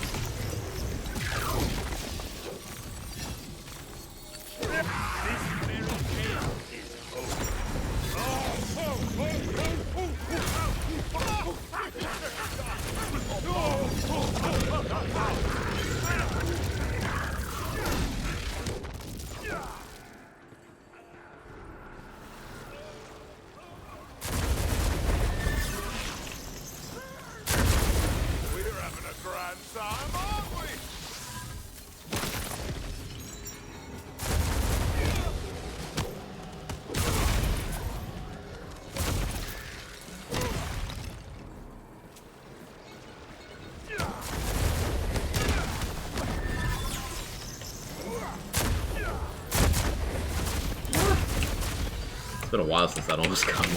Ugh.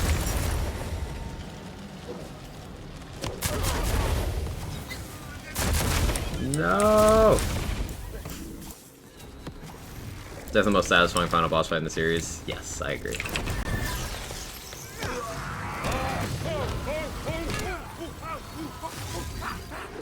You haven't seen true power yet.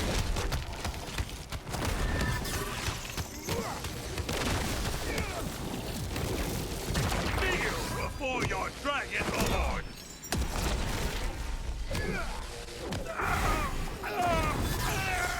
The forces of evil are mine to command. Hey, Vocal Assassin, thank you so much for the host. I appreciate it. How'd your stream go? What you got up to? I can barely speak because Dragon Lord is making me forget how to exist.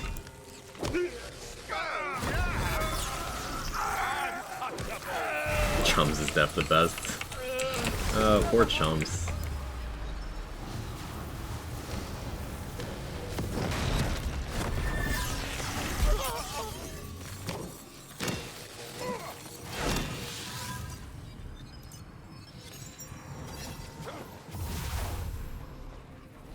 Streamer, well, how goes the game in here? It goes very well. We've been playing this melee setup all the way up to C35. We went up from, what did we go up from, chat? 25? 25 to 35?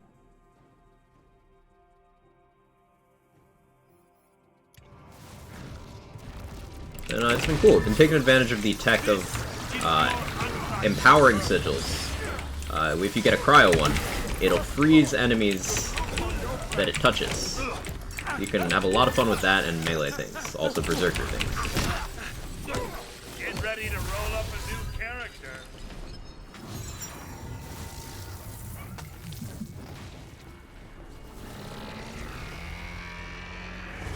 How many unique rocket launchers are in this game? Let's see, in terms of legendary, there's the yellow, or not yellow cake, the blue cake and the cannonballer. And then in terms of purples, there's the Mole Man. On blues, there's the Anchor. What else are there launcher-wise, chat? I know I'm missing at least one.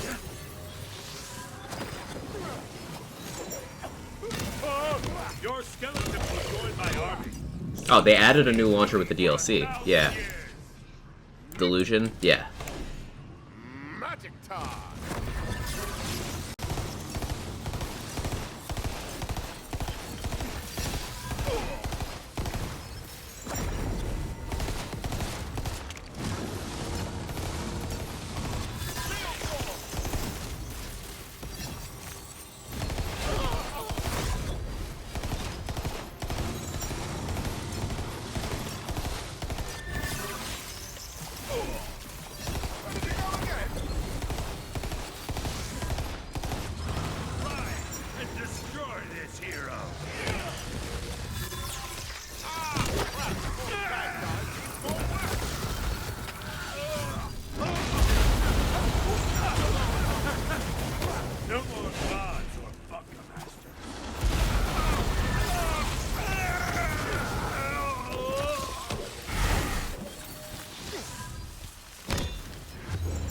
Ouch.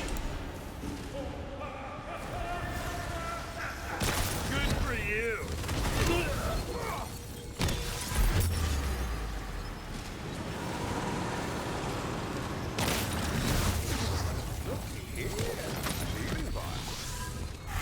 Oh, you went invisible. That's why I can't see you.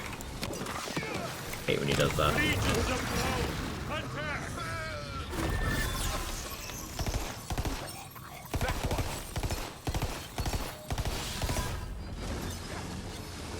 As long as you maybe hold on buying the DLC for now, I think that's an overreaction. It's a $10 DLC. If you bought the game with Chaotic Great, whatever, you already have it. Like, if you're like me, and 99% of your playtime is Chaos Chamber, you still get value out of that DLC. It's not direct replayability in the activity itself. Although they attempted that with the week-to-week increase to chumps, so maybe that ends up being worth something, but terms of it adds a bunch of rooms, enemies, and gear to Chaos Chamber, and all I do is Chaos Chamber, I get value out of it. It's not my favorite approach, wouldn't say I love it or anything, but like, calling it a waste of money is kind of a stretch. Now, if you're the kind of person who has not come to terms with the fact that this game is a Chaos Chamber game, then yeah, you're not gonna love it, but I like the Chaos Chamber, so I guess that's the determining factor. Do you like the Chaos Chamber? Do you play the Chaos Chamber?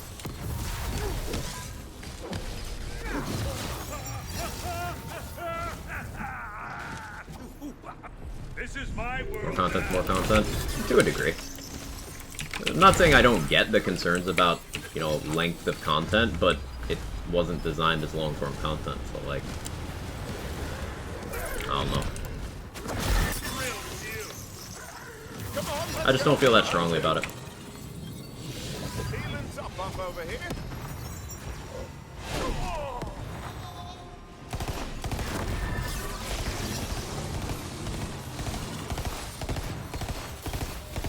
Death, destruction, doom.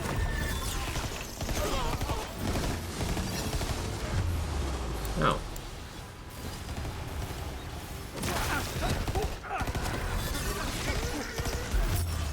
Now again. Ammo up. This never happened, honestly. Rise and destroy this hero. That was mine. Don't touch the loot. Back in business.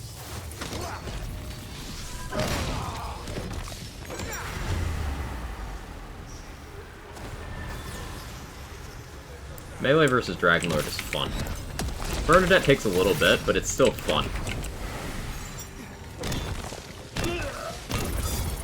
Oh, still an entertaining fight. Could be we're just spoiled from great Gearbox DLCs in the past. Like I said, I get the feedback, I get the concern. I just think that, I just don't feel that strongly about it. That's all.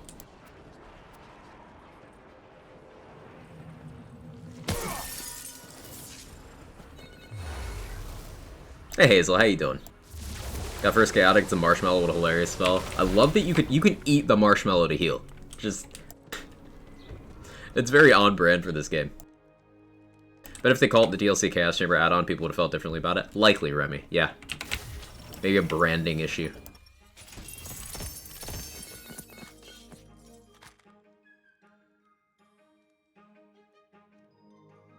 Haven't explored it myself. How does C35 feel?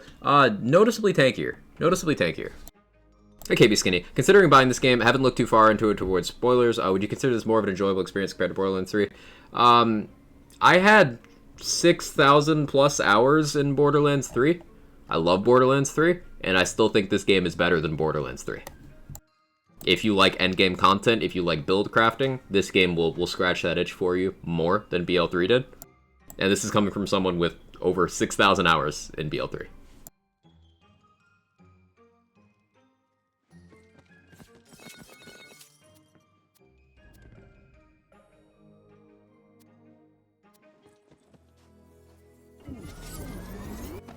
Like endgame content and build crafting the best part of a lot of games. How many builds you do for BL2? Far fewer. I did not like that game as much.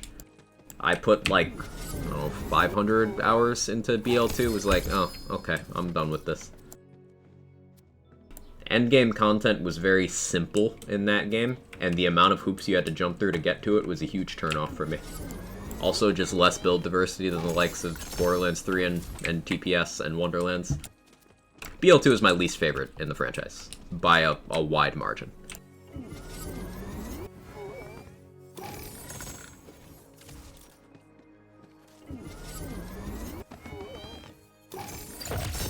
Gonna bother with the BL3 event at the start of May? Maybe. Undecided, Aaron. Unlikely, but I won't give a hard no to that.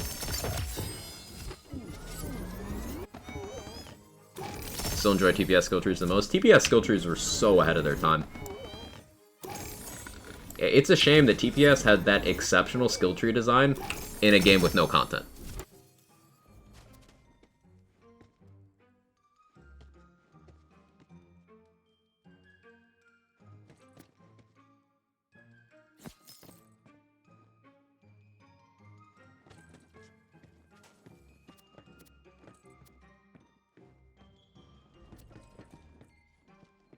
Okay. Let's play the other build. BL2 is my favorite because of story and characters. Do think build diversity is very low and endgame is horribly done. BL2 as a playthrough game stands up very well. As a playthrough game with the characters and the approach to content of, hey, take this wacky character through this story. It stands up very well in that regard. But ultimately, that's not why I play these games, so that kind of thing only kept me entertained for so long.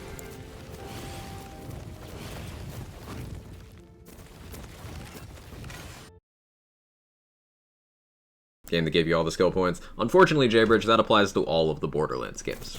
BL1 let you cap every tree, BL2 got you real close, TPS let you cap every tree, and Borderlands 3 got you real close.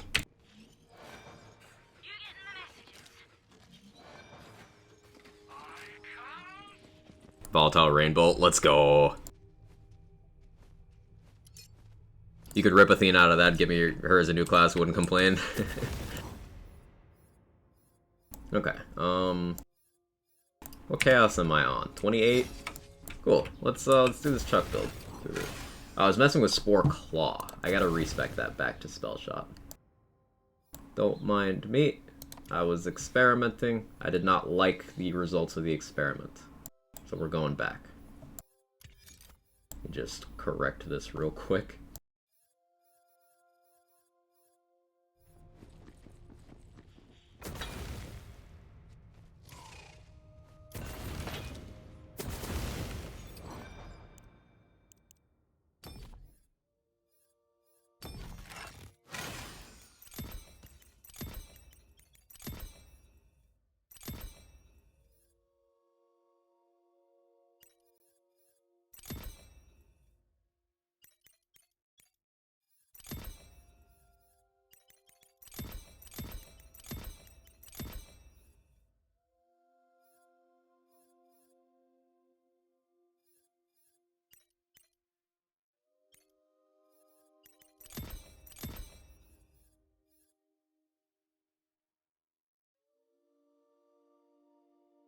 Pretty looking multi-classic out there. Hey Karma, how you doing? Good to see you. I guess imbued weapon here.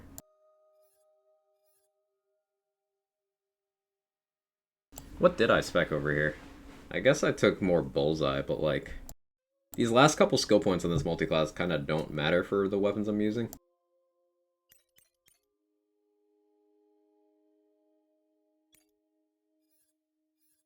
Double knot scares me. I'm glad I can't get it on this.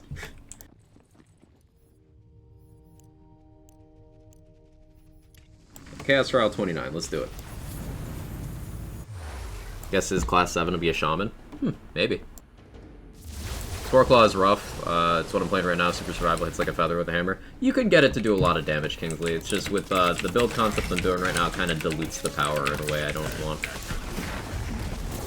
Kind of tries to do too many things at once when I could just focus on the lightning bolts and, well, as you can see, those hit very hard. 321k to the face there.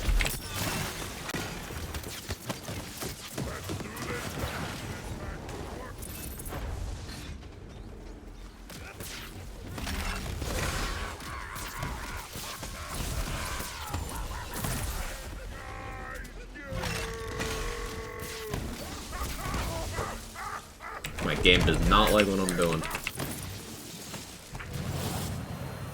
Someone remind me to restart my game after this run. Lightning bolts are spell damage. Needs to be tested. Some people are saying they are, some people are saying they aren't. I've not tested personally to know. So, shrug. What gun is that doing the lightning bolt throw? This is a Fear Not. A non-unique Furior pistol. You can get a lightning bolt module, you can get a chain lightning bolt module, which is what I have on this one. This one's just the regular lightning bolt, this one is the chain lightning. The chain lightning bolts do 50% of the original hit. And they are really good at just delivering damage across an area.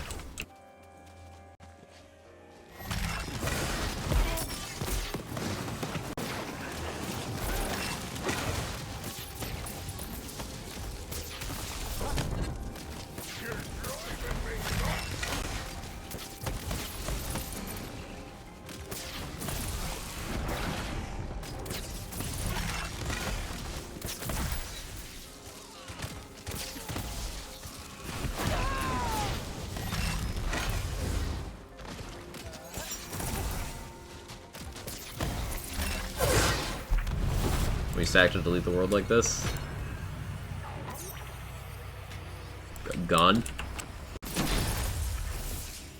Just like damage formula. Set up good. Card damage matter? Card damage matters on these. So, lightning bolt chucks are determined by your card damage value. It can come in ×2, but you want the highest single number you can get. This is why shotgun lightning bolt chucks feel kinda ass, because they tend to go high projectile count, low base damage. If you're gonna chuck a shotgun lightning bolt, you want high base damage, low projectiles. And that number still comes up short compared to Fear Nots. Also, the shotgun lightning bolts have a wider splash radius to the point where it can become problematic that you hit yourself with it. And they have higher ammo consumption, slower chuck speed. They're just less desirable than chucking the pistols. But they can be useful to keep around if you happen to run out of pistol ammo, which I might do at some point.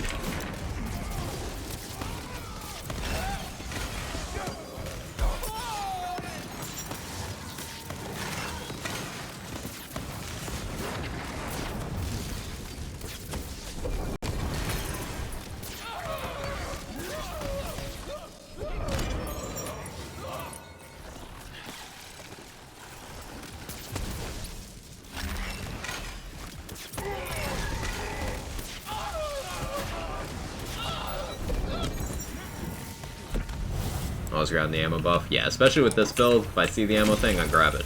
Like, there it is over there. Yoink. Hey, son. So double knot? Yeah. Double knot's a thing. Double knot is a thing. Do the max size ammo regen skill? I do. Got Lightning Bolt to Hydra reload first ever, kind of blew my mind a bit. Yeah, it's very interesting. Lightning Bolt and then the Hydra. I prefer Chain Lightning, but that one is also cool.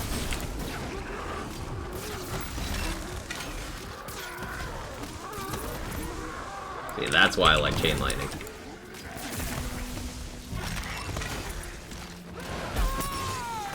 I don't even know what hit me. It was you? Okay.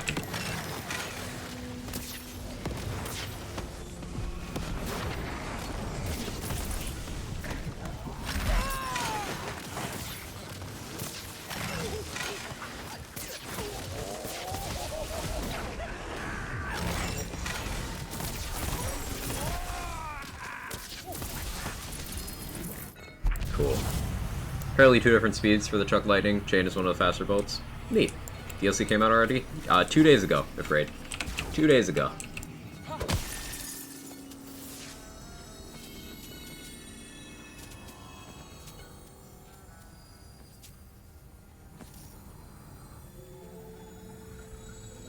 It's trying, but not very hard. What does that sound?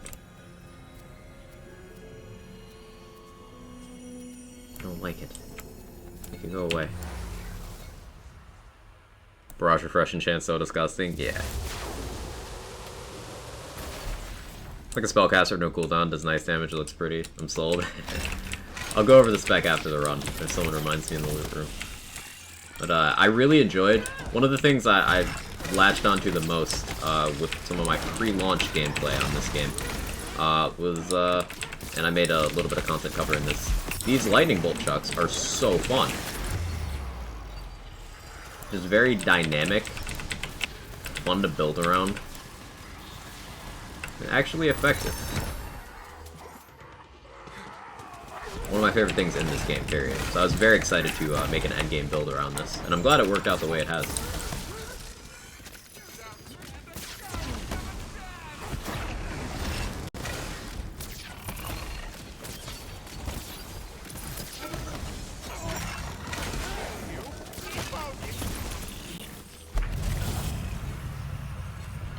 Love all the chucks? Yeah. Double Knot Regretty J-Bridges. Double Knot has a absolutely insane damage formula to like a weirdly ridiculous degree.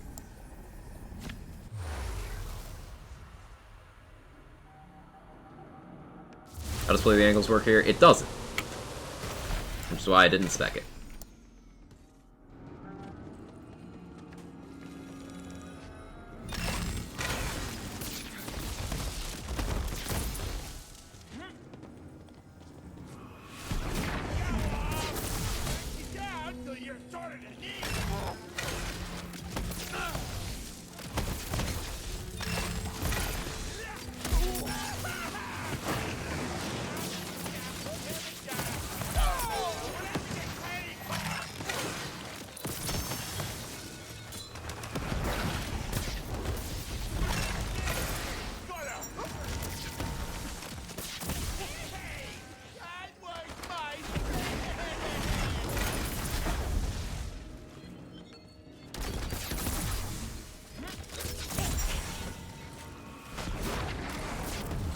And I like this knockback eruption I have, just because it ragdolls enemies long enough for me to line up a chuck or a barrage.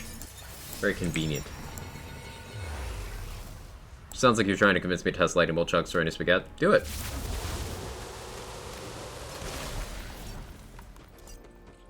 The whatnots can play the angles though.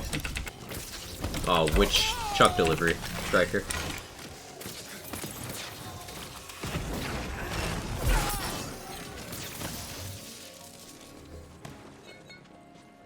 Pixies? Yeah, that's pixies. Pixies get fucking everything. Pixies are the biggest damage formula meme in Lands game history. It's like, if it's a damage type, pixies get it. It's dumb. Just, the default is to expect pixies get it.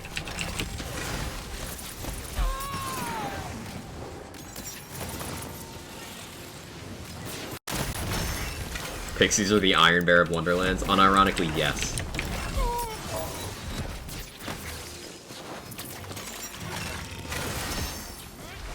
Pixies are tricky though. If your knots don't get gun damage, then they'll play the angles.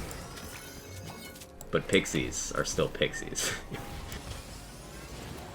But it is interesting that there's one preferred manufacturer for pixies. Kind of reminds me vaguely of amp wards. You can get triple amp in multiple manufacturers, but they're not all equal in terms of proportion of capacity to recharge rate, etc.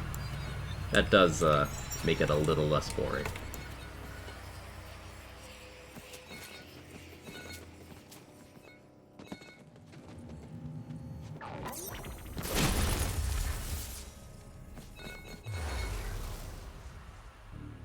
Whatnots are hydras? It depends, Sweaty Palms. It depends. Pixies are flying hydras. It's hydra part with a flying part. That's how you get a pixie.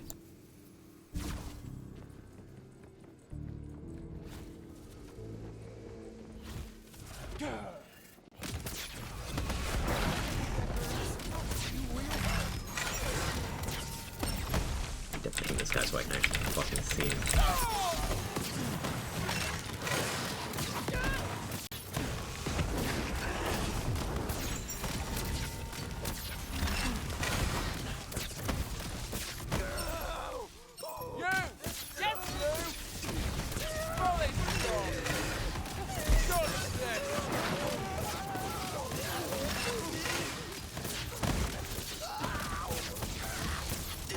Easy son of a witch. Pixies are dope. I don't like them because they play the game for you. It's not interesting to me. Hope one of these lands in an idiot.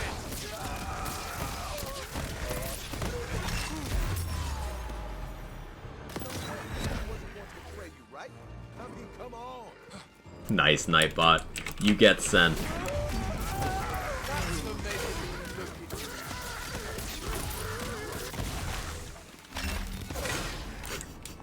Get fucked. This will end you!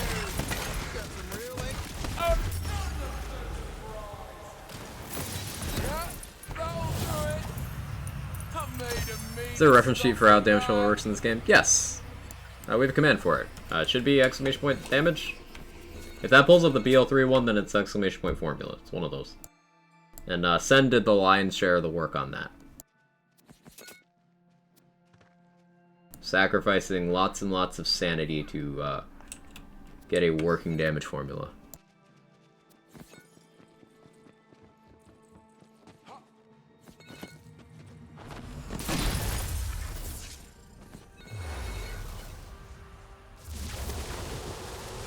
You almost get this really long stutter every time you go through the portal? Yes. Pixies can probably proc Spore Fuse. They can.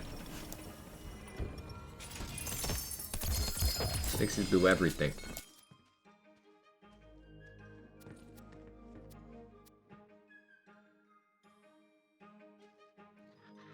Banshee's trying, but not that hard.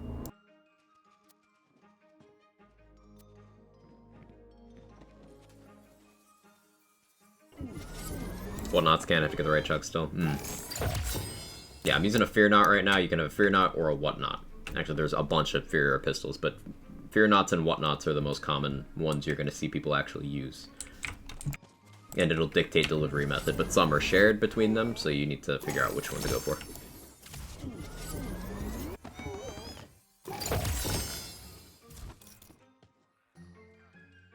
It's a double cooldown roll. Huh. Cooldown's not that desirable as a stat in this game, though, I've noticed. Because it's just so easy to get. It's entertaining enough, I'll pick it up. It spells instead. Yeah, Fear is companion spell. What is gun and companion? There you go. Thank you, Strike.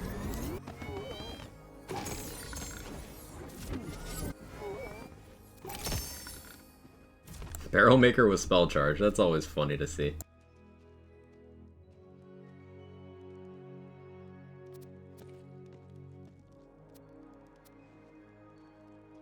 I don't think I have a Fortifying Sigil on this character, so I'll grab that.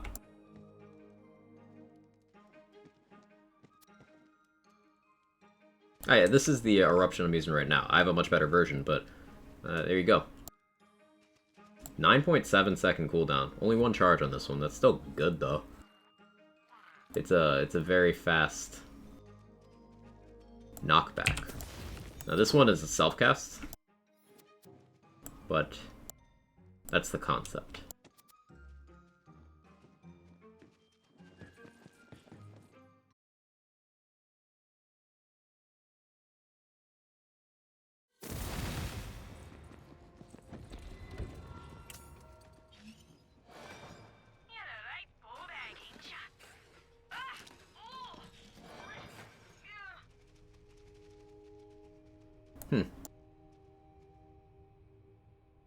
That's very high damage.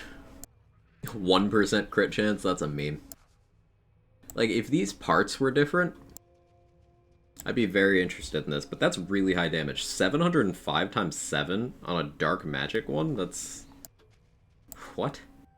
And it's channel cast, so it gets the channel mult. That's interesting. Magic barrages were buffed last week, chat, and people kind of didn't talk about it. And they can do good stuff now. A lot of investment. This is the one flavor of Magic Barrage that got toned down instead of up, but this one was already one-shotting bosses, so like... But yeah, the high projectile ones got buffed, the low projectile ones got toned down a little bit. But they're all good now.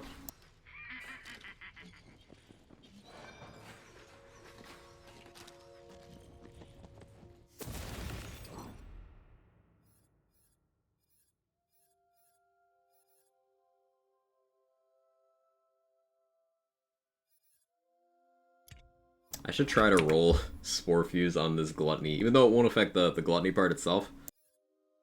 It'd affect barrages while I'm using that. Guess I should try to get it on other things here. That Sigil I just picked up. Let's get a good enchant on this. That's a good enchant. We'll take that.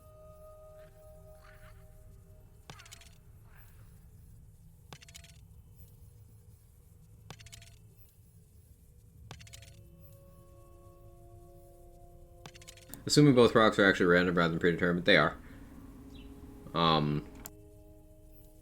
Does exactly what you're hoping it does, Moveface. It's just the chance is very, very low. That is the mitigating factor there. It's extremely unlikely to happen, but it is possible. But seriously, you should dare.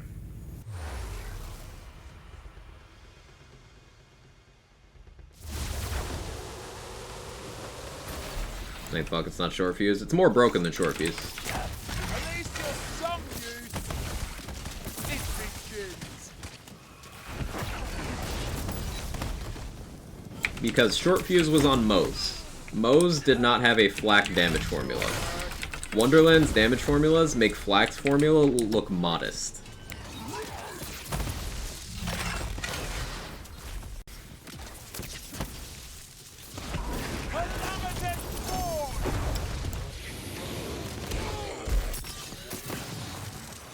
Less predictable, so that's okay. It is less predictable. That is a significant balancing factor. Scorpius's action scaling? Yeah.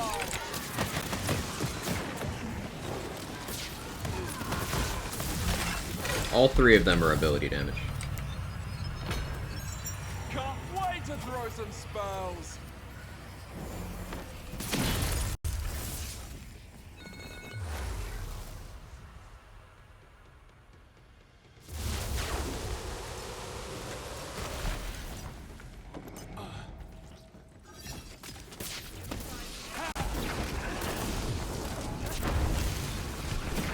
Rate of arrows times 6 or times 7. It can roll times 5, times 6, times 7, or times 8. Sweaty Palm.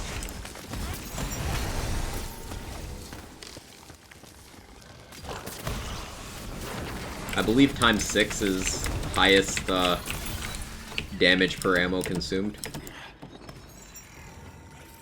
I think, if I remember that napkin math correctly.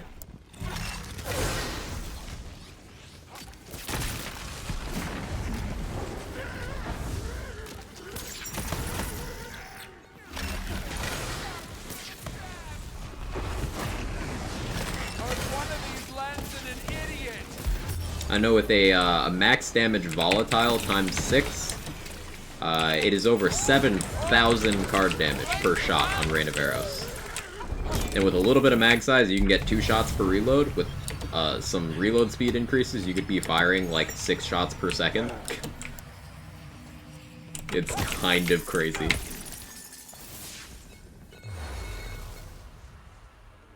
I don't miss weapon skins all the time, B-Firms. I do miss those. Weapon skins was a great system. Definitely sad to see it go.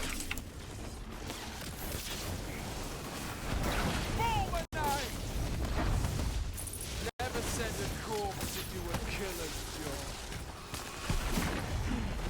Dodge this!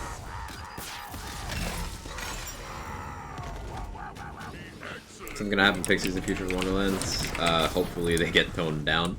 But, you know, then, of course, people are gonna invent the narrative that all they do is nerf. There's things people get attached to, that no matter what you do to them, if it's anything other than a buff, people just hate it. Case in point, they fixed the bug where Buffmeister was inheriting damage from the normal spell slot if put in the ambidextrous slot. They fixed that bug and did nothing else to the item at all. And sure enough, people came out of the woodwork being like, they nerfed Buffmeister to the ground, it's unusable, it's so bad now, all they do is nerf. Like, come on, buddy, come on. Come on. Come on.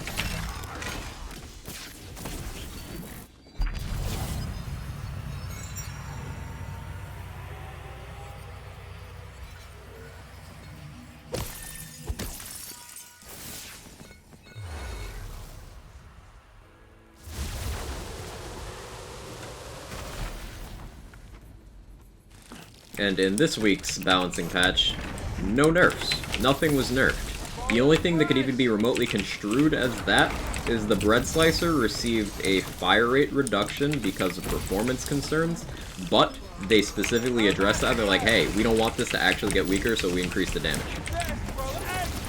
That's it. Everything else was a buff. Yeah, people still complain. So, you know, some of the feedback's in bad faith. Not all of it, but some.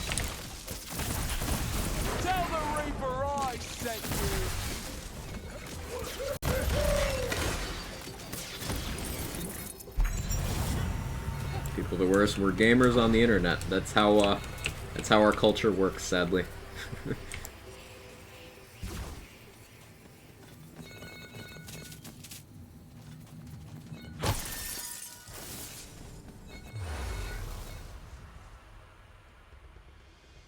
Cool kids use on the left hand anyway. How about not at all, Thomas? How you doing, Thomas? Good to see you.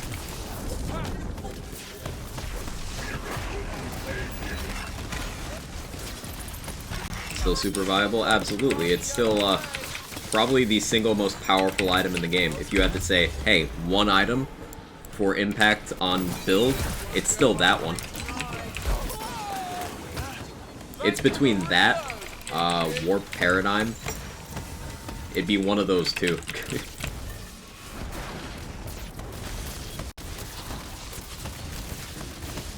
And I'm still inclined to say Buffmeister.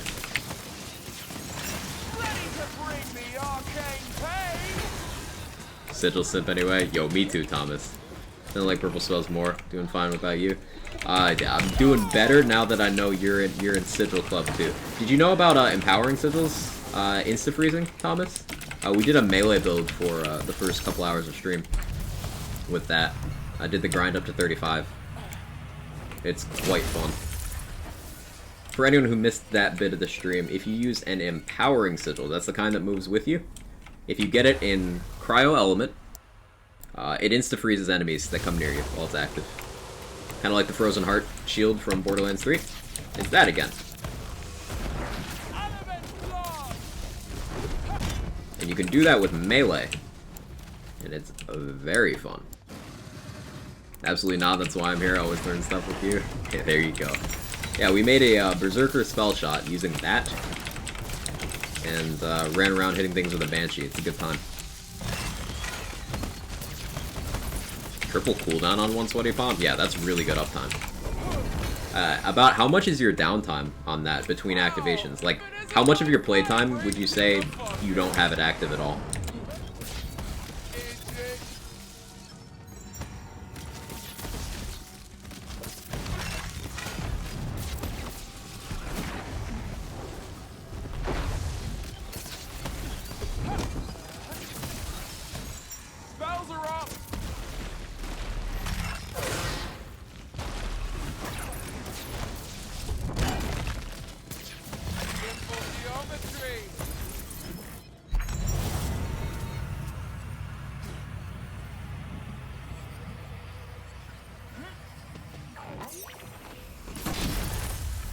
Still good? Absolutely, Bear Dragon.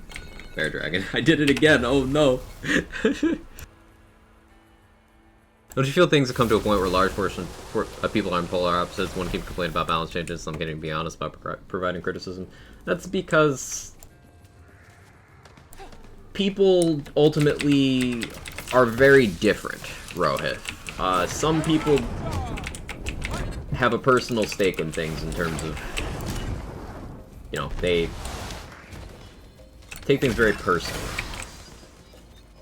Ultimately, I have concerns about this game.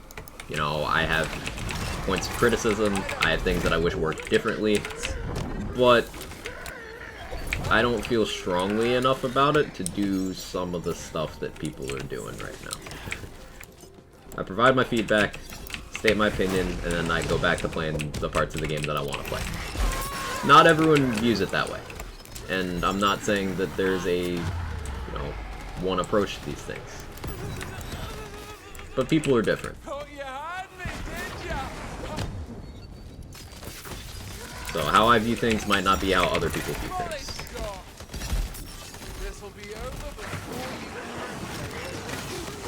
So you got a lot of opinions, a lot of people just using their voice, advocating for the change they want.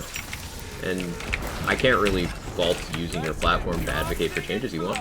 That's kind of like what it's for.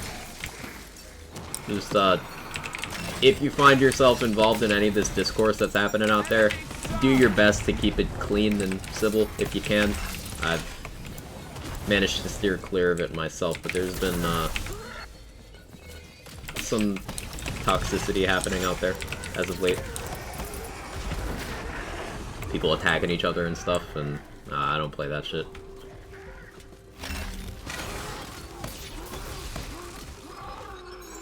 Let's make this interesting.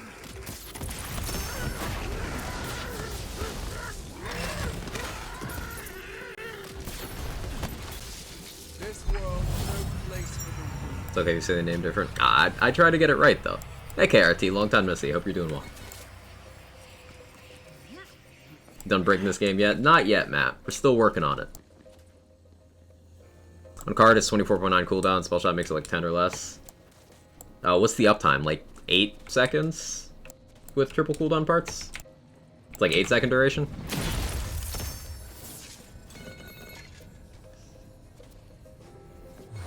So up 8, down 10. That's really good. Because it goes on cooldown while it's active, so you just have very short downtime.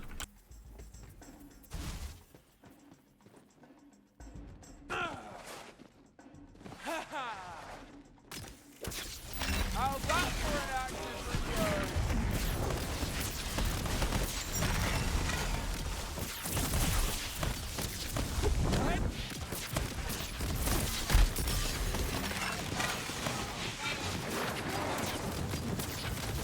My brain! Only sharper!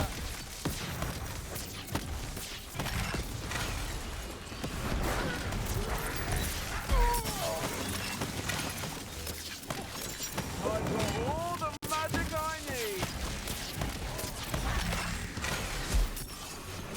Gather round! It's so fun. Been rerolling for an hour non-stop for Spore and Barrage on Shield. Yeah, character-specific enchants are very weighted against you.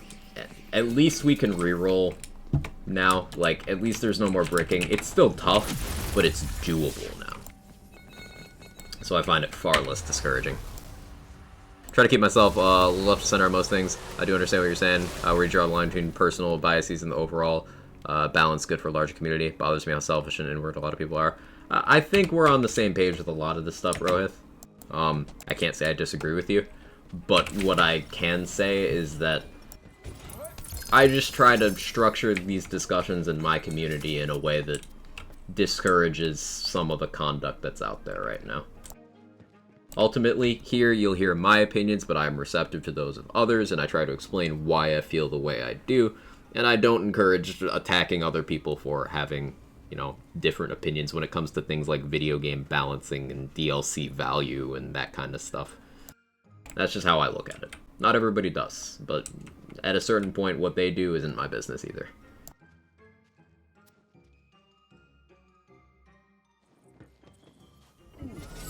Apologies for the rant. Nah, you're fine. You're fine. We're just having a discussion, as we do. We're a community here. It doesn't have to always be about, hey, what's this weird video game math thing? We're just having a chat. Attack me. Matt, looking like you? I'm gonna 1v1 you hugs only. Right now, let's go.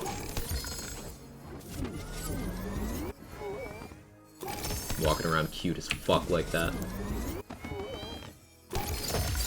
Hey Felicia, how you doing? Just be wholesome to one another. I try to be firms. Everything is personal bias? Yes, that is a very important thing to keep in mind in life in general. Frozen Vengeance kills pixies? Ooh, that's actually a big deal.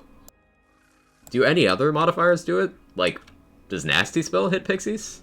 I didn't know pixies have health bars. I suppose it makes sense, because in BL3, the Scorpio had a big issue where its turrets had, like, level 1 HP, so they just died to anything. Yeah, I guess that makes sense. Kind of unfortunate, though.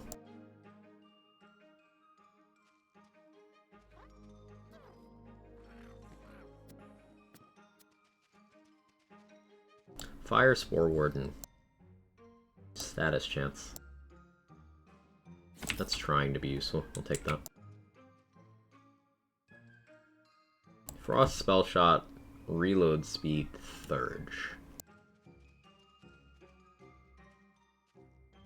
Yes.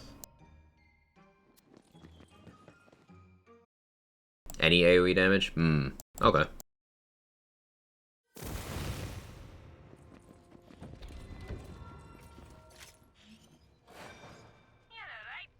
So this is a good example of why you see certain weapons used for certain delivery methods. So this is another lightning bolt delivery module, but if you look at the base damage here, 200 versus 700. Like, and this is non-elemental, so it gets the higher base. SMG chucking is just not good.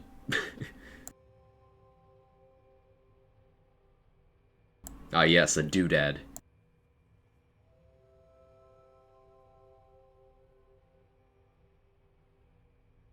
And when you add in the barrel thing, where SMGs don't get crossbow barrels, they have their magic barrels instead. But the magic barrel makes it a charge up, so it makes chucking it at all very awkward. Just, it's kind of sad. Dingle dangle. So like a don't dad?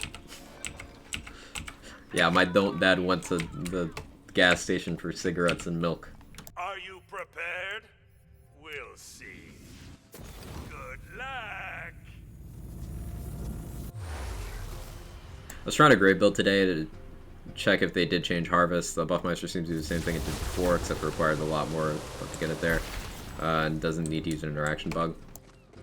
So, wait, Harvest is still doing what it was doing? Because I've just been staying away from Harvest the entire life of the game. I would love to use that on, like, a Wyvern damage build. Getting the Wyvern doing bonus dark magic sounds sick, especially with some of those attacks, but Harvest giving infinitely stacking damage is kind of a turnoff for me.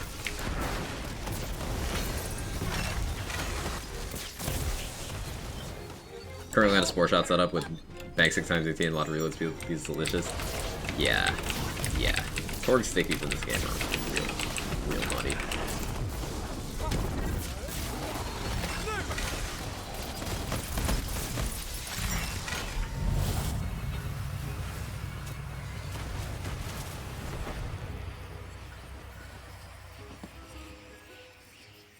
Harvest seems less OP if you buff it through armor.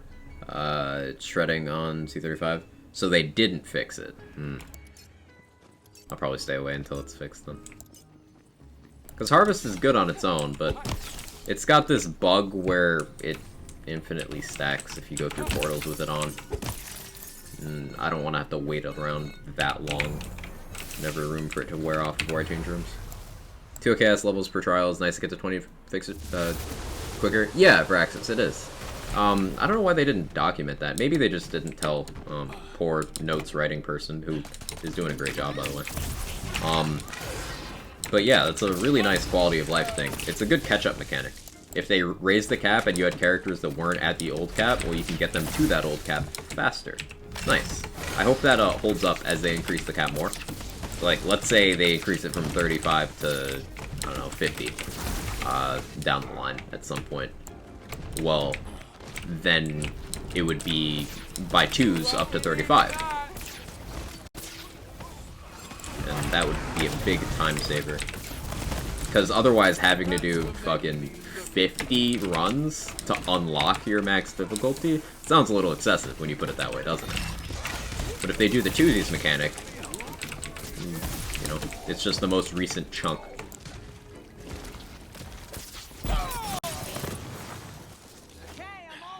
What holiday are you want to have in the game? I think a Halloween event would be cool. I know we had that with BL3, but I just love Bloody Harvest so much that I just have a lot of confidence in their ability to do a good Halloween event. They had a Halloween event in BL1 and 2 as well. Obviously this isn't Borderlands, but probably that.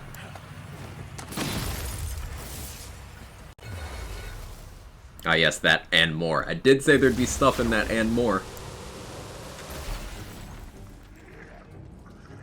Got to C34 and came against Permaheal Drill. Shield regen every few seconds. Kind of butthurting. Yeah, Dilbert. Drill can be very discouraging if you're... especially when you're progressing. Like...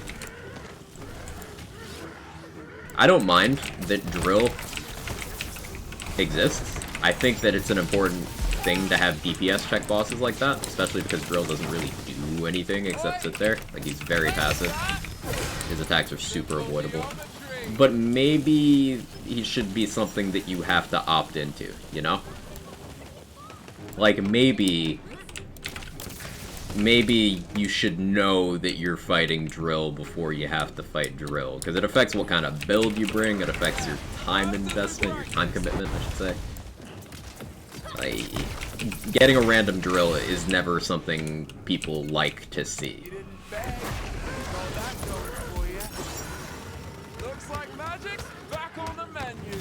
Especially when I'm playing Melee or testing out a new build, it's like, oh, okay. So, like, Drill is currently in the featured run, and I think that's fine. Because if you don't want drill, then you just stay out of the feature room. But that doesn't give any guarantees to people who want to do the other Chaos Chamber formats. Smell the spank.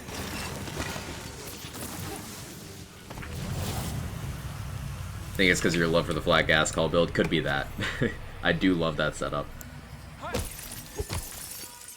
Nice to catch up. I also feel like I'm cheating because I don't have to do all 20 like others. I don't know. Maybe consider it a patience reward. Like drill, only because I got a times 2 ShamWai. ShamWai shenanigans. I still have not done the ShamWai stuff personally. Thanks for the reload, idiot. But I'll probably make use of it when I do some kind of launcher setup at some point soonish. I have launcher ideas I'd like to capitalize on. I know Stone Swan's done some great launcher stuff with dots. I want to see if I can take launchers in a different direction. Oh, don't look so surprised. And then of course, Garwood and others have done the Stickies approach.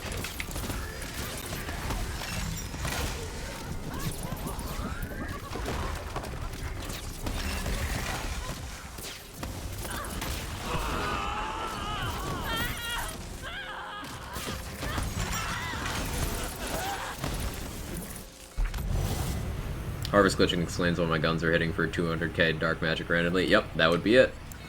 Harvest stacks up. Every time you go through a portal, if Harvest is on, you get more Harvest. It's kind of crazy.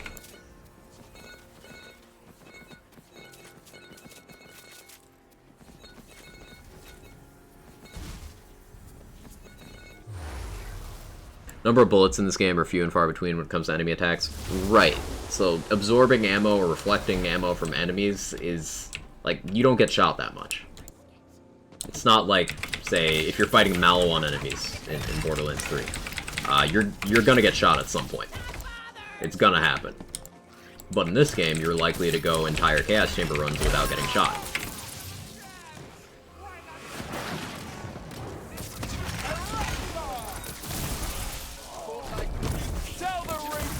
There are enemies that shoot, but it doesn't help that those enemies are also the most passive in the game. Think zombies, for example. They kind of run away from you more than anything.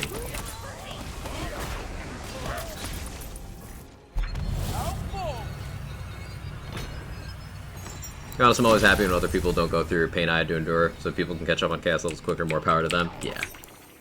I don't feel like it's unearned if you only have to do every other, because you still have to do the new levels, whatever new ones they added. It's just a catch-up to the same starting point, and then either you remain behind and then hit the catch-up the next time they do it, or you just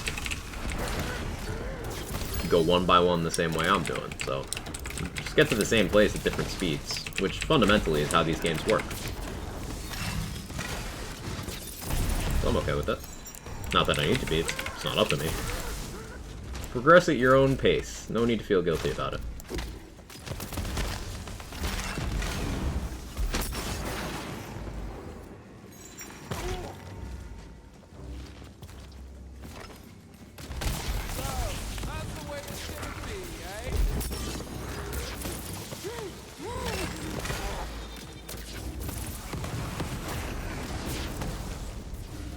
Aren't it enemies with launchers, right? No COV knockback spam? Yeah, that was hell.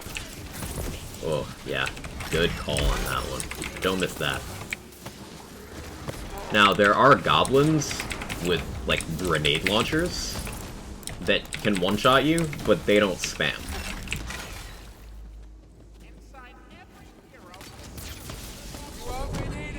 So it's like, whatever.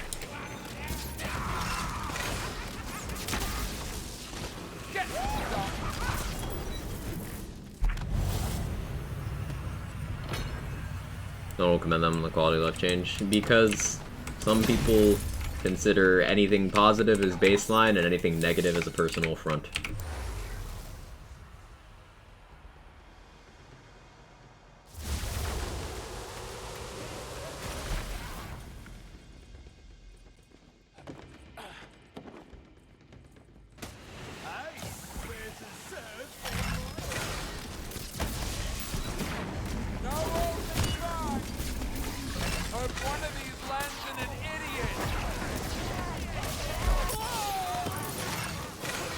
like that I actually have relevant dots in this setup too.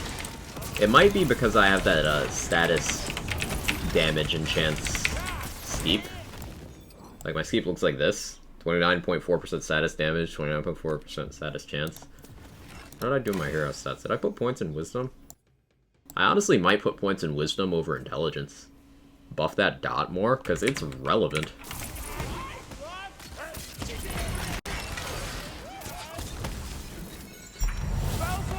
Definitely feeling chunky. I like that dots are so central to this game.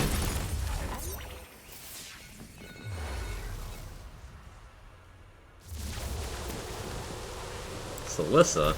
Ugh. I noticed that earlier, I'm all about it. Yeah, scroll wisdom. It's good stuff.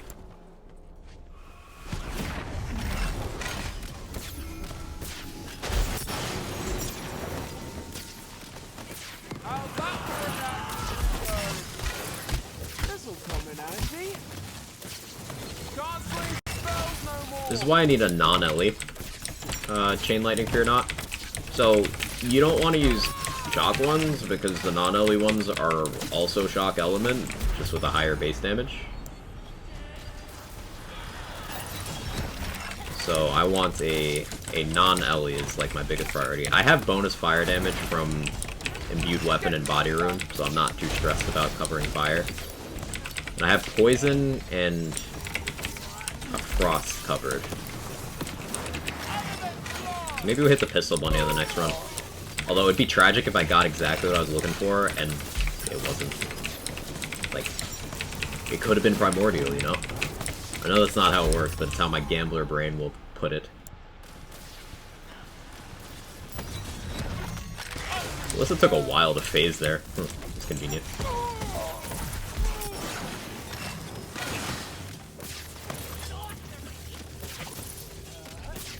As it was foretold, idiot.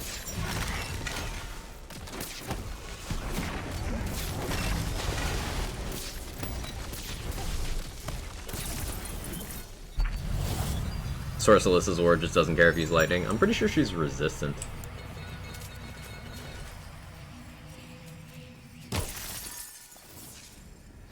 So, like, I wouldn't use it here. Probably just keep using exactly what I'm using.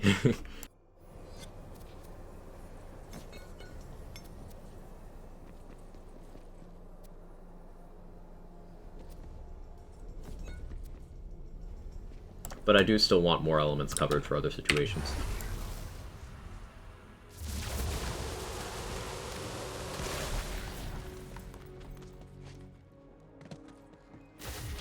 Makes sense she resists with how much she's lightning. Yeah, it's gotta. How do you dodge the butt styling boss? Lightning sword swipe leaves area effect damage across the map. Depends on which one. The horizontal one, you crouch in the middle. The elevation of the middle is like lower. See, it dips down kind of how this dips down to here. So you just get down there and you crouch, and it stays over your head. And you just stay crouched. Now the vertical one, you just sidestep. There's another one that you need to jump, but it doesn't leave lingering. So the lingering one, you crouch, middle of the room.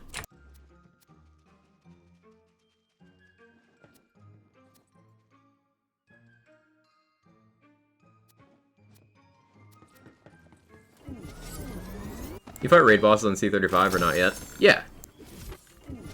Yeah, I fought raid bosses a bit. Not with this setup, which is one of my higher damage ones, but on my gun Clawbringer, I did. I fought the blue one, which still melts when you do the mechanic, and the yellow one, which was tankier than I was expecting. I haven't fought Bark on 35. Bark or Maker, I haven't done on 35 yet.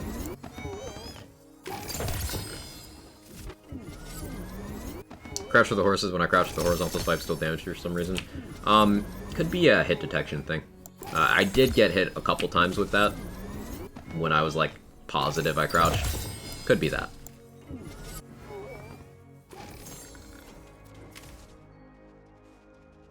Liquid cooling. Still a good gun.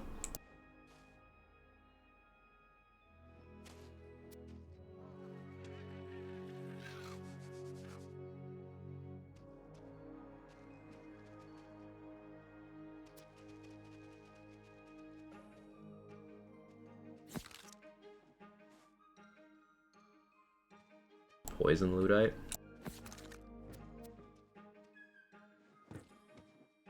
Their liquid cooling is dead. See, this is a volatile Fear Not. It's Dagger Storm with melee damage bolts. Take it just because it's volatile, but yeah, I'm not going to use that. It's a Fire Pixie, volatile Ludite, but it's ×1. Dark Magic Ludite ×1. There's a Perceiver in there.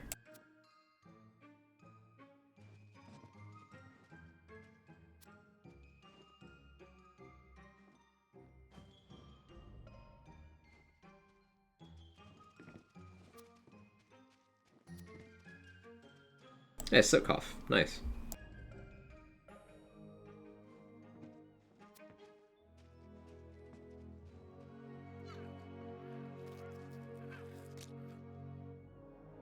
Yeah, no knots can be lightning bolt as well, but that's not crossbow barrel damages.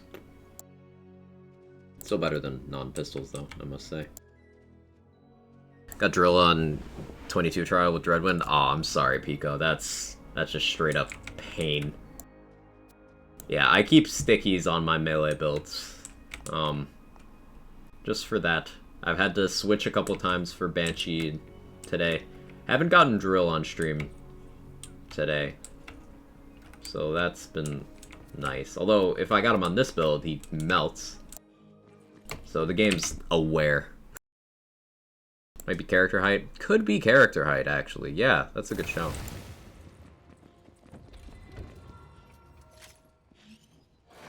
For the nightmare thing. Kinda sad you can't melee everything. Yeah, specifically Drill and Banshee kinda shut off melee. It's unfortunate. Come on, have some fun. Let's keep it going. Class should I mix with my Spore Warden? Depends on how you want to do your damage. What's your chosen avenue of damage dealing? Like, guns, abilities, spells, melee, pets? Like, what are you thinking? What's your poison?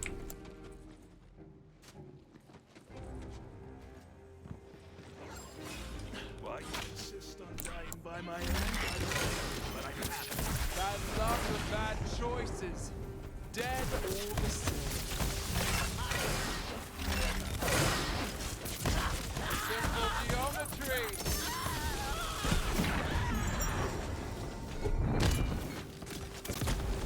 You won't be needing that.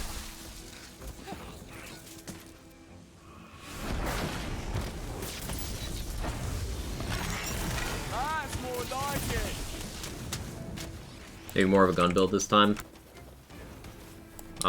Something I've been meaning to try out is Spore Stabbo, using From the Shadows action skill with Spore Warden Capstone. So you get all those ricochets, and they crit while your action skill is active. Sounds like that could be a good time. Maybe you could try that out.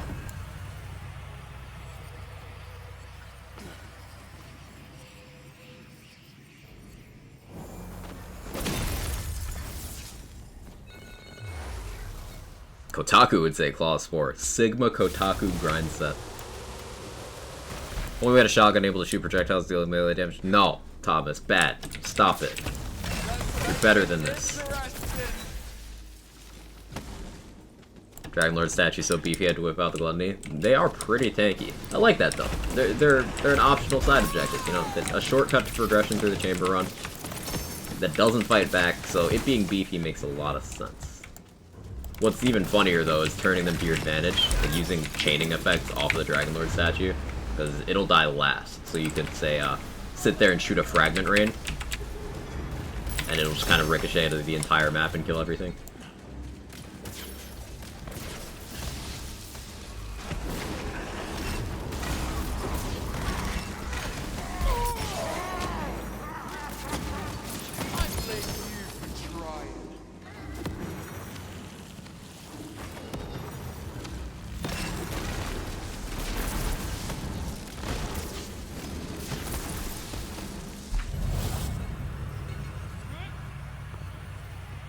Currently trying to Spore Stabbo and do movement speed and crit. How's that going for you, Fleece?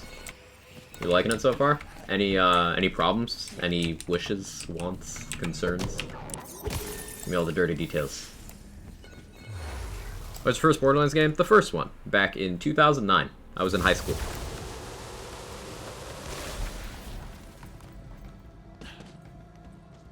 I saw a commercial and was like, hey, that seems pretty rad. So I went to GameStop and I bought it.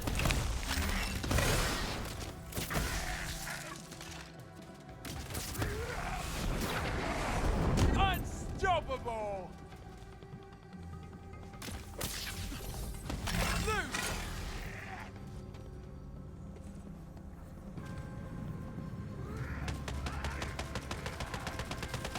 I'm a talking skeleton! How's that for an active reload? Never a moment's peace.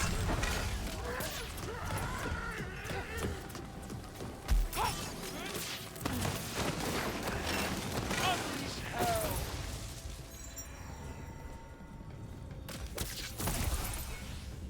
Love the skeleton trash dog. The dialogue in this game is really fun.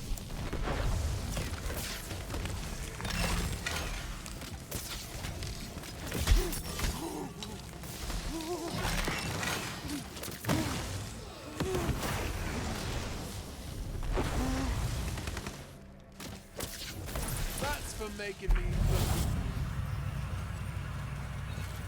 I still think those sacred ground objectives would be better if the circles moved. Either slowly drifted or like periodically moved through the map. One of those.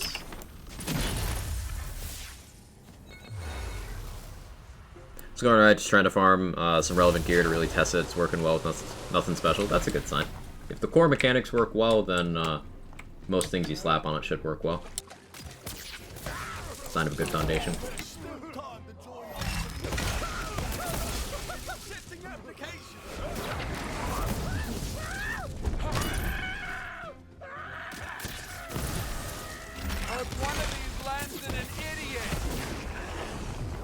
The knockback is so nice for stopping those hammerhead charges.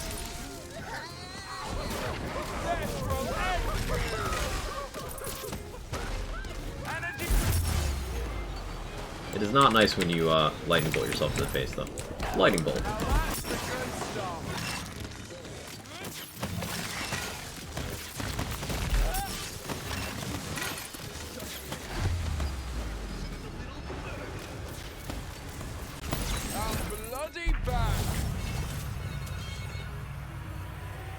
Dark Magic Primordial Perceiver. Ooh, nice. What's the damage on that?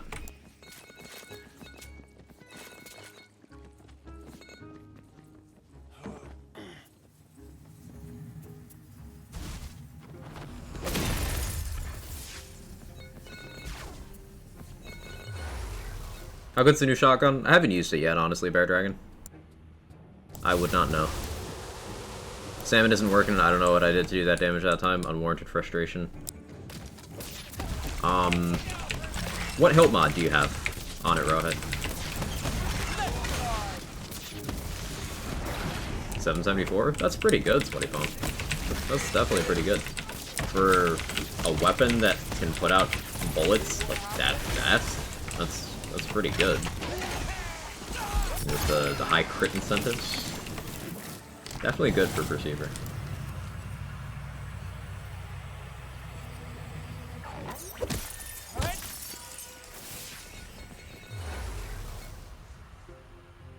How you doing today anyway? I'm doing great. I'm doing great, please. We've been playing a few different builds. A melee build I kind of threw together really worked out very favorably. We got that to 35 and played it a bit, and it feels efficient on 35. So I'm still very excited about that succeeding. I want to figure out bossing a little bit better on it, but it bosses well enough on the bosses that can be meleeed at least. And mobbing is just really fun there. And then there's this setup, which we're pushing up to 35 as well, and this is probably my highest damage setup, which very casually deletes enemies. So what you're running now work with the Queen's Cry?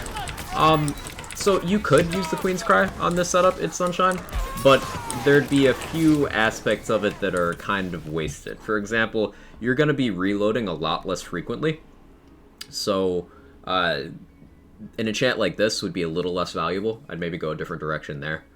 I'm mostly building around the chuck here, specifically around that. But you could use other guns on this build, just wouldn't work quite to this extent. However, Queen's Cry is a good gun, and we have a lot of spell damage, as we are a spell shot. Queen's Cry scales with spell damage, so it'd be a good pick, if you get good parts on that. Queen's Cry is a little parts dependent.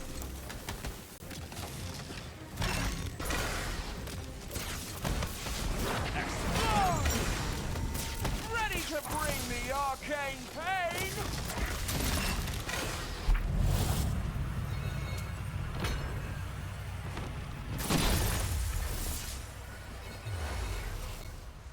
Ordered food and the delivery guy has 100% satisfaction rate with 8,419 deliveries. How? Someone wants to eat. That's a very driven person. They must, like, personally just fucking call up Spider-Man and have him deliver your food. That's crazy. 100%? Like, do they go take classes and learn how to prepare that food in front of you? Also with teleportation and time manipulation so it's still instant? Like...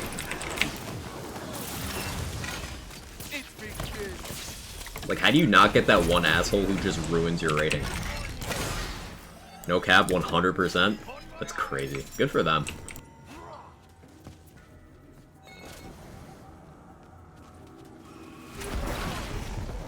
Rampage? Yeah, Rampage is one that I personally don't care for Rampage Hill. It's probably my least favorite out of all of them. Just there's the fewest use cases. Just gives you the least. Echo would be good.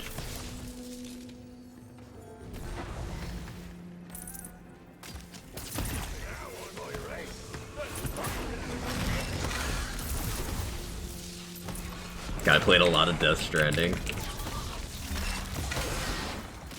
Well done, my lovely.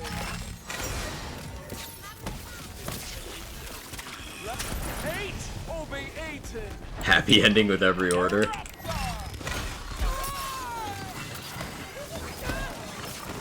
Our spell slots. Is this delivery driver just the let me solo her of delivery drivers?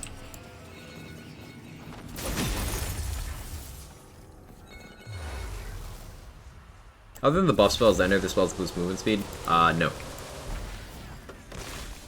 Is that only a shield enchant? This one? Yes.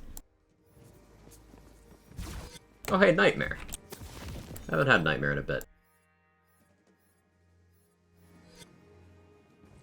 Let Me Solo Her is one of my favorite memes from gaming. Absolutely. It's a great story. Very wholesome. For anyone who doesn't know, an Elden Ring player who's now known by the term Let Me Solo Her has appointed themselves just the guardian of anyone who's struggling with that game's hardest boss. So you can summon in help from other players, and they go in naked, dual swords, and a pot on their head, and they solo the hardest boss in the game for people. Like, for free, no payment or anything, it's just like, they will go help people. And they just became a legend in the Elden Ring community.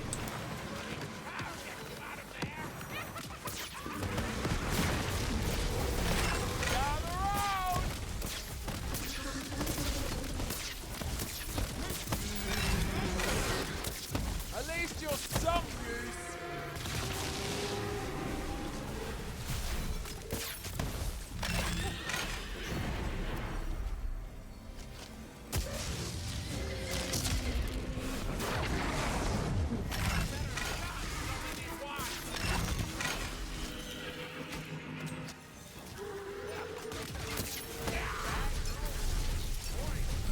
So that's the one that I mentioned you need move speed to dodge effectively. I just happened to be paying attention.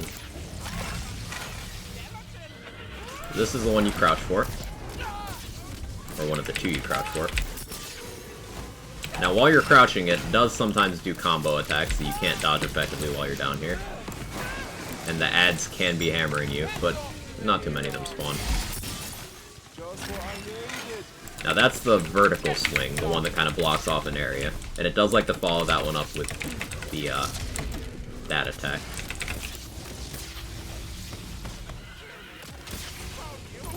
There you go, it's Nightmare. It's not too bad. Side topic, anyone else hate the dark blue names on dark mode for Twitch? Hey, they are very difficult to read, Pico. Ooh, new tattoos. I didn't have that one.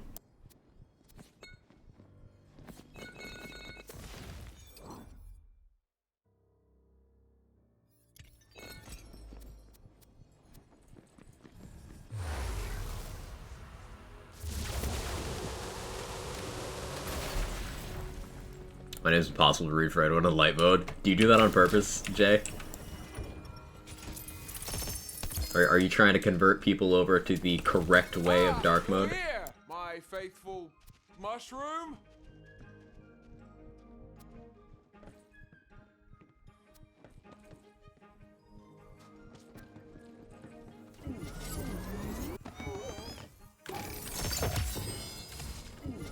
Wouldn't mind if the arena would clear all hazards and status effects you might have on you when you complete the floor. There seems to be a limited sort of mercy mechanic, where for a little bit dots won't kill you when it ends, sometimes. But beyond that, it's mostly just you don't lose lives if you die after the encounter's cleared. Readable color setting for names? Yeah.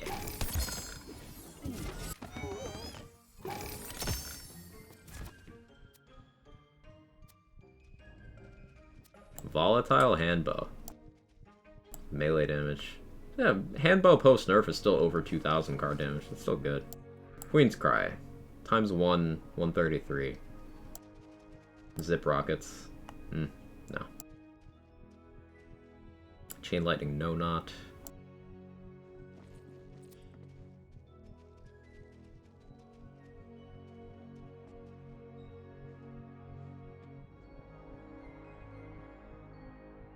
Volatile, want not. Take that, Stagger Storm, but I'll take it. It's a Shrike, whatnot.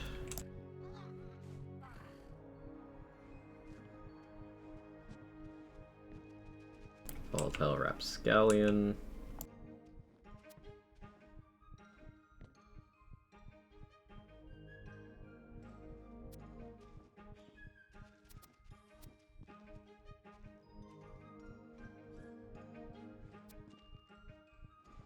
Okay. Thought I got my first liquid cooling yesterday, joined the Cool Kids Club a little late. Still a good gun. Still a good gun. A little more situational in when you would use it, but still a good gun. I still recommend it for a blue raid boss if you need a gun for that. Very good there, as long as you have SDUs. Love to see a spell added that just boosts stats like movement speed, reload speed, etc. Just like an overall boost to utility stats. That's part of my issues with Buffmeister Fleece. They could have divided that spell up into 6 other spells, and then it would have been a use case based thing. But instead, it's just like, hey, this one for everything. Like, little uninteresting.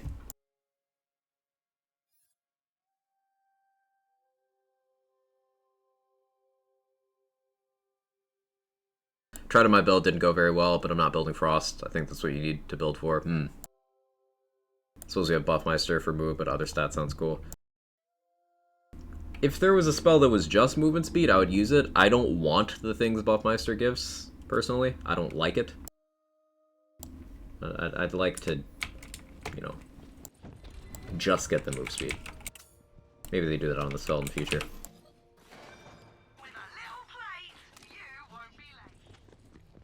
Just move in and reload? Yeah.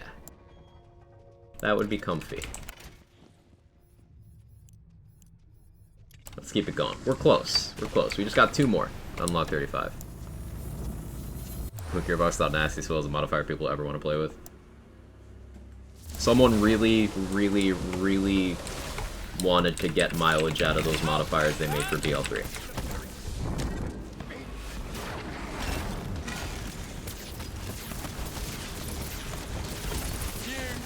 and then decided to reuse some of those effects in more terrifying ways.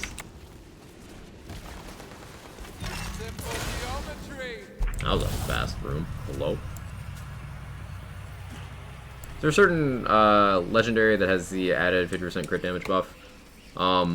Smart Armor. As Pugly said, it's a crit chance penalty, but a crit damage bonus.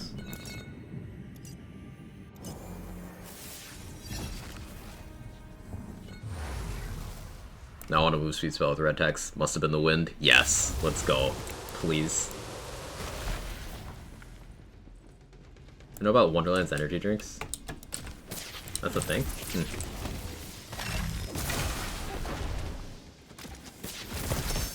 Do I have health bug? Can't tell.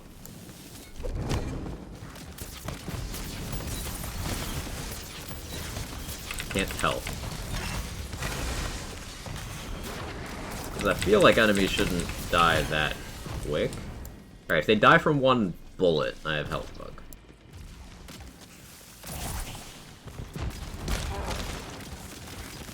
That still doesn't seem right. I'm gonna save quit just in case. Next chaos have to be 50, feel like chaos level should be universal.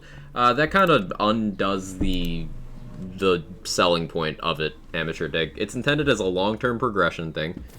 And also, is it confirmed the next one would be 50? Or are you just theorizing the next one would be 50? Genuine question there.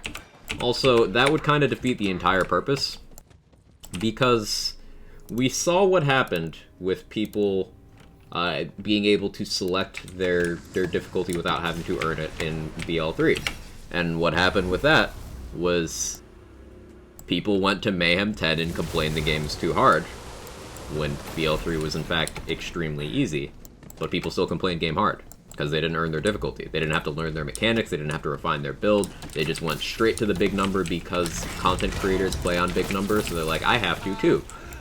People having to earn their difficulty levels is much better game design, and also gives the game replay value and longevity. It also makes it so that the whole issue of putting gear behind higher difficulties is not as much of a problem, because if you could just go to the highest difficulty right out of the gate, people would be like, oh, full primordial for everything, always. But the context of, okay, this only drops after you've earned your way up there, helps people understand that the highest chaos tier of items is not necessary and the game is not balanced around it. Additionally, they did implement a mercy mechanic of chaos trials before 20 now increase your available chaos by 2 instead of 1. So there's still a catch-up mechanic. Like, from no angle do I think that making chaos tiers account-wide is a good idea. I don't think that's a good idea at all. Also, again, do you have a source on it being 50, or is it just speculation? Theoretically, with first increase of 15, we could see 98 endgame. Theoretically, but you said it as a definitive. Look at level caps in their previous game. Look at Borderlands 3's level caps. The first increase was 3. The second one was 4.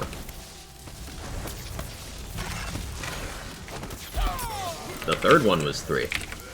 The fourth one was 5. The fifth one was 7. Makes sense, though, for the grinding? Yeah, but it's not confirmed. Unless you're referring to what I said, in that case.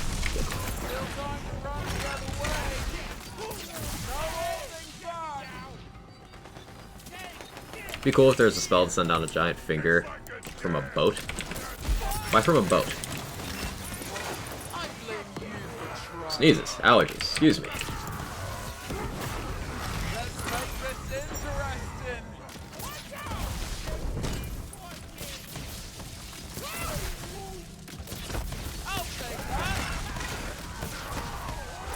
Let's see. Thank you. I've got all the magic I need. What's the catch-up mechanic you mentioned? So, this was an undocumented thing. This was not listed in the patch notes. Chaos Trials below 20 will now make 2 more available instead of 1. So if you complete Chaos Trial 8, it unlocks Chaos Trials 9 and 10. Or it unlocks Chaos Trial 10, I should say. Whereas before you had to go 1 by 1. Now, up to 20, you can just do every other. Now after 20, you need to go 1 by 1 again. But that's the catch-up mechanic. Direct trying for more playtime. The design of this game is structured around Chaos Chamber being the long-term endgame content. So including a progression system within that just kind of makes sense, does it not?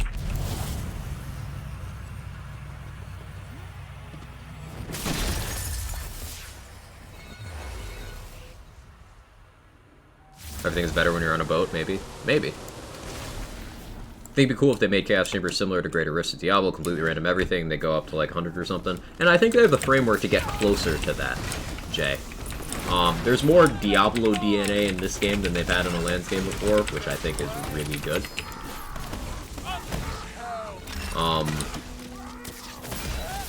And with the Chaos Chamber different formats, they have the framework to do things like that.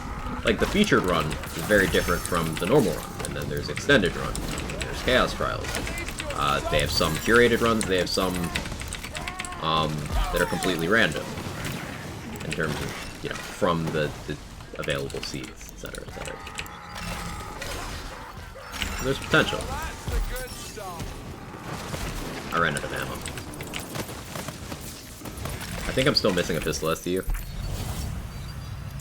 So they plan on going higher than 35? They do. They do. D3 turned into more about rift farming though, which I thought was lame, so optimized that the rifts just got so hard you had to find the perfect one. But the thing with that, Dyson, is that it was elective. If you were at a greater rift tier where you had to fish, you either capped out your build's potential, or you are pushing extremely high difficulties that are exponentially more healthy than the lower ones. It was like, you performed to unlock this difficulty, and then it's an option that's available to you. It was not the baseline experience the game was balanced around. And it's important to note that Diablo 3 came out in May of 2012. The Greater Rifts were introduced in 2013, and then it took another 5 years after that for people to start doing GR 150s, which is the cap. So it had such longevity and difficulties that it was 5 years before people actually were hitting the ceiling. Diablo 3 is 10 years old? It is. Welcome back, Era. Enforce that items ridiculous bonus is 16,000% pixie damage. Yo, Impale set be like. That shit's crazy. They got up to like 40,000% damage bonuses on set items in that game. Big number is not your friend when balancing these kinds of games. Like, Diablo 3 damage numbers is like, oh, hey, I'm only hitting in the low trillions. My build must be shit. Like, okay, buddy. I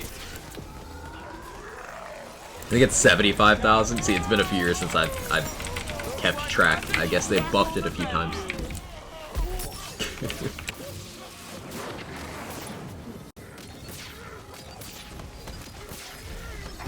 Barrel Surge Tidal Wave build could be nice. That does sound fun. Does sound fun.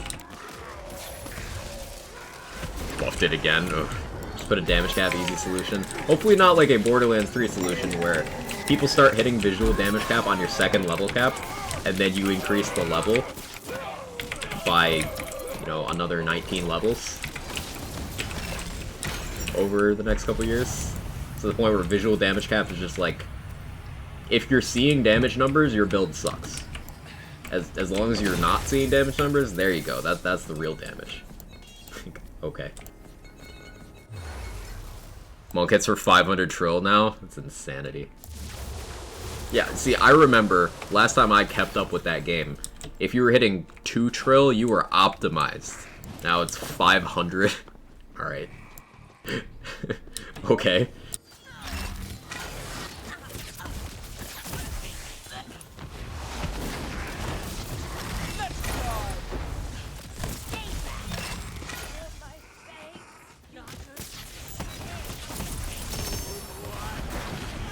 I was hitting maybe in the billions, and for a while that was top tier.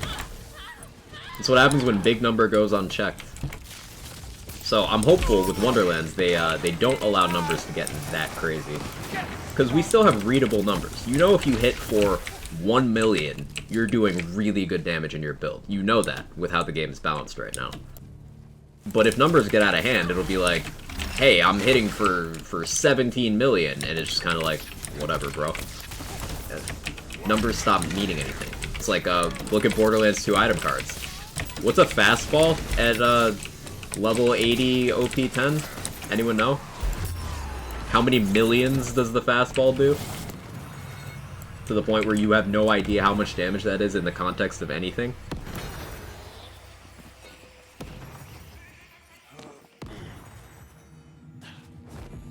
$80 mil?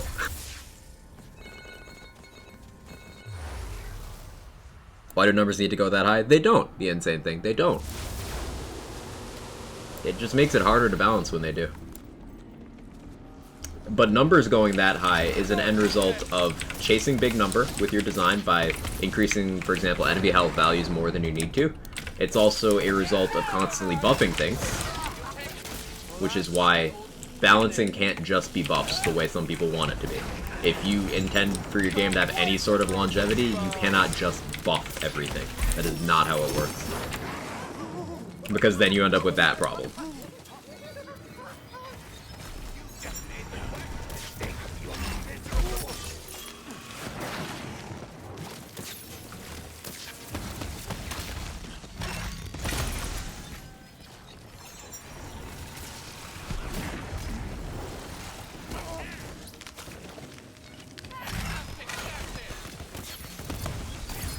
Gonna need more magic! Like rain! Only sharper!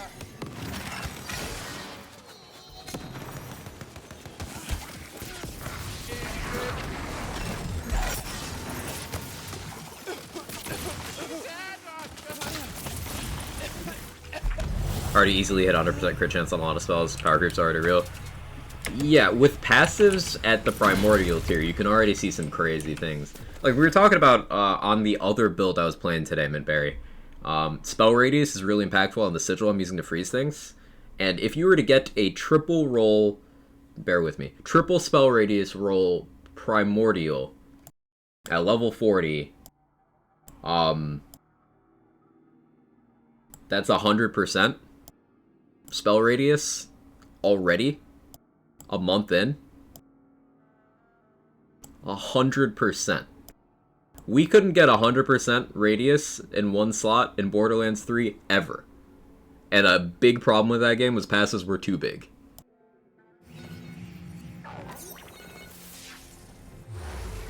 So the ceiling of what you're capable of through big numbers in this game is already like, whoa. Is that our Spell Shot Spore build? Yeah, this is a Lightning Bolt chucking Spell Shot Spore build, Tiny Gnome. I've actually been hoping for Drill on this build, because this makes a good showing at Drill. Zappy Chucks are nasty? They are, Mask. They are.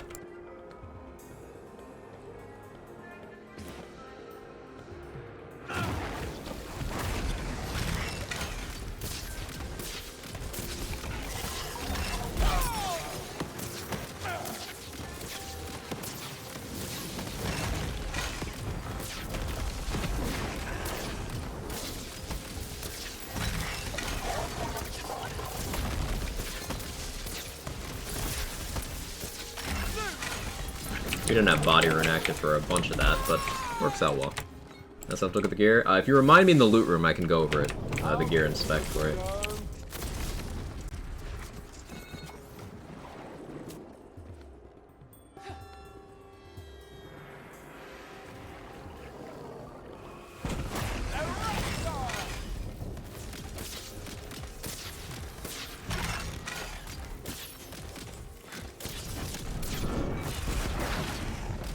This is part of why I want a non-elemental one to deal with this phase.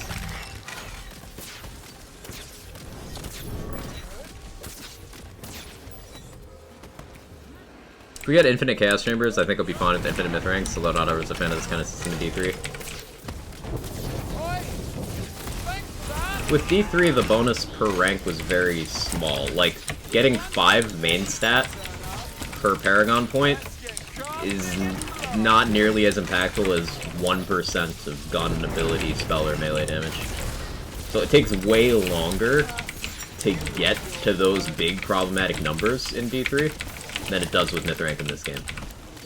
Like, you could, with my myth rank I have right now, which is just barely over 400, you could have gone into almost exclusively the damage passives, and you could just be at a point where, like, the game's already a meme to you, damage-wise. Remember, Warp Paradigm exists in this game, so just a little bit of extra stat is, potentially problematic. I ran out of ammo. There we go. I need more SDUs. Chucks will play the angles, ricochets, but my go-to for mobbing on Spore. Builds top tier for clears. Which Chucks? Because the chain lightning bolts do not trigger play the angles from my testing.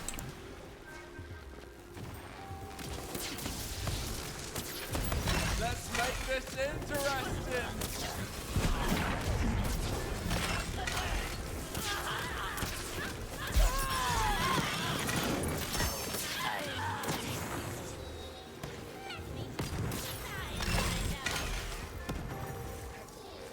Except the way I'd watch a hockey game, came back, you're still at it. Yeah. I wanted to get to 35. I wanted to get to 35 on this save too.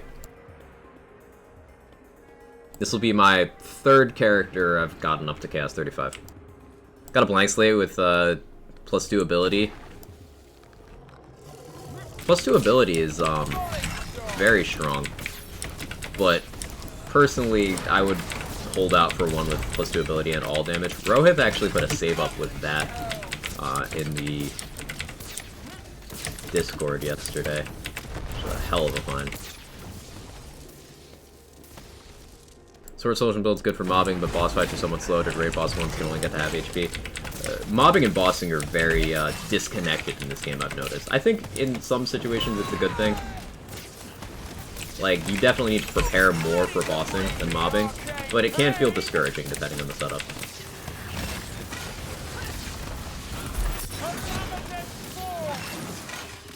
Yes, felt that one.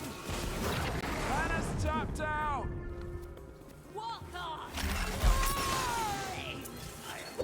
This world's no place for the weak.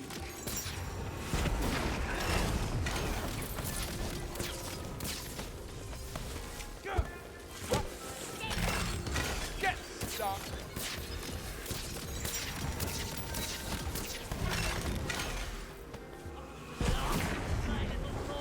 Do class emblems mean it only works with that class on the blank slates? No, I don't believe so. I don't think so.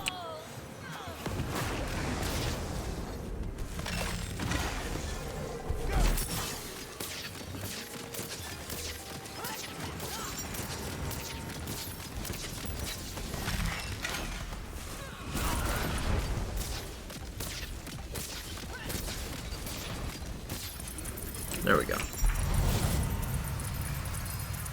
They'd be forced to trigger play the angles with stab by action skill. It's not that they don't homie data, it's that they can't. Pistol mag size. No, I'll take that. Class icons are just visual. Thank you, Felicia. I appreciate it. Ooh, banner. No banner, only Hulk. Sorry, I have to say it out loud every time I think that. I'm a child.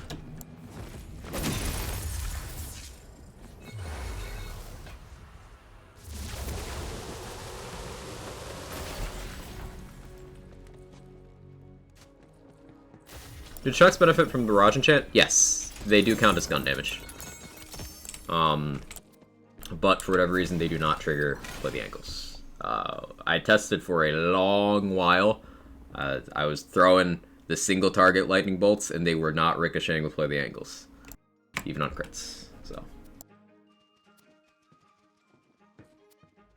unless I had an extraordinarily bad stretch of luck, they can't. Tests are not ironclad though, so feel free to test yourself. Spore Fuse, Bolt Chuck. Yeah, that's what I've been doing. I got that enchant here. Oh yeah, I was gonna go over gear and stuff. So, spec-wise, I'm down to high thread count in the spell shot tree. We got 4 an imbued weapon. The last 4 points are just kind of leftovers, because with Play the Angles not working with this, it just kind of leaves us a lot of room. Getting Wrath of Nature and Headhunter is the most important bit. We're using Barrage. We have both of the Barrage enchants, both the ones that matter. The Barrage Charge on Reload on our Ward slot, and we have Spore Fuse on our gun. Gun damage, ability damage, mag size, fire rate, and move speed. Pet Revive, we take all those. We take enough Bullseye to get down to Wrath of Nature and Headhunter. We take that. Then we go down here for Magic Bullets, Prestidigitation, Spell Cooldown, Mage Armor, and Glass Cannon. 1 just warming up, just to get down the tree, really. To high thread count, which helps buff spell weaving, which magic bullets, and all that nonsense. Gear-wise, Fear Not with Chain Lightning. I have another Fear Not single target. I want more elements. These are just the only ones I have right now. Backup guns in case I run out of ammo. And I'm running a Skeep with Spell Shot power for stronger magic bullets and just all that associated stuff. Poison damage because Spore Fuse and my best Fear Not happen to be that, so the Spore Fuse enchant will double dip our poison bonuses. Very impactful. Body Rune for healing and better elemental matchups. I'm using an Elder Wyvern's Ring, because that fire damage is quite nice, but Ring is pretty flexible. You know what kind of things to go for on rings. Warped Paradigm, melee and ability increased by spell, 2 in Wrath of Nature. And then I'm using this Eruption because it's consistent knockback around me. Helps line up shots. The gun scaling chucks do trigger Play the Angles, not spell scaling. Yeah, so that'd be the whatnots or the want nots that do it, not the fear nots.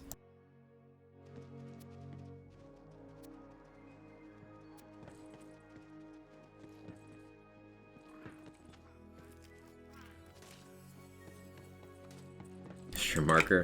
Yeah, I should.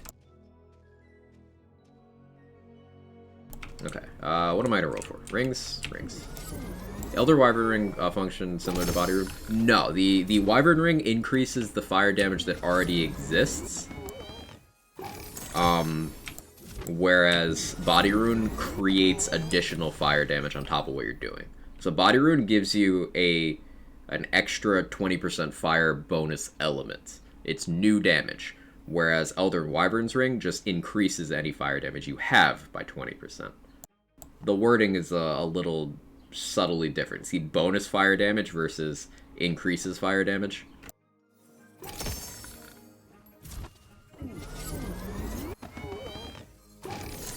Must try Tidebreaker with Blast Chill, feels dirty. Yeah, I was doing that a little earlier, Rohith.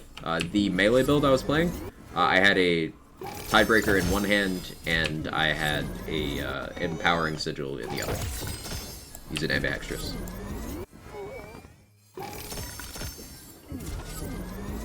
I had that going on. Definitely a fan. Good taste.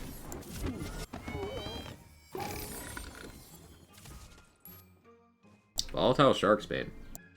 What the fuck is that gun damage? Hang on. Hello? Hello, police? Also, Shark's Bane. Ooh, But, hang on.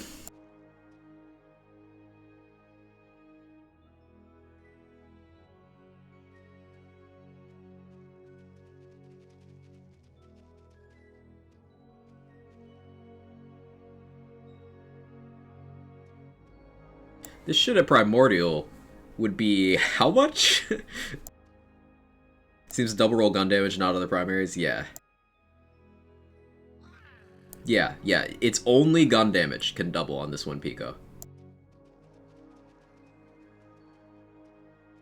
And then on crit, its ring increases, its effect increases by 25%. Like, You just get the bonus damage against land sharks. That's so good. Like, I don't even care that the cooldown and assault rifle reload speed don't do anything for me. Like, I just want to put that there. Sure, I lose the spell damage, and I lose the pistol reload speed, but I have a lot of reload speed. The 25% increased action skill ready, that was consistently on. So losing that would suck. Do I just lose the Wyvern Ring instead? Because I'm just getting gun damage and fire damage there. I feel like maybe I swap the Wyvern Ring.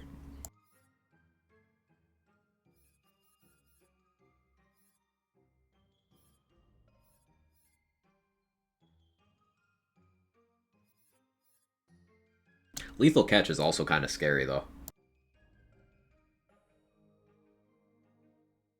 But, anyway.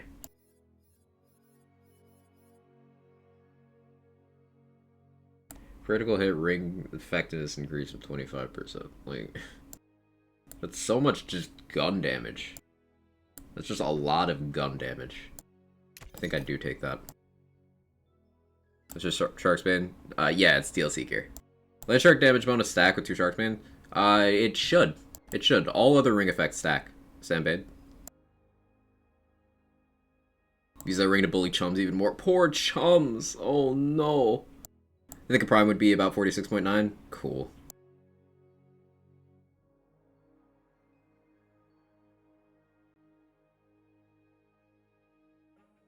You're on Chaos 17 now? Nice, Beard Dragon. Keep in mind, 18 plus chat.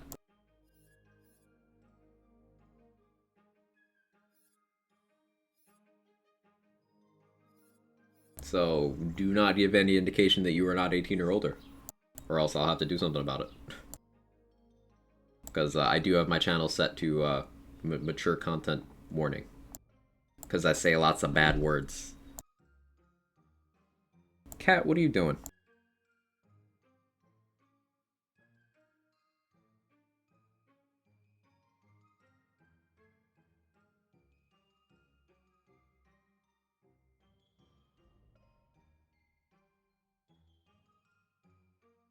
To Batman that says bad words. I don't know about the first part.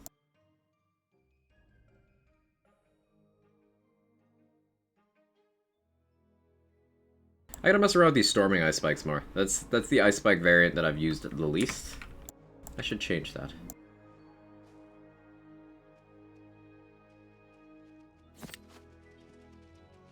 Oh, my inventory is full. Oh no. I'm too indecisive to have the ability to...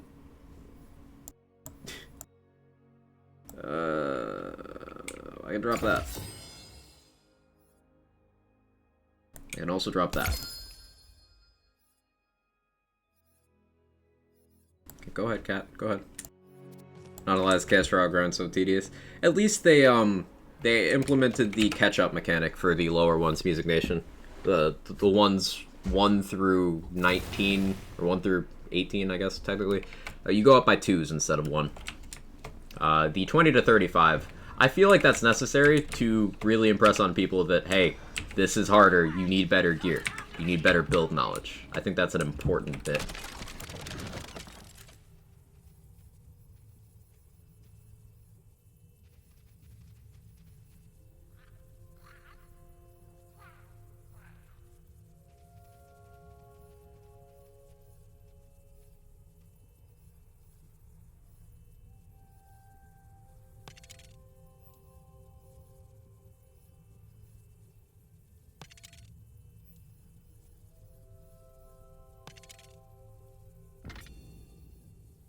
Just spending moon orbs right now, honestly, just to get rid of them. If I happen to get Spore Fuse on this, then I'll equip it, but like, the damage is low enough that I'm like, eh.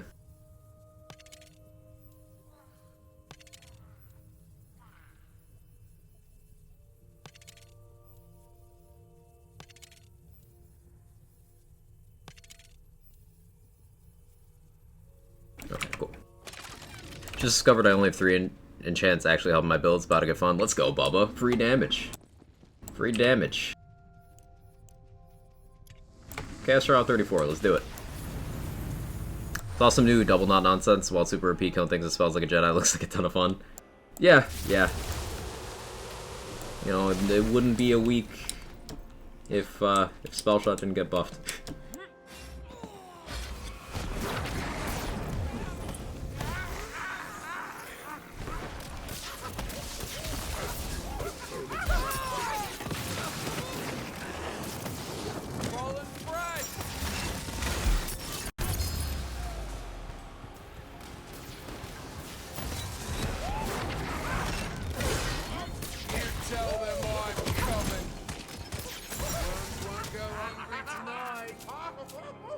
First with the recharge, yeah, no thank you.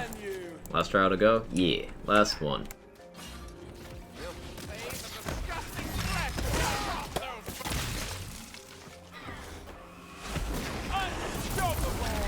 I keep forgetting, I was gonna change some hero points over to more dot damage instead of spell cooldown, but I do not remember these things.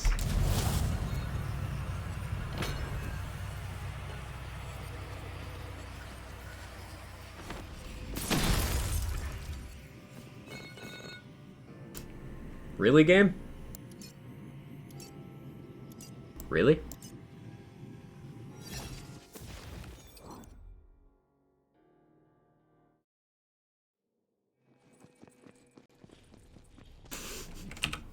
Come on, have some fun. You go on ahead. Out of all the OP things in Wonderlands Borderlands, it's up there for me in the looks like fun rankings. That's fair. Spellcasting is cool. How's that for an active reload?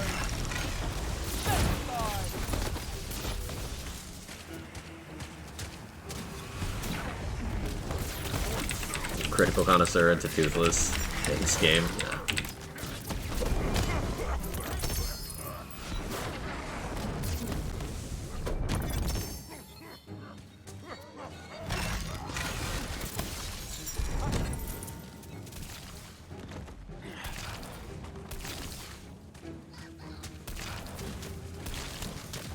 Oh, I should say Butt Stallion instead of looking at loot. Yeah, I'm a terrible friend, Butt Stallion. I'm sorry.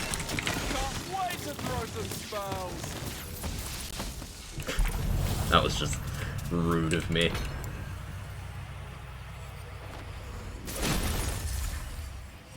Searing Tether and Magma Breach. Who did I hurt?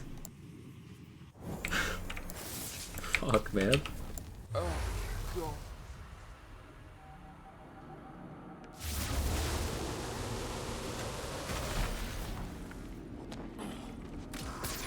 Oi! Thanks for that! Might have lived if you'd run.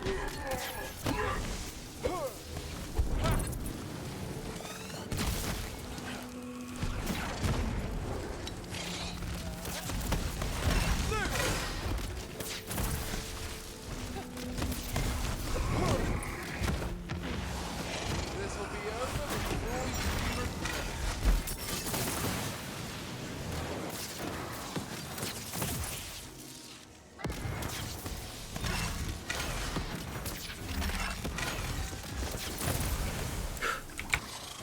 Yeah, I feel that damage from just that ring upgrade. It's craziness.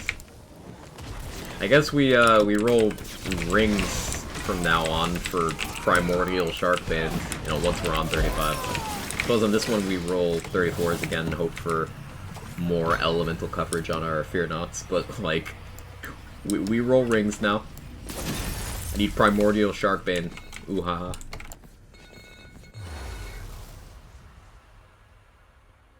Said something bad about Spelltop, Death didn't like it. Sorry. I've learned. I've reformed.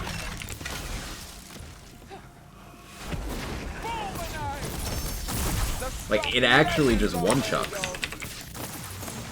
That's so much damage. Like, I'm not matching elements, chat. I'm on Intense, Chaos 34. One-chuck.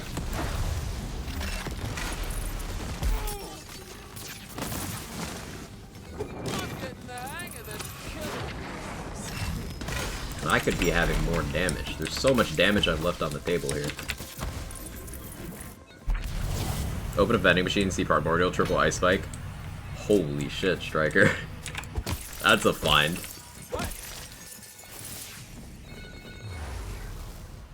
Quag reformed.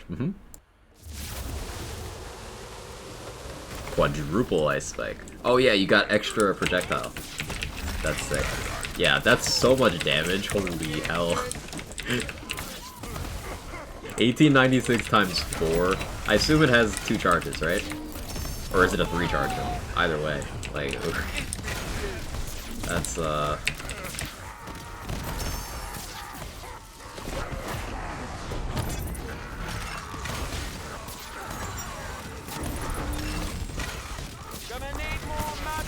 got a volatile triple ice spike close to the same stats from the vendor. Let's go, Dyson. 1 mil money too short. Sell your equipped gear. It's that good.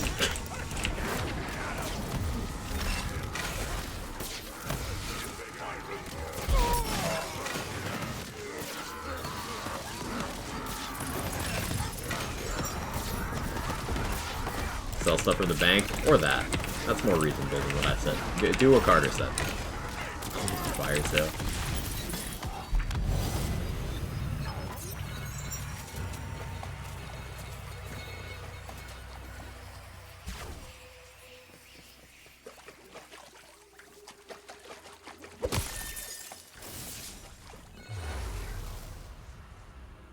We expect a Shark Band build on Monday then? I think every build that wants gun damage is gonna be a Shark's Bane build, Felicia. Cause it's a double roll that then gets an extra 25%, which means it's just more gun damage than even a mood ring.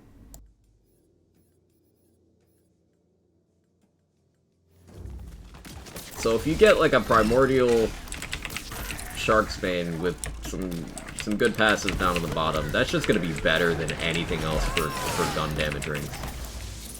Now, if you want a different stat, then there's still competition. I'd say Mood Ring still beats out Shark's Bane if you're going for primary ability damage, primary spell damage, or primary companion damage. But for primary gun damage, it's like, it's the move. It's the wave.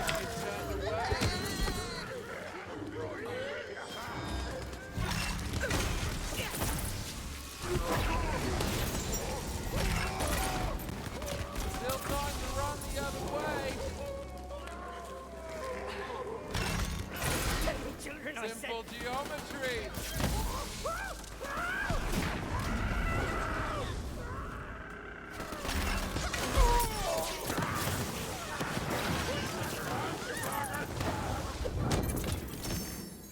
Now that's the good stuff. Wonder if the uncritical hit is any crit.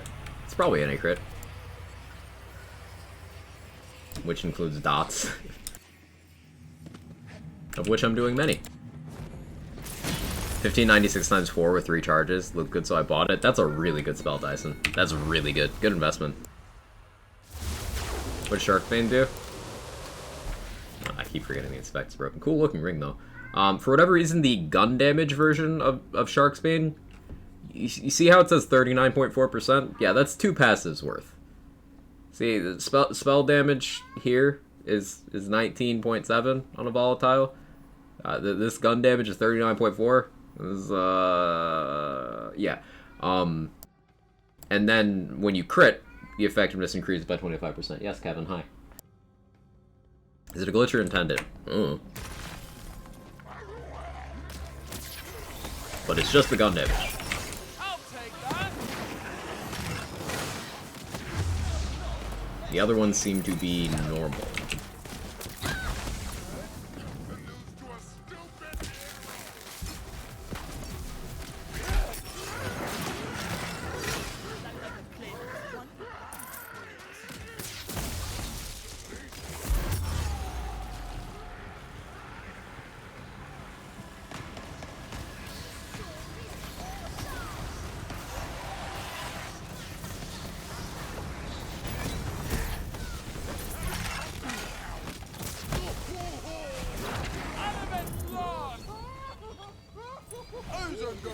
Managed to get a 2 mil ricochet with the lightning shocks. Does that seriously not play the angles? It might be, it might not be. Are you in the Discord, Mask? Can you post your weapon you're throwing?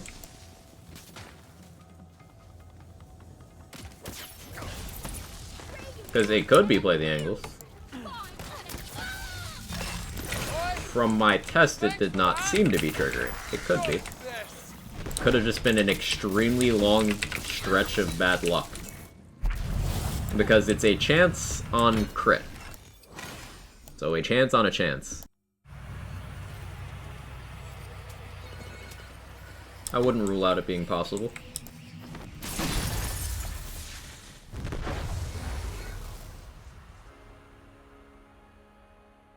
Honestly, sometimes difficult to know some Gearbox's weird things. Game development is weird. Just clipped it, make Discord upload there, build and all, cool.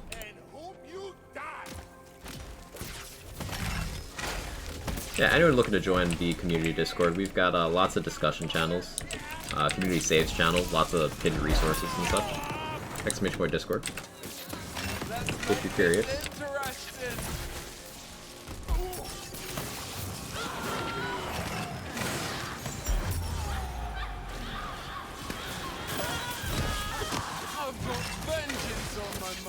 And there's a looking for group channel if you're looking for people to play with or trade with.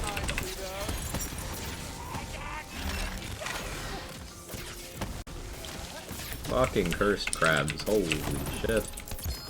Whoever designed cursed crabs was having a bad day, and I think they need a hug. Let's get casting and blasting.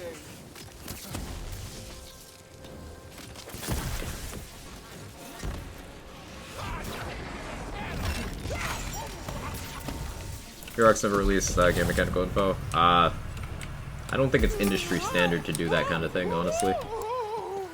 They've commented on mechanics sometimes, but I wouldn't really expect any game dev to be forthcoming about that.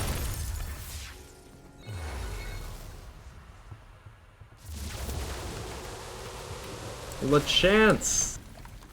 To cap off our climb, we got the bro himself, LeChance. LeChad.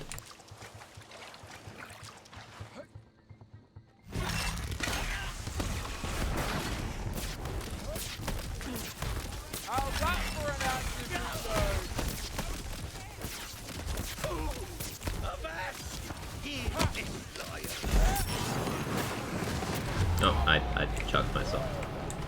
Go chuck yourself.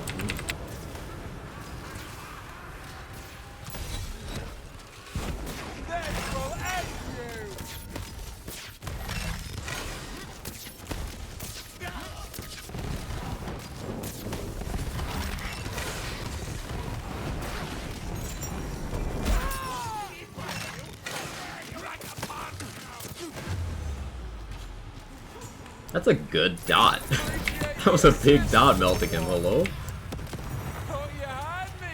Easiest boss in the game? Yeah.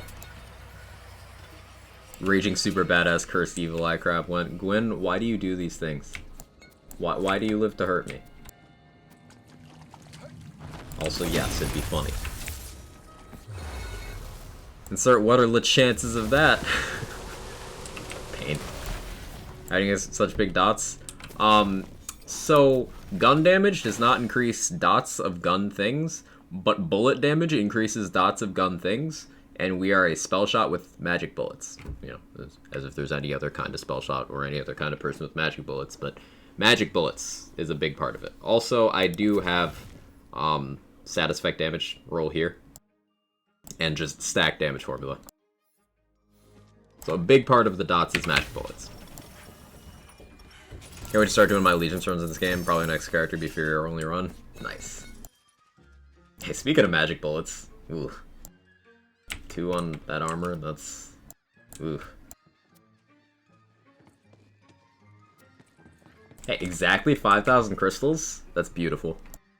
Spell shot's the answer once more? Yeah, it really do be like that.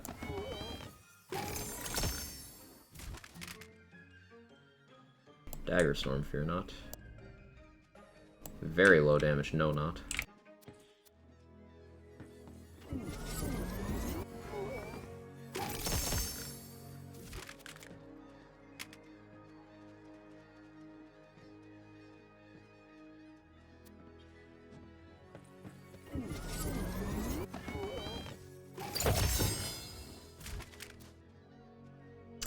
Boniface's soul. Non-Ellie, no thank you.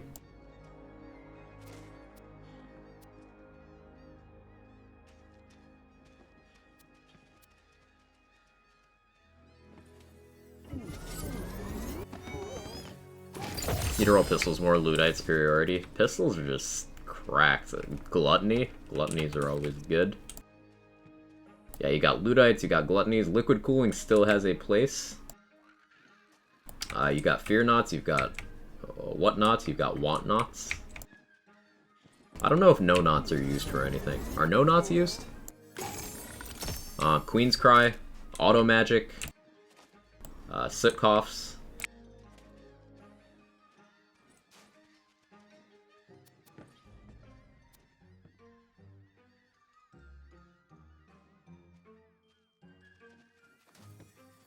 It's getting hard to see things over there, so let's go over here. Catatumbos, yes. Hand bows.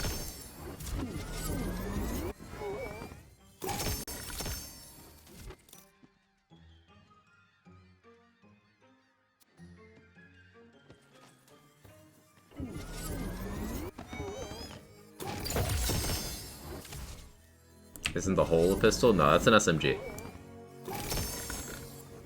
Throwable hole? That's an SMG. Kinda wish Bunny Room was done in a vendor style instead of on the floor. It gets so messy. Yeah, a thought I had early on, Dyson, was if they had inverted the design, like if instead of the statues had been on the outside facing in, if they had been in the center of a room with, you know, wider walls, and they'd been facing out, would have been a little bit better. Because then each bunny would have its own pile location. Now, you'd still get the pile up from using one bunny, but you wouldn't have an issue where if you hit, say, the SMG and the shotgun bunny, eventually you can't figure out which is which anymore. It would avoid that.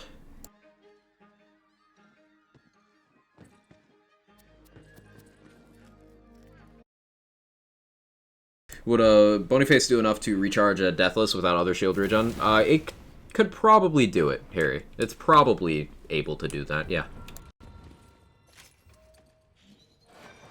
Welcome to the gun show. Back to the grindstone. Okay, so we're checking the vendor, then we're gonna pop over to 35 and check the vendor again. Because stonks.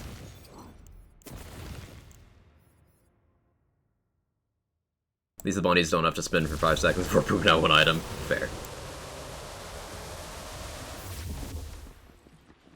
Gives a novelty legendary amulet with minus 100% loot luck, but why? But why? Okay, that didn't update the vendors. These are weird, sometimes they do, sometimes they don't. Okay, it updated some of them, but I don't know. Weird, interesting. Anyway, that is 2 builds. We got to Chaos 35 today. 2 builds. I'm definitely going to be working on this one, because this is my hardest hitting. But that melee build was really fun too. And I want to optimize my gun clawbringer a little bit, which we didn't actually play today. I set it up in case I was going to play it, but we ended up having way more success with the melee build than I thought we would. So we don't get legendaries. Ah, so it's more rewarding. I get you. But yeah, that's going to be it for today. I'm going to call it here. Went way over my normal time, but I was having fun with you guys. Hey, Synergy. So, you guys are great. Thank you for all the support. Thank you for the raids. We got so much love today. Vocal Assassin for the host, Cheats for the raid, Holo for the raid. And if my memory failed me and there was someone else, I apologize. But thank you guys so much. Let's see where we can bring you guys. Now, tomorrow's my day off. I will most likely not be streaming tomorrow. But as always, there's a chance if I don't feel like doing anything else, I might just stream anyway. Sunday's my scheduled day off. Let's find somewhere for you guys to go. Yes, Kevin, I will do something. I don't know what he wants. He's got food and water. Probably just wants attention. Who is still alive? Let's see, Tweety's on. Wolf's on. Karma's on. Samwise is playing It Takes Two. Lazy's on as usual. Triple G's doing his Tarkov thing. Civil's playing Kingdom Hearts. Yeah, Cat. Let's just go to Lazy, because I'm going to be there anyway. Thank you for reminding me, Sweaty Palms. I am going to try to take that walk. Thanks, Dilbert. It's good to have you here.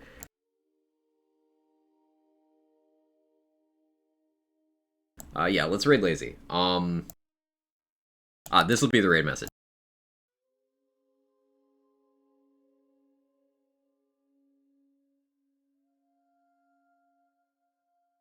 Spam Quad Cryo.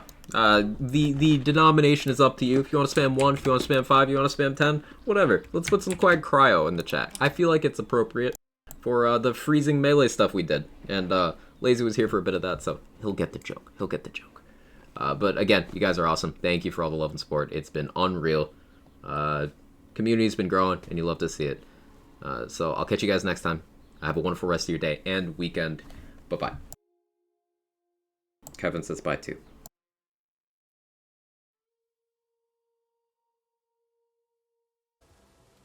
What's the special here? Apparently it's doing weird stuff with crits reactor. Like on the semi-auto.